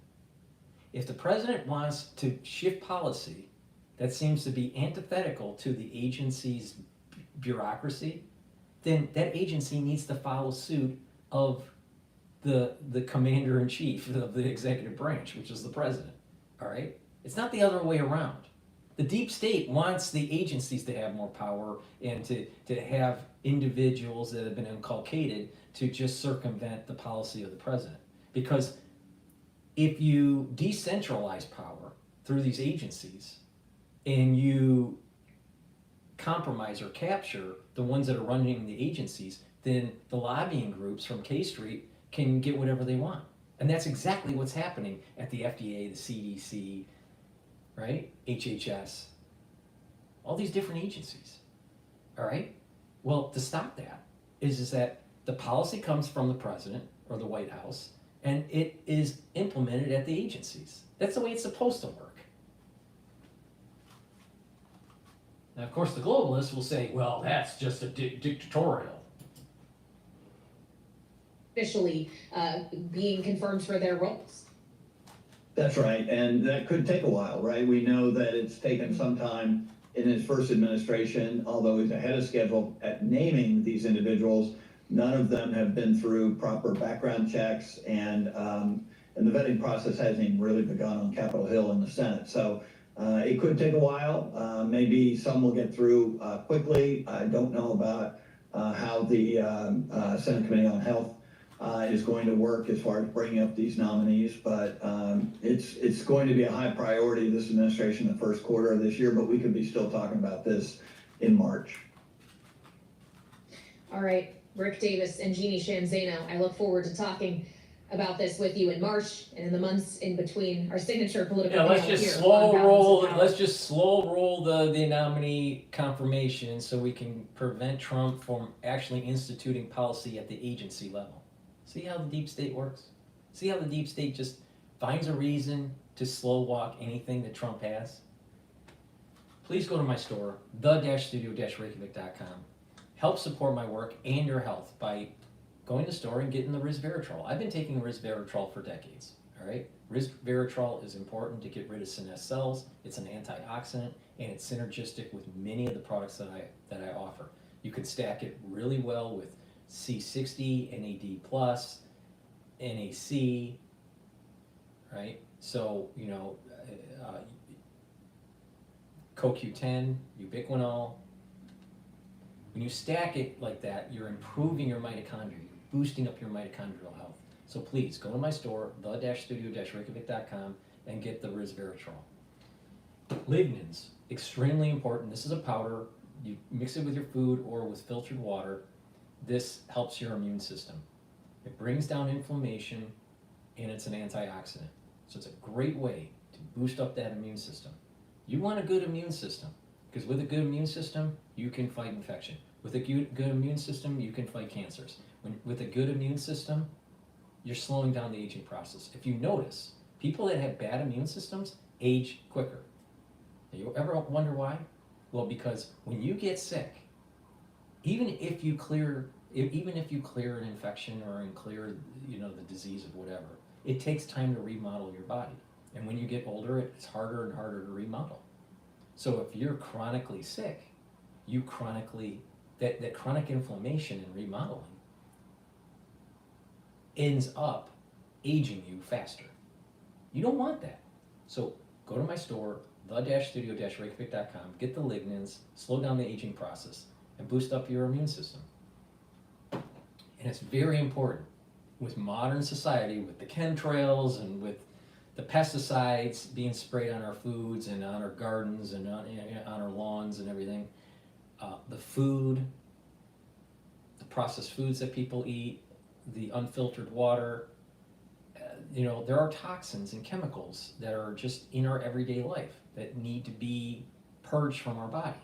So you need a detox, right? A great way to detox is first stop putting them in your body, all right? Filter your water. Eat better quality food. Stop eating processed foods, all right? Start there. Then take a look at the chemicals that are in your house, the cleaning solutions and stuff like that. Try to use stuff that's more natural, okay? A lot of people don't realize that if you have a paint can in your basement or in your garage, the fumes of that paint can do slowly leak out, and you're breathing those chemicals in, all right? So you don't want that, all right? It hurts your body. So you need to rid yourself of the source. Now, once you do that, then you need to detoxify your body. Now, I have zeolite on my store, the-studio-reykjavik.com. Zeolite is a negatively charged molecule that will attach to positively charged heavy metals, toxins, and chemicals, including forever chemicals. You can take this zeolite every day as a maintenance year-round. To do that, you just put small drops underneath your tongue and drink filtered water. Do that year-round, and it's detoxifying your body. It's attaching to those chemicals and toxins, and it's allowing you to urinate them out in about 6 to 8 hours. All right, and you do that year-round. For the ones that only want to detoxify their body once or twice a year, take a few drops, maybe 4 or 5, underneath your tongue and drink it with filtered water. Just small drops, all right? And do that every day until the bottle's done, and do that once or twice a year. It's up to you, but doing it every day is actually better as a maintenance. So, and then get rid of the source. And what will happen is your endocrine system is going to get better, your immune system is going to get better, you're going to have more energy, and you're going to slow down the aging process, because toxins do damage to your cells. So please go to my store, get the zeolite, and get healthy, all right? I'm giving you all the ingredients, how to do it to improve your health. Just follow my lead. This is what I do. The proof's in the pudding. You know, if you want to follow Alex Jones, and you look at how he's aged, and he's younger chronologically than I am.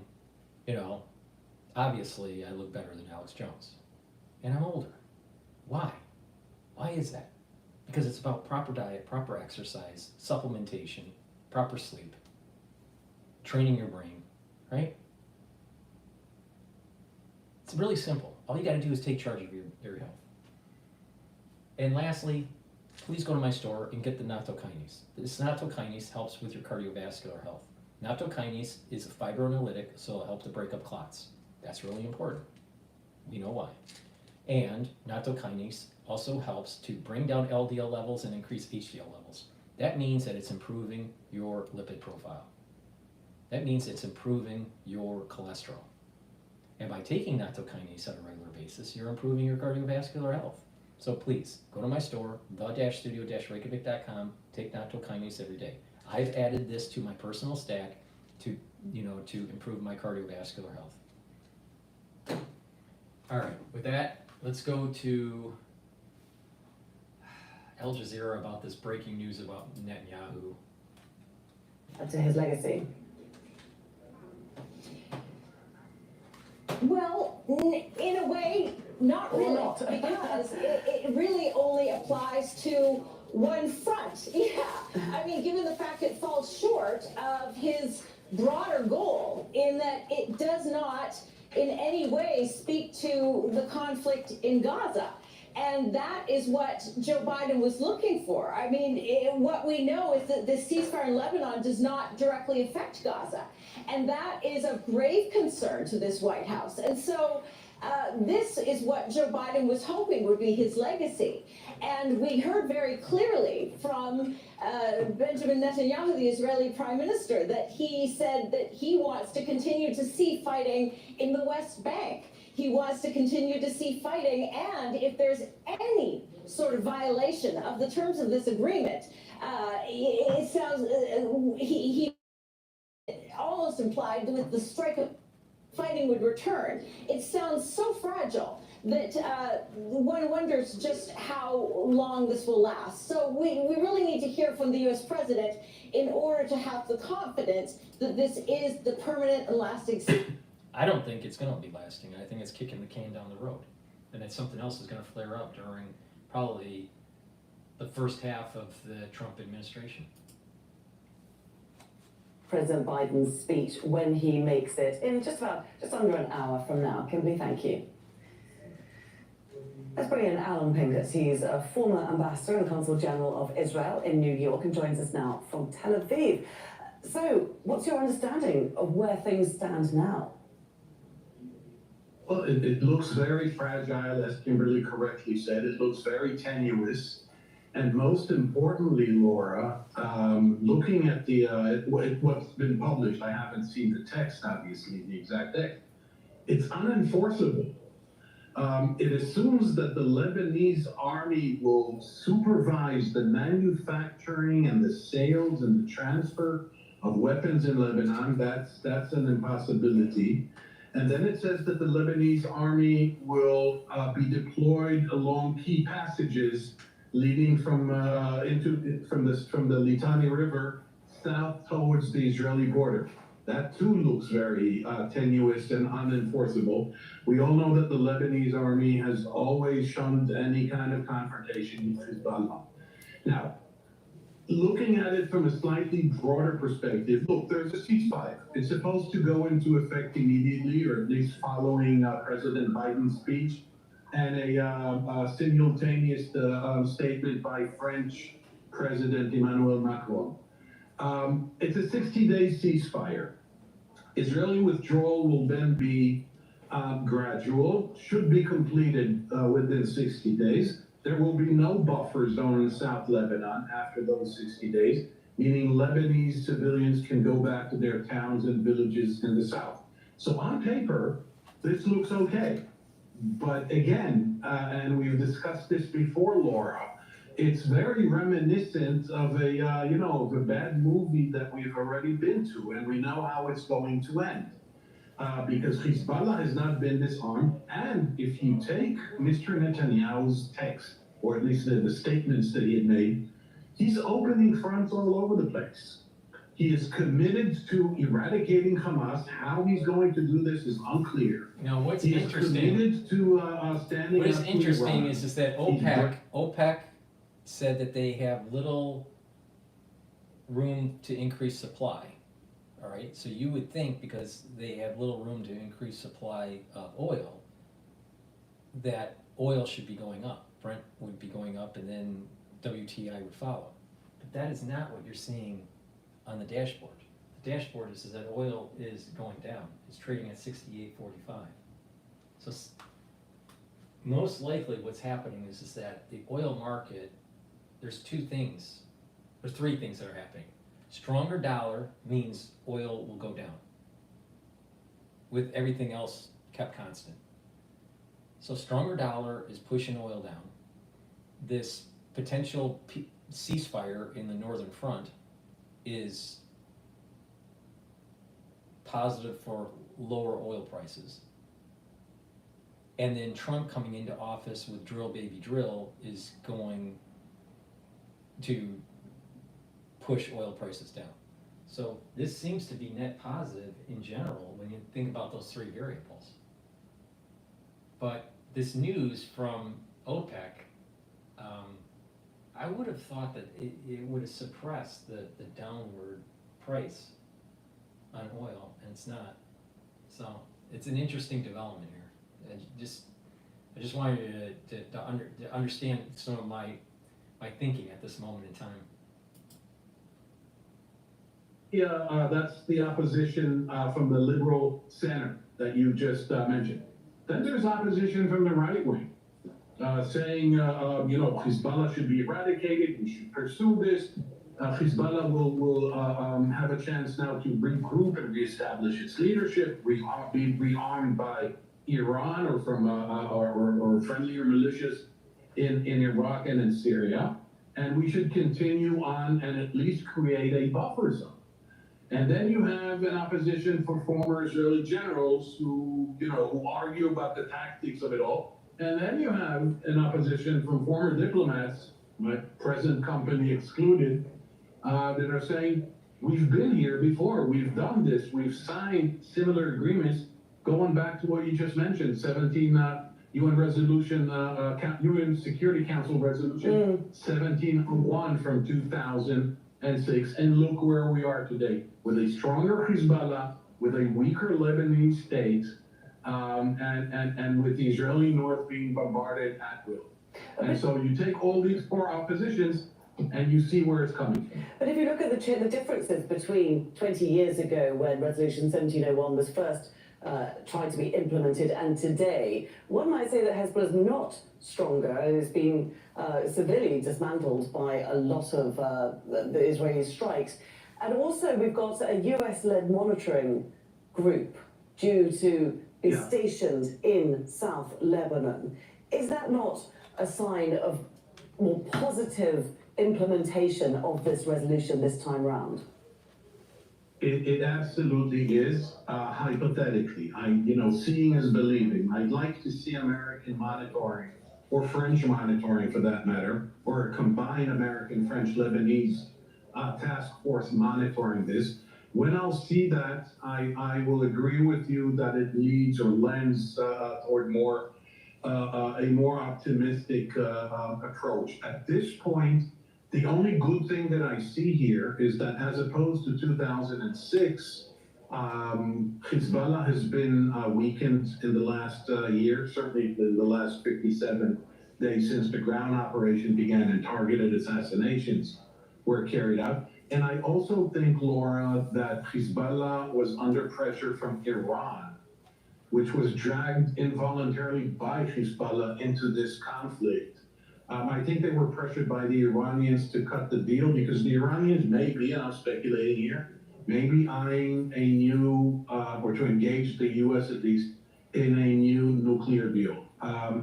That remains to be seen. But the most worrying thing, if I have to take, if I have to single out one takeaway from the statement that Mr. Netanyahu made, the one takeaway is that it's all so fragile, so tenuous, and so unenforceable that I just can't see this. I'm sorry to say that. I just can't see this being sustained and being durable for more than a few months. Yeah, that does seem to be the word that everyone is talking about with the ceasefire: fragile, tenuous. I think there's going to be a flare-up. Please go to my store, the-studio-reykjavik.com, and get the structural nanosilver gels that I have. I have two different types. I have one in a dispenser, and I have one in a tube, all right? You know, for travel, carrying it in your bag, it's the dispenser version is great. They're both very high quality, and you use them the same way, all right? They're dual purpose. You can use them as a skincare, a daily skincare. Best way to do that is to put it on your skin, maybe before you go to bed, and then exfoliate in the morning. Another way is to apply it on a wound or acne. It'll help to heal, an abrasion, a minor burn. And it helps to neutralize pathogens. So you can put it on your hands, around your mouth, around your nose, around your eyes, around your ears, lightly coat your nostrils. And what will happen is that they'll stay active for about 5.5 hours. It's great at work, while you're traveling, or you're at school, or you're around people that are not feeling well. It's best to be prepared. So get a couple tubes of these for your household. Be prepared for the cold season, or just in general throughout the year. And when you need it, use it. But again, it's dual purpose. It helps to heal wounds, but it also can be used as a skincare, daily skincare routine. So please go to my store, the-studio-reykjavik.com. Get the dispenser version or the tube version. They're both very high quality. Go to my store, the-studio-reykjavik.com. And I've added to my personal stack NAC. NAC is a supplement that helps to boost up glutathione levels. By boosting up glutathione levels, you're going to soak up free radicals. All right? It's a different pathway as an antioxidant compared to C60. So they work together. So you can take C60 and NAC and you'll get an added benefit. But soak up those free radicals. It's a major pillar for longevity and anti-aging, all right, and boosting up your immune system. So take the NAC, boost up your glutathione levels, soak up those free radicals. NAC also helps to detoxify your liver and your kidney, especially if you take acetaminophen, because of a headache or whatever. So, and then NAC also helps to lessen anxiety. It helps to calm your nervous system. So this is great. It's a dual purpose product. I've added it to my stack to boost up my glutathione levels so I can soak up free radicals. So please go to my store, the-studio-reykjavik.com. It's the-studio-reykjavik.com and get the NAC. This is a great product to add to your stack to soak up those free radicals. Ubiquinol. This is the best bioavailable CoQ10 that you can get. It's a very high quality. I've been taking CoQ10 for a long time, all right? It's important because it's an antioxidant, so ubiquinol is an antioxidant. It helps to improve the health of your mitochondria, so you're going to boost up your energy levels. And it's also helping with your neurons. So if you're 40 plus, you need to start taking supplements that help your neurons. Trust me on this, all right? So this is a great way. If you work out and you need that energy, right? And let's say you're, you know, an athlete, or, you know, you just work out on a regular basis with a little bit of intensity, you're gonna need your energy's restored, and also you need a good antioxidant. So ubiquinol is a great way to do that. So if you work out, you're an athlete, or if you're just older and you want to soak up those free radicals and help with your neuron health, ubiquinol is a great supplement to take. So please go to my store, the-studio-reykjavik.com, and get the ubiquinol. All right. I don't know if I'm not sure if Bloomberg is going to commercial here. Hold on. From now, speaking from the Rose Garden, Yeah, we okay. expect that may Here we pertain to what's going on in the Middle East and relate to foreign policy, but it's also a reflection on this is a president now reflecting on his legacy with just 55 days left to go in office. When you consider his economic legacy, Christopher, how would you describe it? Well, I think it's obviously going to be shaped by people's views of inflation, and the loss of this election by the Democratic nominee is directly related to those higher prices. But I think if you take it back to look at the context of Thank you what for was- asking me. Dr. Paul Cottrell thinks that the Biden administration was one of the worst administrations in his lifetime.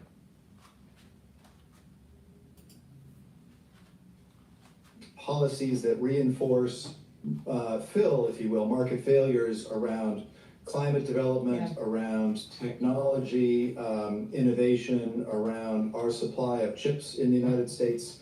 I think that will reflect very well on his legacy when historians look back.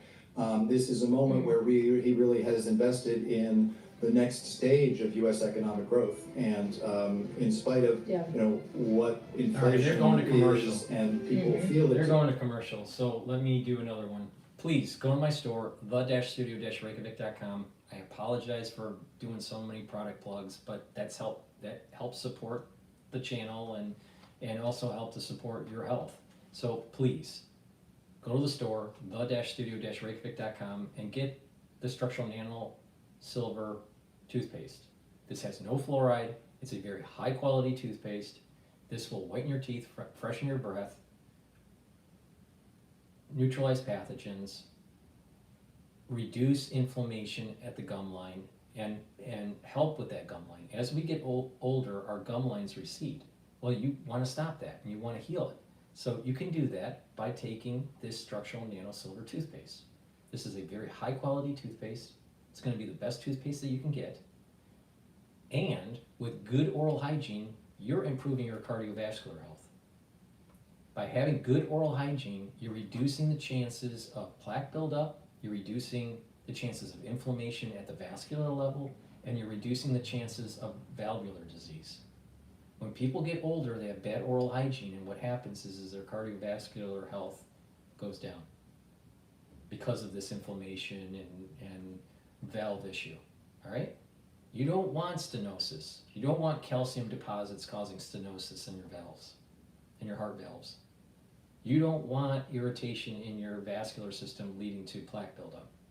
You don't want these microscopic occlusions because of plaque on your tooth, all right? Because plaque builds up on your tooth, and if you have bleeding gums, small bits of that plaque can get into your bloodstream. Well, you can get an occlusion. You don't want that, all right? Please go to my store, the-studio-reykjavik.com, and get the structural nano silver toothpaste. It's the best toothpaste you can buy, and you're helping to support the channel, my work, and help support your cardiovascular health and oral hygiene. So it's a win-win. Plus, that toothpaste is way better than anything that Alex Jones sells. Trust me. And his father is an oral surgeon, and the oral surgeon can't create something better than this, all right? So please, go to my store, the-studio-reykjavik.com, go to my store, support my work, get this toothpaste, because this is the best. Also, get the Max 35 or the Max 14 from my store, the-studio-reykjavik.com. I take this every day. You take a teaspoon of it a day, you swish it in your mouth, You gargle about 30 seconds or so and then swallow. What you're doing is you're neutralizing pathogens, you're increasing that oral health and your oral hygiene, right? And you're maintaining that mucosal barrier. And by maintaining that mucosal barrier, you're boosting up your immune system. Really important. I take this every day. I take a teaspoon a day. If you're not feeling well during the cold season, take a tablespoon of 1 or 2 a day. You know, take like maybe a tablespoon in the morning and then another one at night. Same thing, you swish in your mouth and gargle 30 seconds or so and then swallow. All right? I take a teaspoon a day as a maintenance. Please go to my store, the-studio-reykjavik.com, get the Max 35 or the Max 14. All right? You can follow my advice or not follow my advice. It's up to you. Myotrol. This is a supplement that will help you build muscle, maintain muscle, and improve your mitochondria. Again, by improving your mitochondrial health, you have more energy, more ATP, and your muscles need lots of ATP, all right? When we get older, we start to atrophy with our muscle mass. So you should be building up your muscle by doing some exercising, some resistance training, right? Taking the supplement, Myotrol, and build up that muscle and maintain that muscle mass. This is for people that are older, but also for people that are athletic, right? Because, you know, when you are working out, you need to recover and you need to help maintain, you know, muscle health and build muscle mass, you know, for your sport. Myotrol is a great way to do that. So this is for athletes, but also for people that are older, all right? So you can learn things that athletes were doing for performance and bring that into everyday life for people that are older, so they have more longevity and just you know, more vitality. All right, so please go to my store, the-studio-reykjavik.com, and get the Myotrol. This has the flavonoids, lignans, and the polyphenols that will help to boost up your mitochondria and improve muscle formation and maintain your muscle. It works great with working out a little bit. You know, do a little bit of resistance training. You'll see huge benefits. So please go to my store, the-studio-reykjavik.com, and take the Myotrol every day. All right, what's going on with the Fed minutes? Consumption, more persistent housing price increases, and those recent sharp increases in insurance costs that we have seen. Several participants noting that their contacts in companies larger in sectors like financial services, construction, professional services, technology were more optimistic than smaller firms and firms in manufacturing. Interesting thing, they did not mention at all the election in the minutes. Although strikes and hurricanes had affected recent labor market indicators, participants generally noted there was no sign of rapid deceleration in labor market conditions. Two other things to watch: a discussion of financial stability and vulnerabilities that participants assessed warranted monitoring, unrealized losses on bank assets, and risks in commercial real estate. And one note for trading desks. Some participants suggesting at a future meeting, the committee consider a technical adjustment to the overnight reverse repo rate to set the rate equal to the bottom of the target range of the federal funds rate. That would put it in alignment with the existing structure when the facility was established.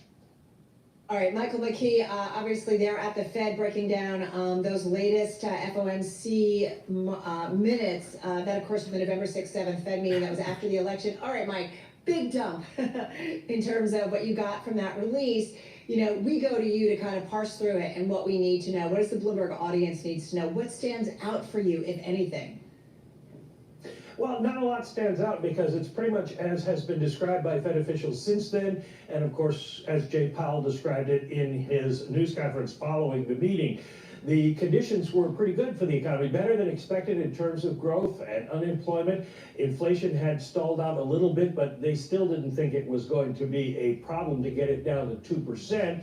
And so rate cuts were called for. But because the future was uncertain in terms of what was going to happen with inflation and the unmentioned election, they wanted to make sure that people know they were data dependent and they are not on a preset course. Well, that's what kind of strikes me, Mike. One of the headlines that you mentioned, and it's what we call a hot sticky right here at Bloomberg, that the Fed some saw pause or faster cuts as options depending on data. So, what have we been saying ad nauseum, right? They're data dependent. It sounds like they could go kind of anywhere, perhaps at the December meeting even, but definitely in 2025. Well, definitely. Now, the December meeting is open because the data have been mixed, and we have seen a little bit stronger inflation in both the CPI and PPI, and it's forecast to come out tomorrow in the PCE a little bit stronger. And if that's the case, then there is a case for pausing. We'll see what happens with the labor market. If the labor market comes in strong, if the jobs report on December 6th is strong, then you could probably start to bet on the idea of a pause in December. But you get the impression that they are, at this point, thinking they're going to go in December and maybe pause in January once we get the new administration in place. We're going to get a new summary of economic projections, a new dot plot in December, and how do you predict anything at this point? Well, that's where I wanted to go, and we are going to talk to you more about tariffs in just a minute, Mike, but we help us understand how the Federal Reserve thinks about potential policy from a new administration. We heard Jay Powell ask this question earlier this month at the press conference, but they do have to look at what tariffs could do to growth or what policies could do to growth in order to make these decisions, right? Yes, What's but interesting with this Fed announcement, is that the equity market just started going up a little bit more, with a little bit more energy. It's now, the S&P 500 is trading at 6,013, almost 6,014, and oil is trading at 68.50. The euro to USD is trading at 1.046. The U.S. from Canada and Mexico. But they cross the border many times. There are some things like automobile seats that cross the border 7 times. How many times are those going to be tariffed? Will they be tariffed? And that's the kind of thing that the Fed doesn't know, and it's impossible to model at this point. Well, that's what, I keep thinking about that, Mike, in that, Donald Trump then President Donald Trump imposed tariffs during his first administration. They carried, or some of them carried over, right, over to the Biden administration. And I am curious, when I get to speak with someone like you, is, what impact did those tariffs have on U.S. economic growth? What did they have on kind of the cost of things, the inflationary picture? Is there kind of a net takeaway as we now consider potentially another round of tariffs to come? Well, there have been a lot of studies on those tariffs, and there's 2 points you want to make. One is that there are some specifically targeted tariffs on especially Chinese electronic products that are done for national security reasons. But the broader general tariffs basically raise the cost for Americans. Consumers paid the cost of those tariffs, according to almost every study that has been done. And it also brought down the number of jobs, not raised the number of jobs. It held the number of jobs created down and slowed growth a bit.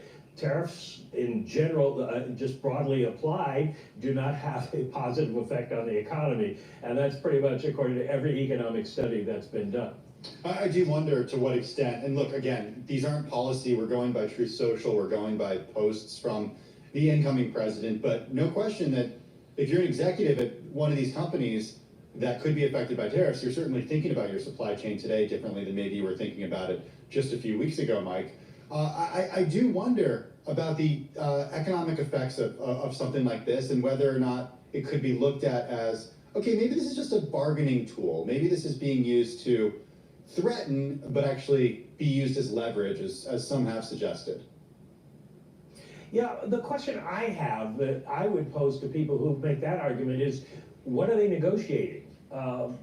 Canada and Mexico basically have free trade agreements with the United States. There aren't any tariffs on most products. So what is it you're looking for? Are you trying to get the Mexicans to stop people at the border?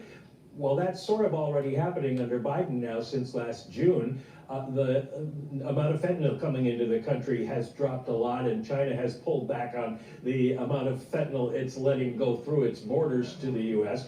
So there has been progress on these things that you could say would continue. So what is it exactly that's being negotiated? That's the problem for companies, is they don't know. Are they actually going to throw these tariffs on day one, as Donald Trump's Truth Social said, or are these things going to be something that is for negotiation and are spread out over a period of time, in which case maybe you can adjust your supply chains a little bit. A lot of companies brought their supply chains What's also interesting is that this news announcement from the Fed with the meeting, the Fed minutes, has for BITI, which is the Bitcoin short ETF, today it has gained 0.66. So basically, today's news, today's trading for Bitcoin's been going down for the ETF. All right. So the dollar's been strengthening most of the session. Oil is trading below $70 a barrel. It's at 68.59. So, you know, it's important to kind of see these undulations where dollar increases, Bitcoin typically decreases. But also what's going on with energy and what's going on with the equity market, with the Fed announcing potential lower rates. Now, in theory, lower rates by the Federal Reserve should be, quote, inflationary, because it's stimulating the economy. It's putting more money into the system, but yet them saying that they are going to be doing more rate cuts, but gradually overall is dollar positive. It's moving, it's strengthening the dollar. So there's multiple things that are going on with Bitcoin. All right. Now again, I'm not a big fan of Bitcoin, but I am following it because of this new push of investors into the ETF world, where it's probably going to have a lot of liquidity. All right. So, but there's going to be these ups and downs with it.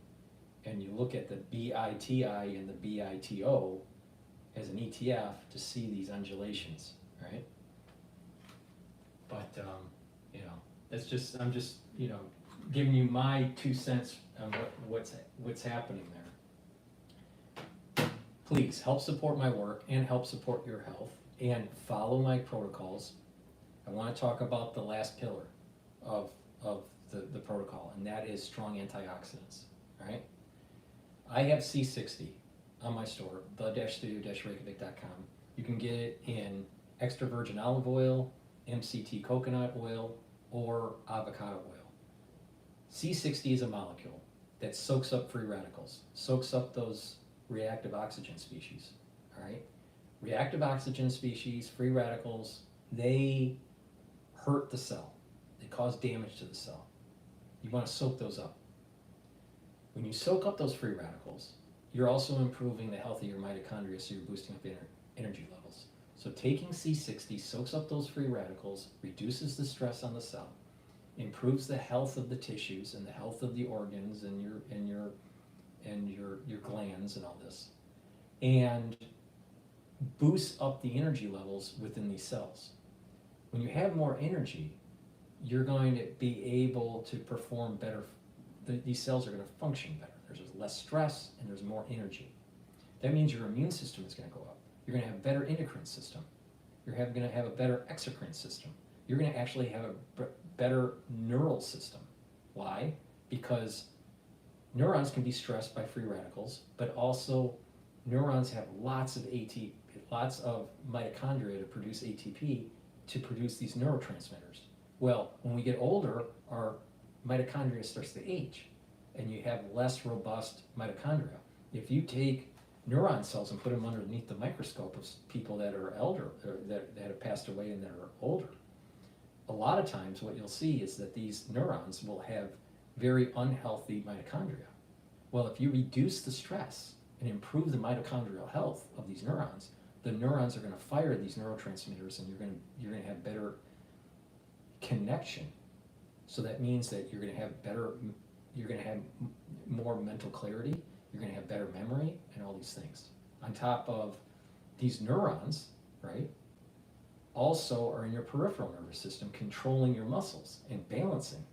Well, if you have better neurons in the central and peripheral nervous system, you're not going to have gait problems as much when you get older. You're going to have better balancing. You're going to have better muscle control. Really important. So please, pay attention. I know what I'm talking about on this. Take C60. It's a very strong antioxidant. It's going to soak up those free radicals. It's going to improve your mitochondrial health. I have it in a 2 ounce, a 4 ounce, and an 8 ounce configuration. It's better to buy at a higher ounce configuration because it's cheaper per ounce. But it's up to you. But I have it in a 2 ounce, a 4 ounce, or an 8 ounce configuration. I have it in extra virgin olive oil, MCT coconut oil, and avocado oil. The reason why C60 is in an oil is because it's lipid soluble. All right, you have to suspend it in a lipid so you can absorb it. All right, that's the reason. And some people prefer extra virgin olive oil, or prefer the MCT coconut oil, or prefer the avocado oil. I personally prefer the avocado oil, but that's just me. It just depends on your own preference. Just like I prefer the citrus deodorant than the peppermint, lavender, and tea tree. But Dr. Paul Cottrell can have his own opinion on things, right? So please, go to my store, get the C60, follow the protocols, get the supplements, help support the channel. For the ones that don't know, that have logged in just recently, I've been doing these live streams. I'm going to continue to be doing these live streams. You have a live stream on the big channel, but you also have a dashboard live stream that looks like this, all right? You have telemetry of the market in real time. And so you can watch the dashboard version or this version. You can also watch a live feed on my website of either version. And you can also listen to recorded audio files that I've been populating on my website. You can also listen to my podcast on Apple Podcast and Podomatic. All right, so there's lots of ways to follow my work and help support. And through your help, I'm going to continue on developing the website, to adding more functionality, including an app that you can install on your phone. All right, and that way you'll be able to purchase from the store, get updates on PDF files on medical research, and also listen to my podcasts and watch my live feeds. That's the goal. But I need your support. All right, so please go to my store, get the supplements, follow my protocols, get the anti-aging boxes or the longevity boxes, depending on what you want to target and what your price points are. I've done a lot of curating for these boxes to help to develop boxes for different types of people at different price points and different problems with their body. You can focus on a particular system, or focus on just anti-aging at different price points, whatever. All right, so I've given you lots of ways to improve your health, right? And I give you a perspective on what's going on in the world and in finance. I need your help. All right, so please go to my store, the-studio-reykjavik.com, and let's build this thing. I also have X. When I do these live feeds, you'll be able to do a call in, and I'll just listen through X Spaces. It's up to you, but it's a great way for this to be bi-directional, right? I want to have your opinion. I want to know what you think. It's not just about what I think, but it's also about what you think. And you can be a part of this live stream by participating in X Spaces on my channel. The links are in the description of this video and all my videos, but just follow me on X, on GETTR, right? You can also follow me on TikTok. But by having these X Spaces live call-ins, you can participate with these live streams, all right? And get your opinion. It's important for us to have dialogue, to move the country forward. We can make the United States a great and prosperous nation if we all work together, right? And make sure that the ultra liberals are out of control, you know, that are out of the control of government, right? But you know, that was a joke. But the thing is that it didn't go very well. But the thing is, we, all kidding aside, this country can do amazing things if we work together, right? And I have a certain perspective on things and on health and on longevity that I have learned that you can follow, you can copy, all right? And you will see huge benefits in your health. You know, it's not a magic bullet or anything. It takes some effort and some tweaking because everybody's biochemistry is a little bit different. But the thing is that if you are vigilant on this, you're gonna see compound benefits of following my protocol, and you're gonna start seeing that your health is improving and you're slowing down the aging process, your immune system is getting better, and you're gonna reduce the need for medical treatment later in life, most likely, all right? There's no guarantee, but the thing is that you're reducing the chances of needing all these pharmaceutical treatments, you know, because of diabetes or cardiovascular disease or liver disease or whatever, or kidney disease. Kidney disease is also a big one in the United States, but primarily because of diabetes. But the thing is that you can mitigate that if you take your health seriously. And I'm telling you exactly how to do it. If you follow me, you'll be okay. It's that simple. Please help support my work, share the links, join in the live feeds, give me your opinion, go to my store, get the products. Let's build this thing. Thank you for listening, and have a nice day.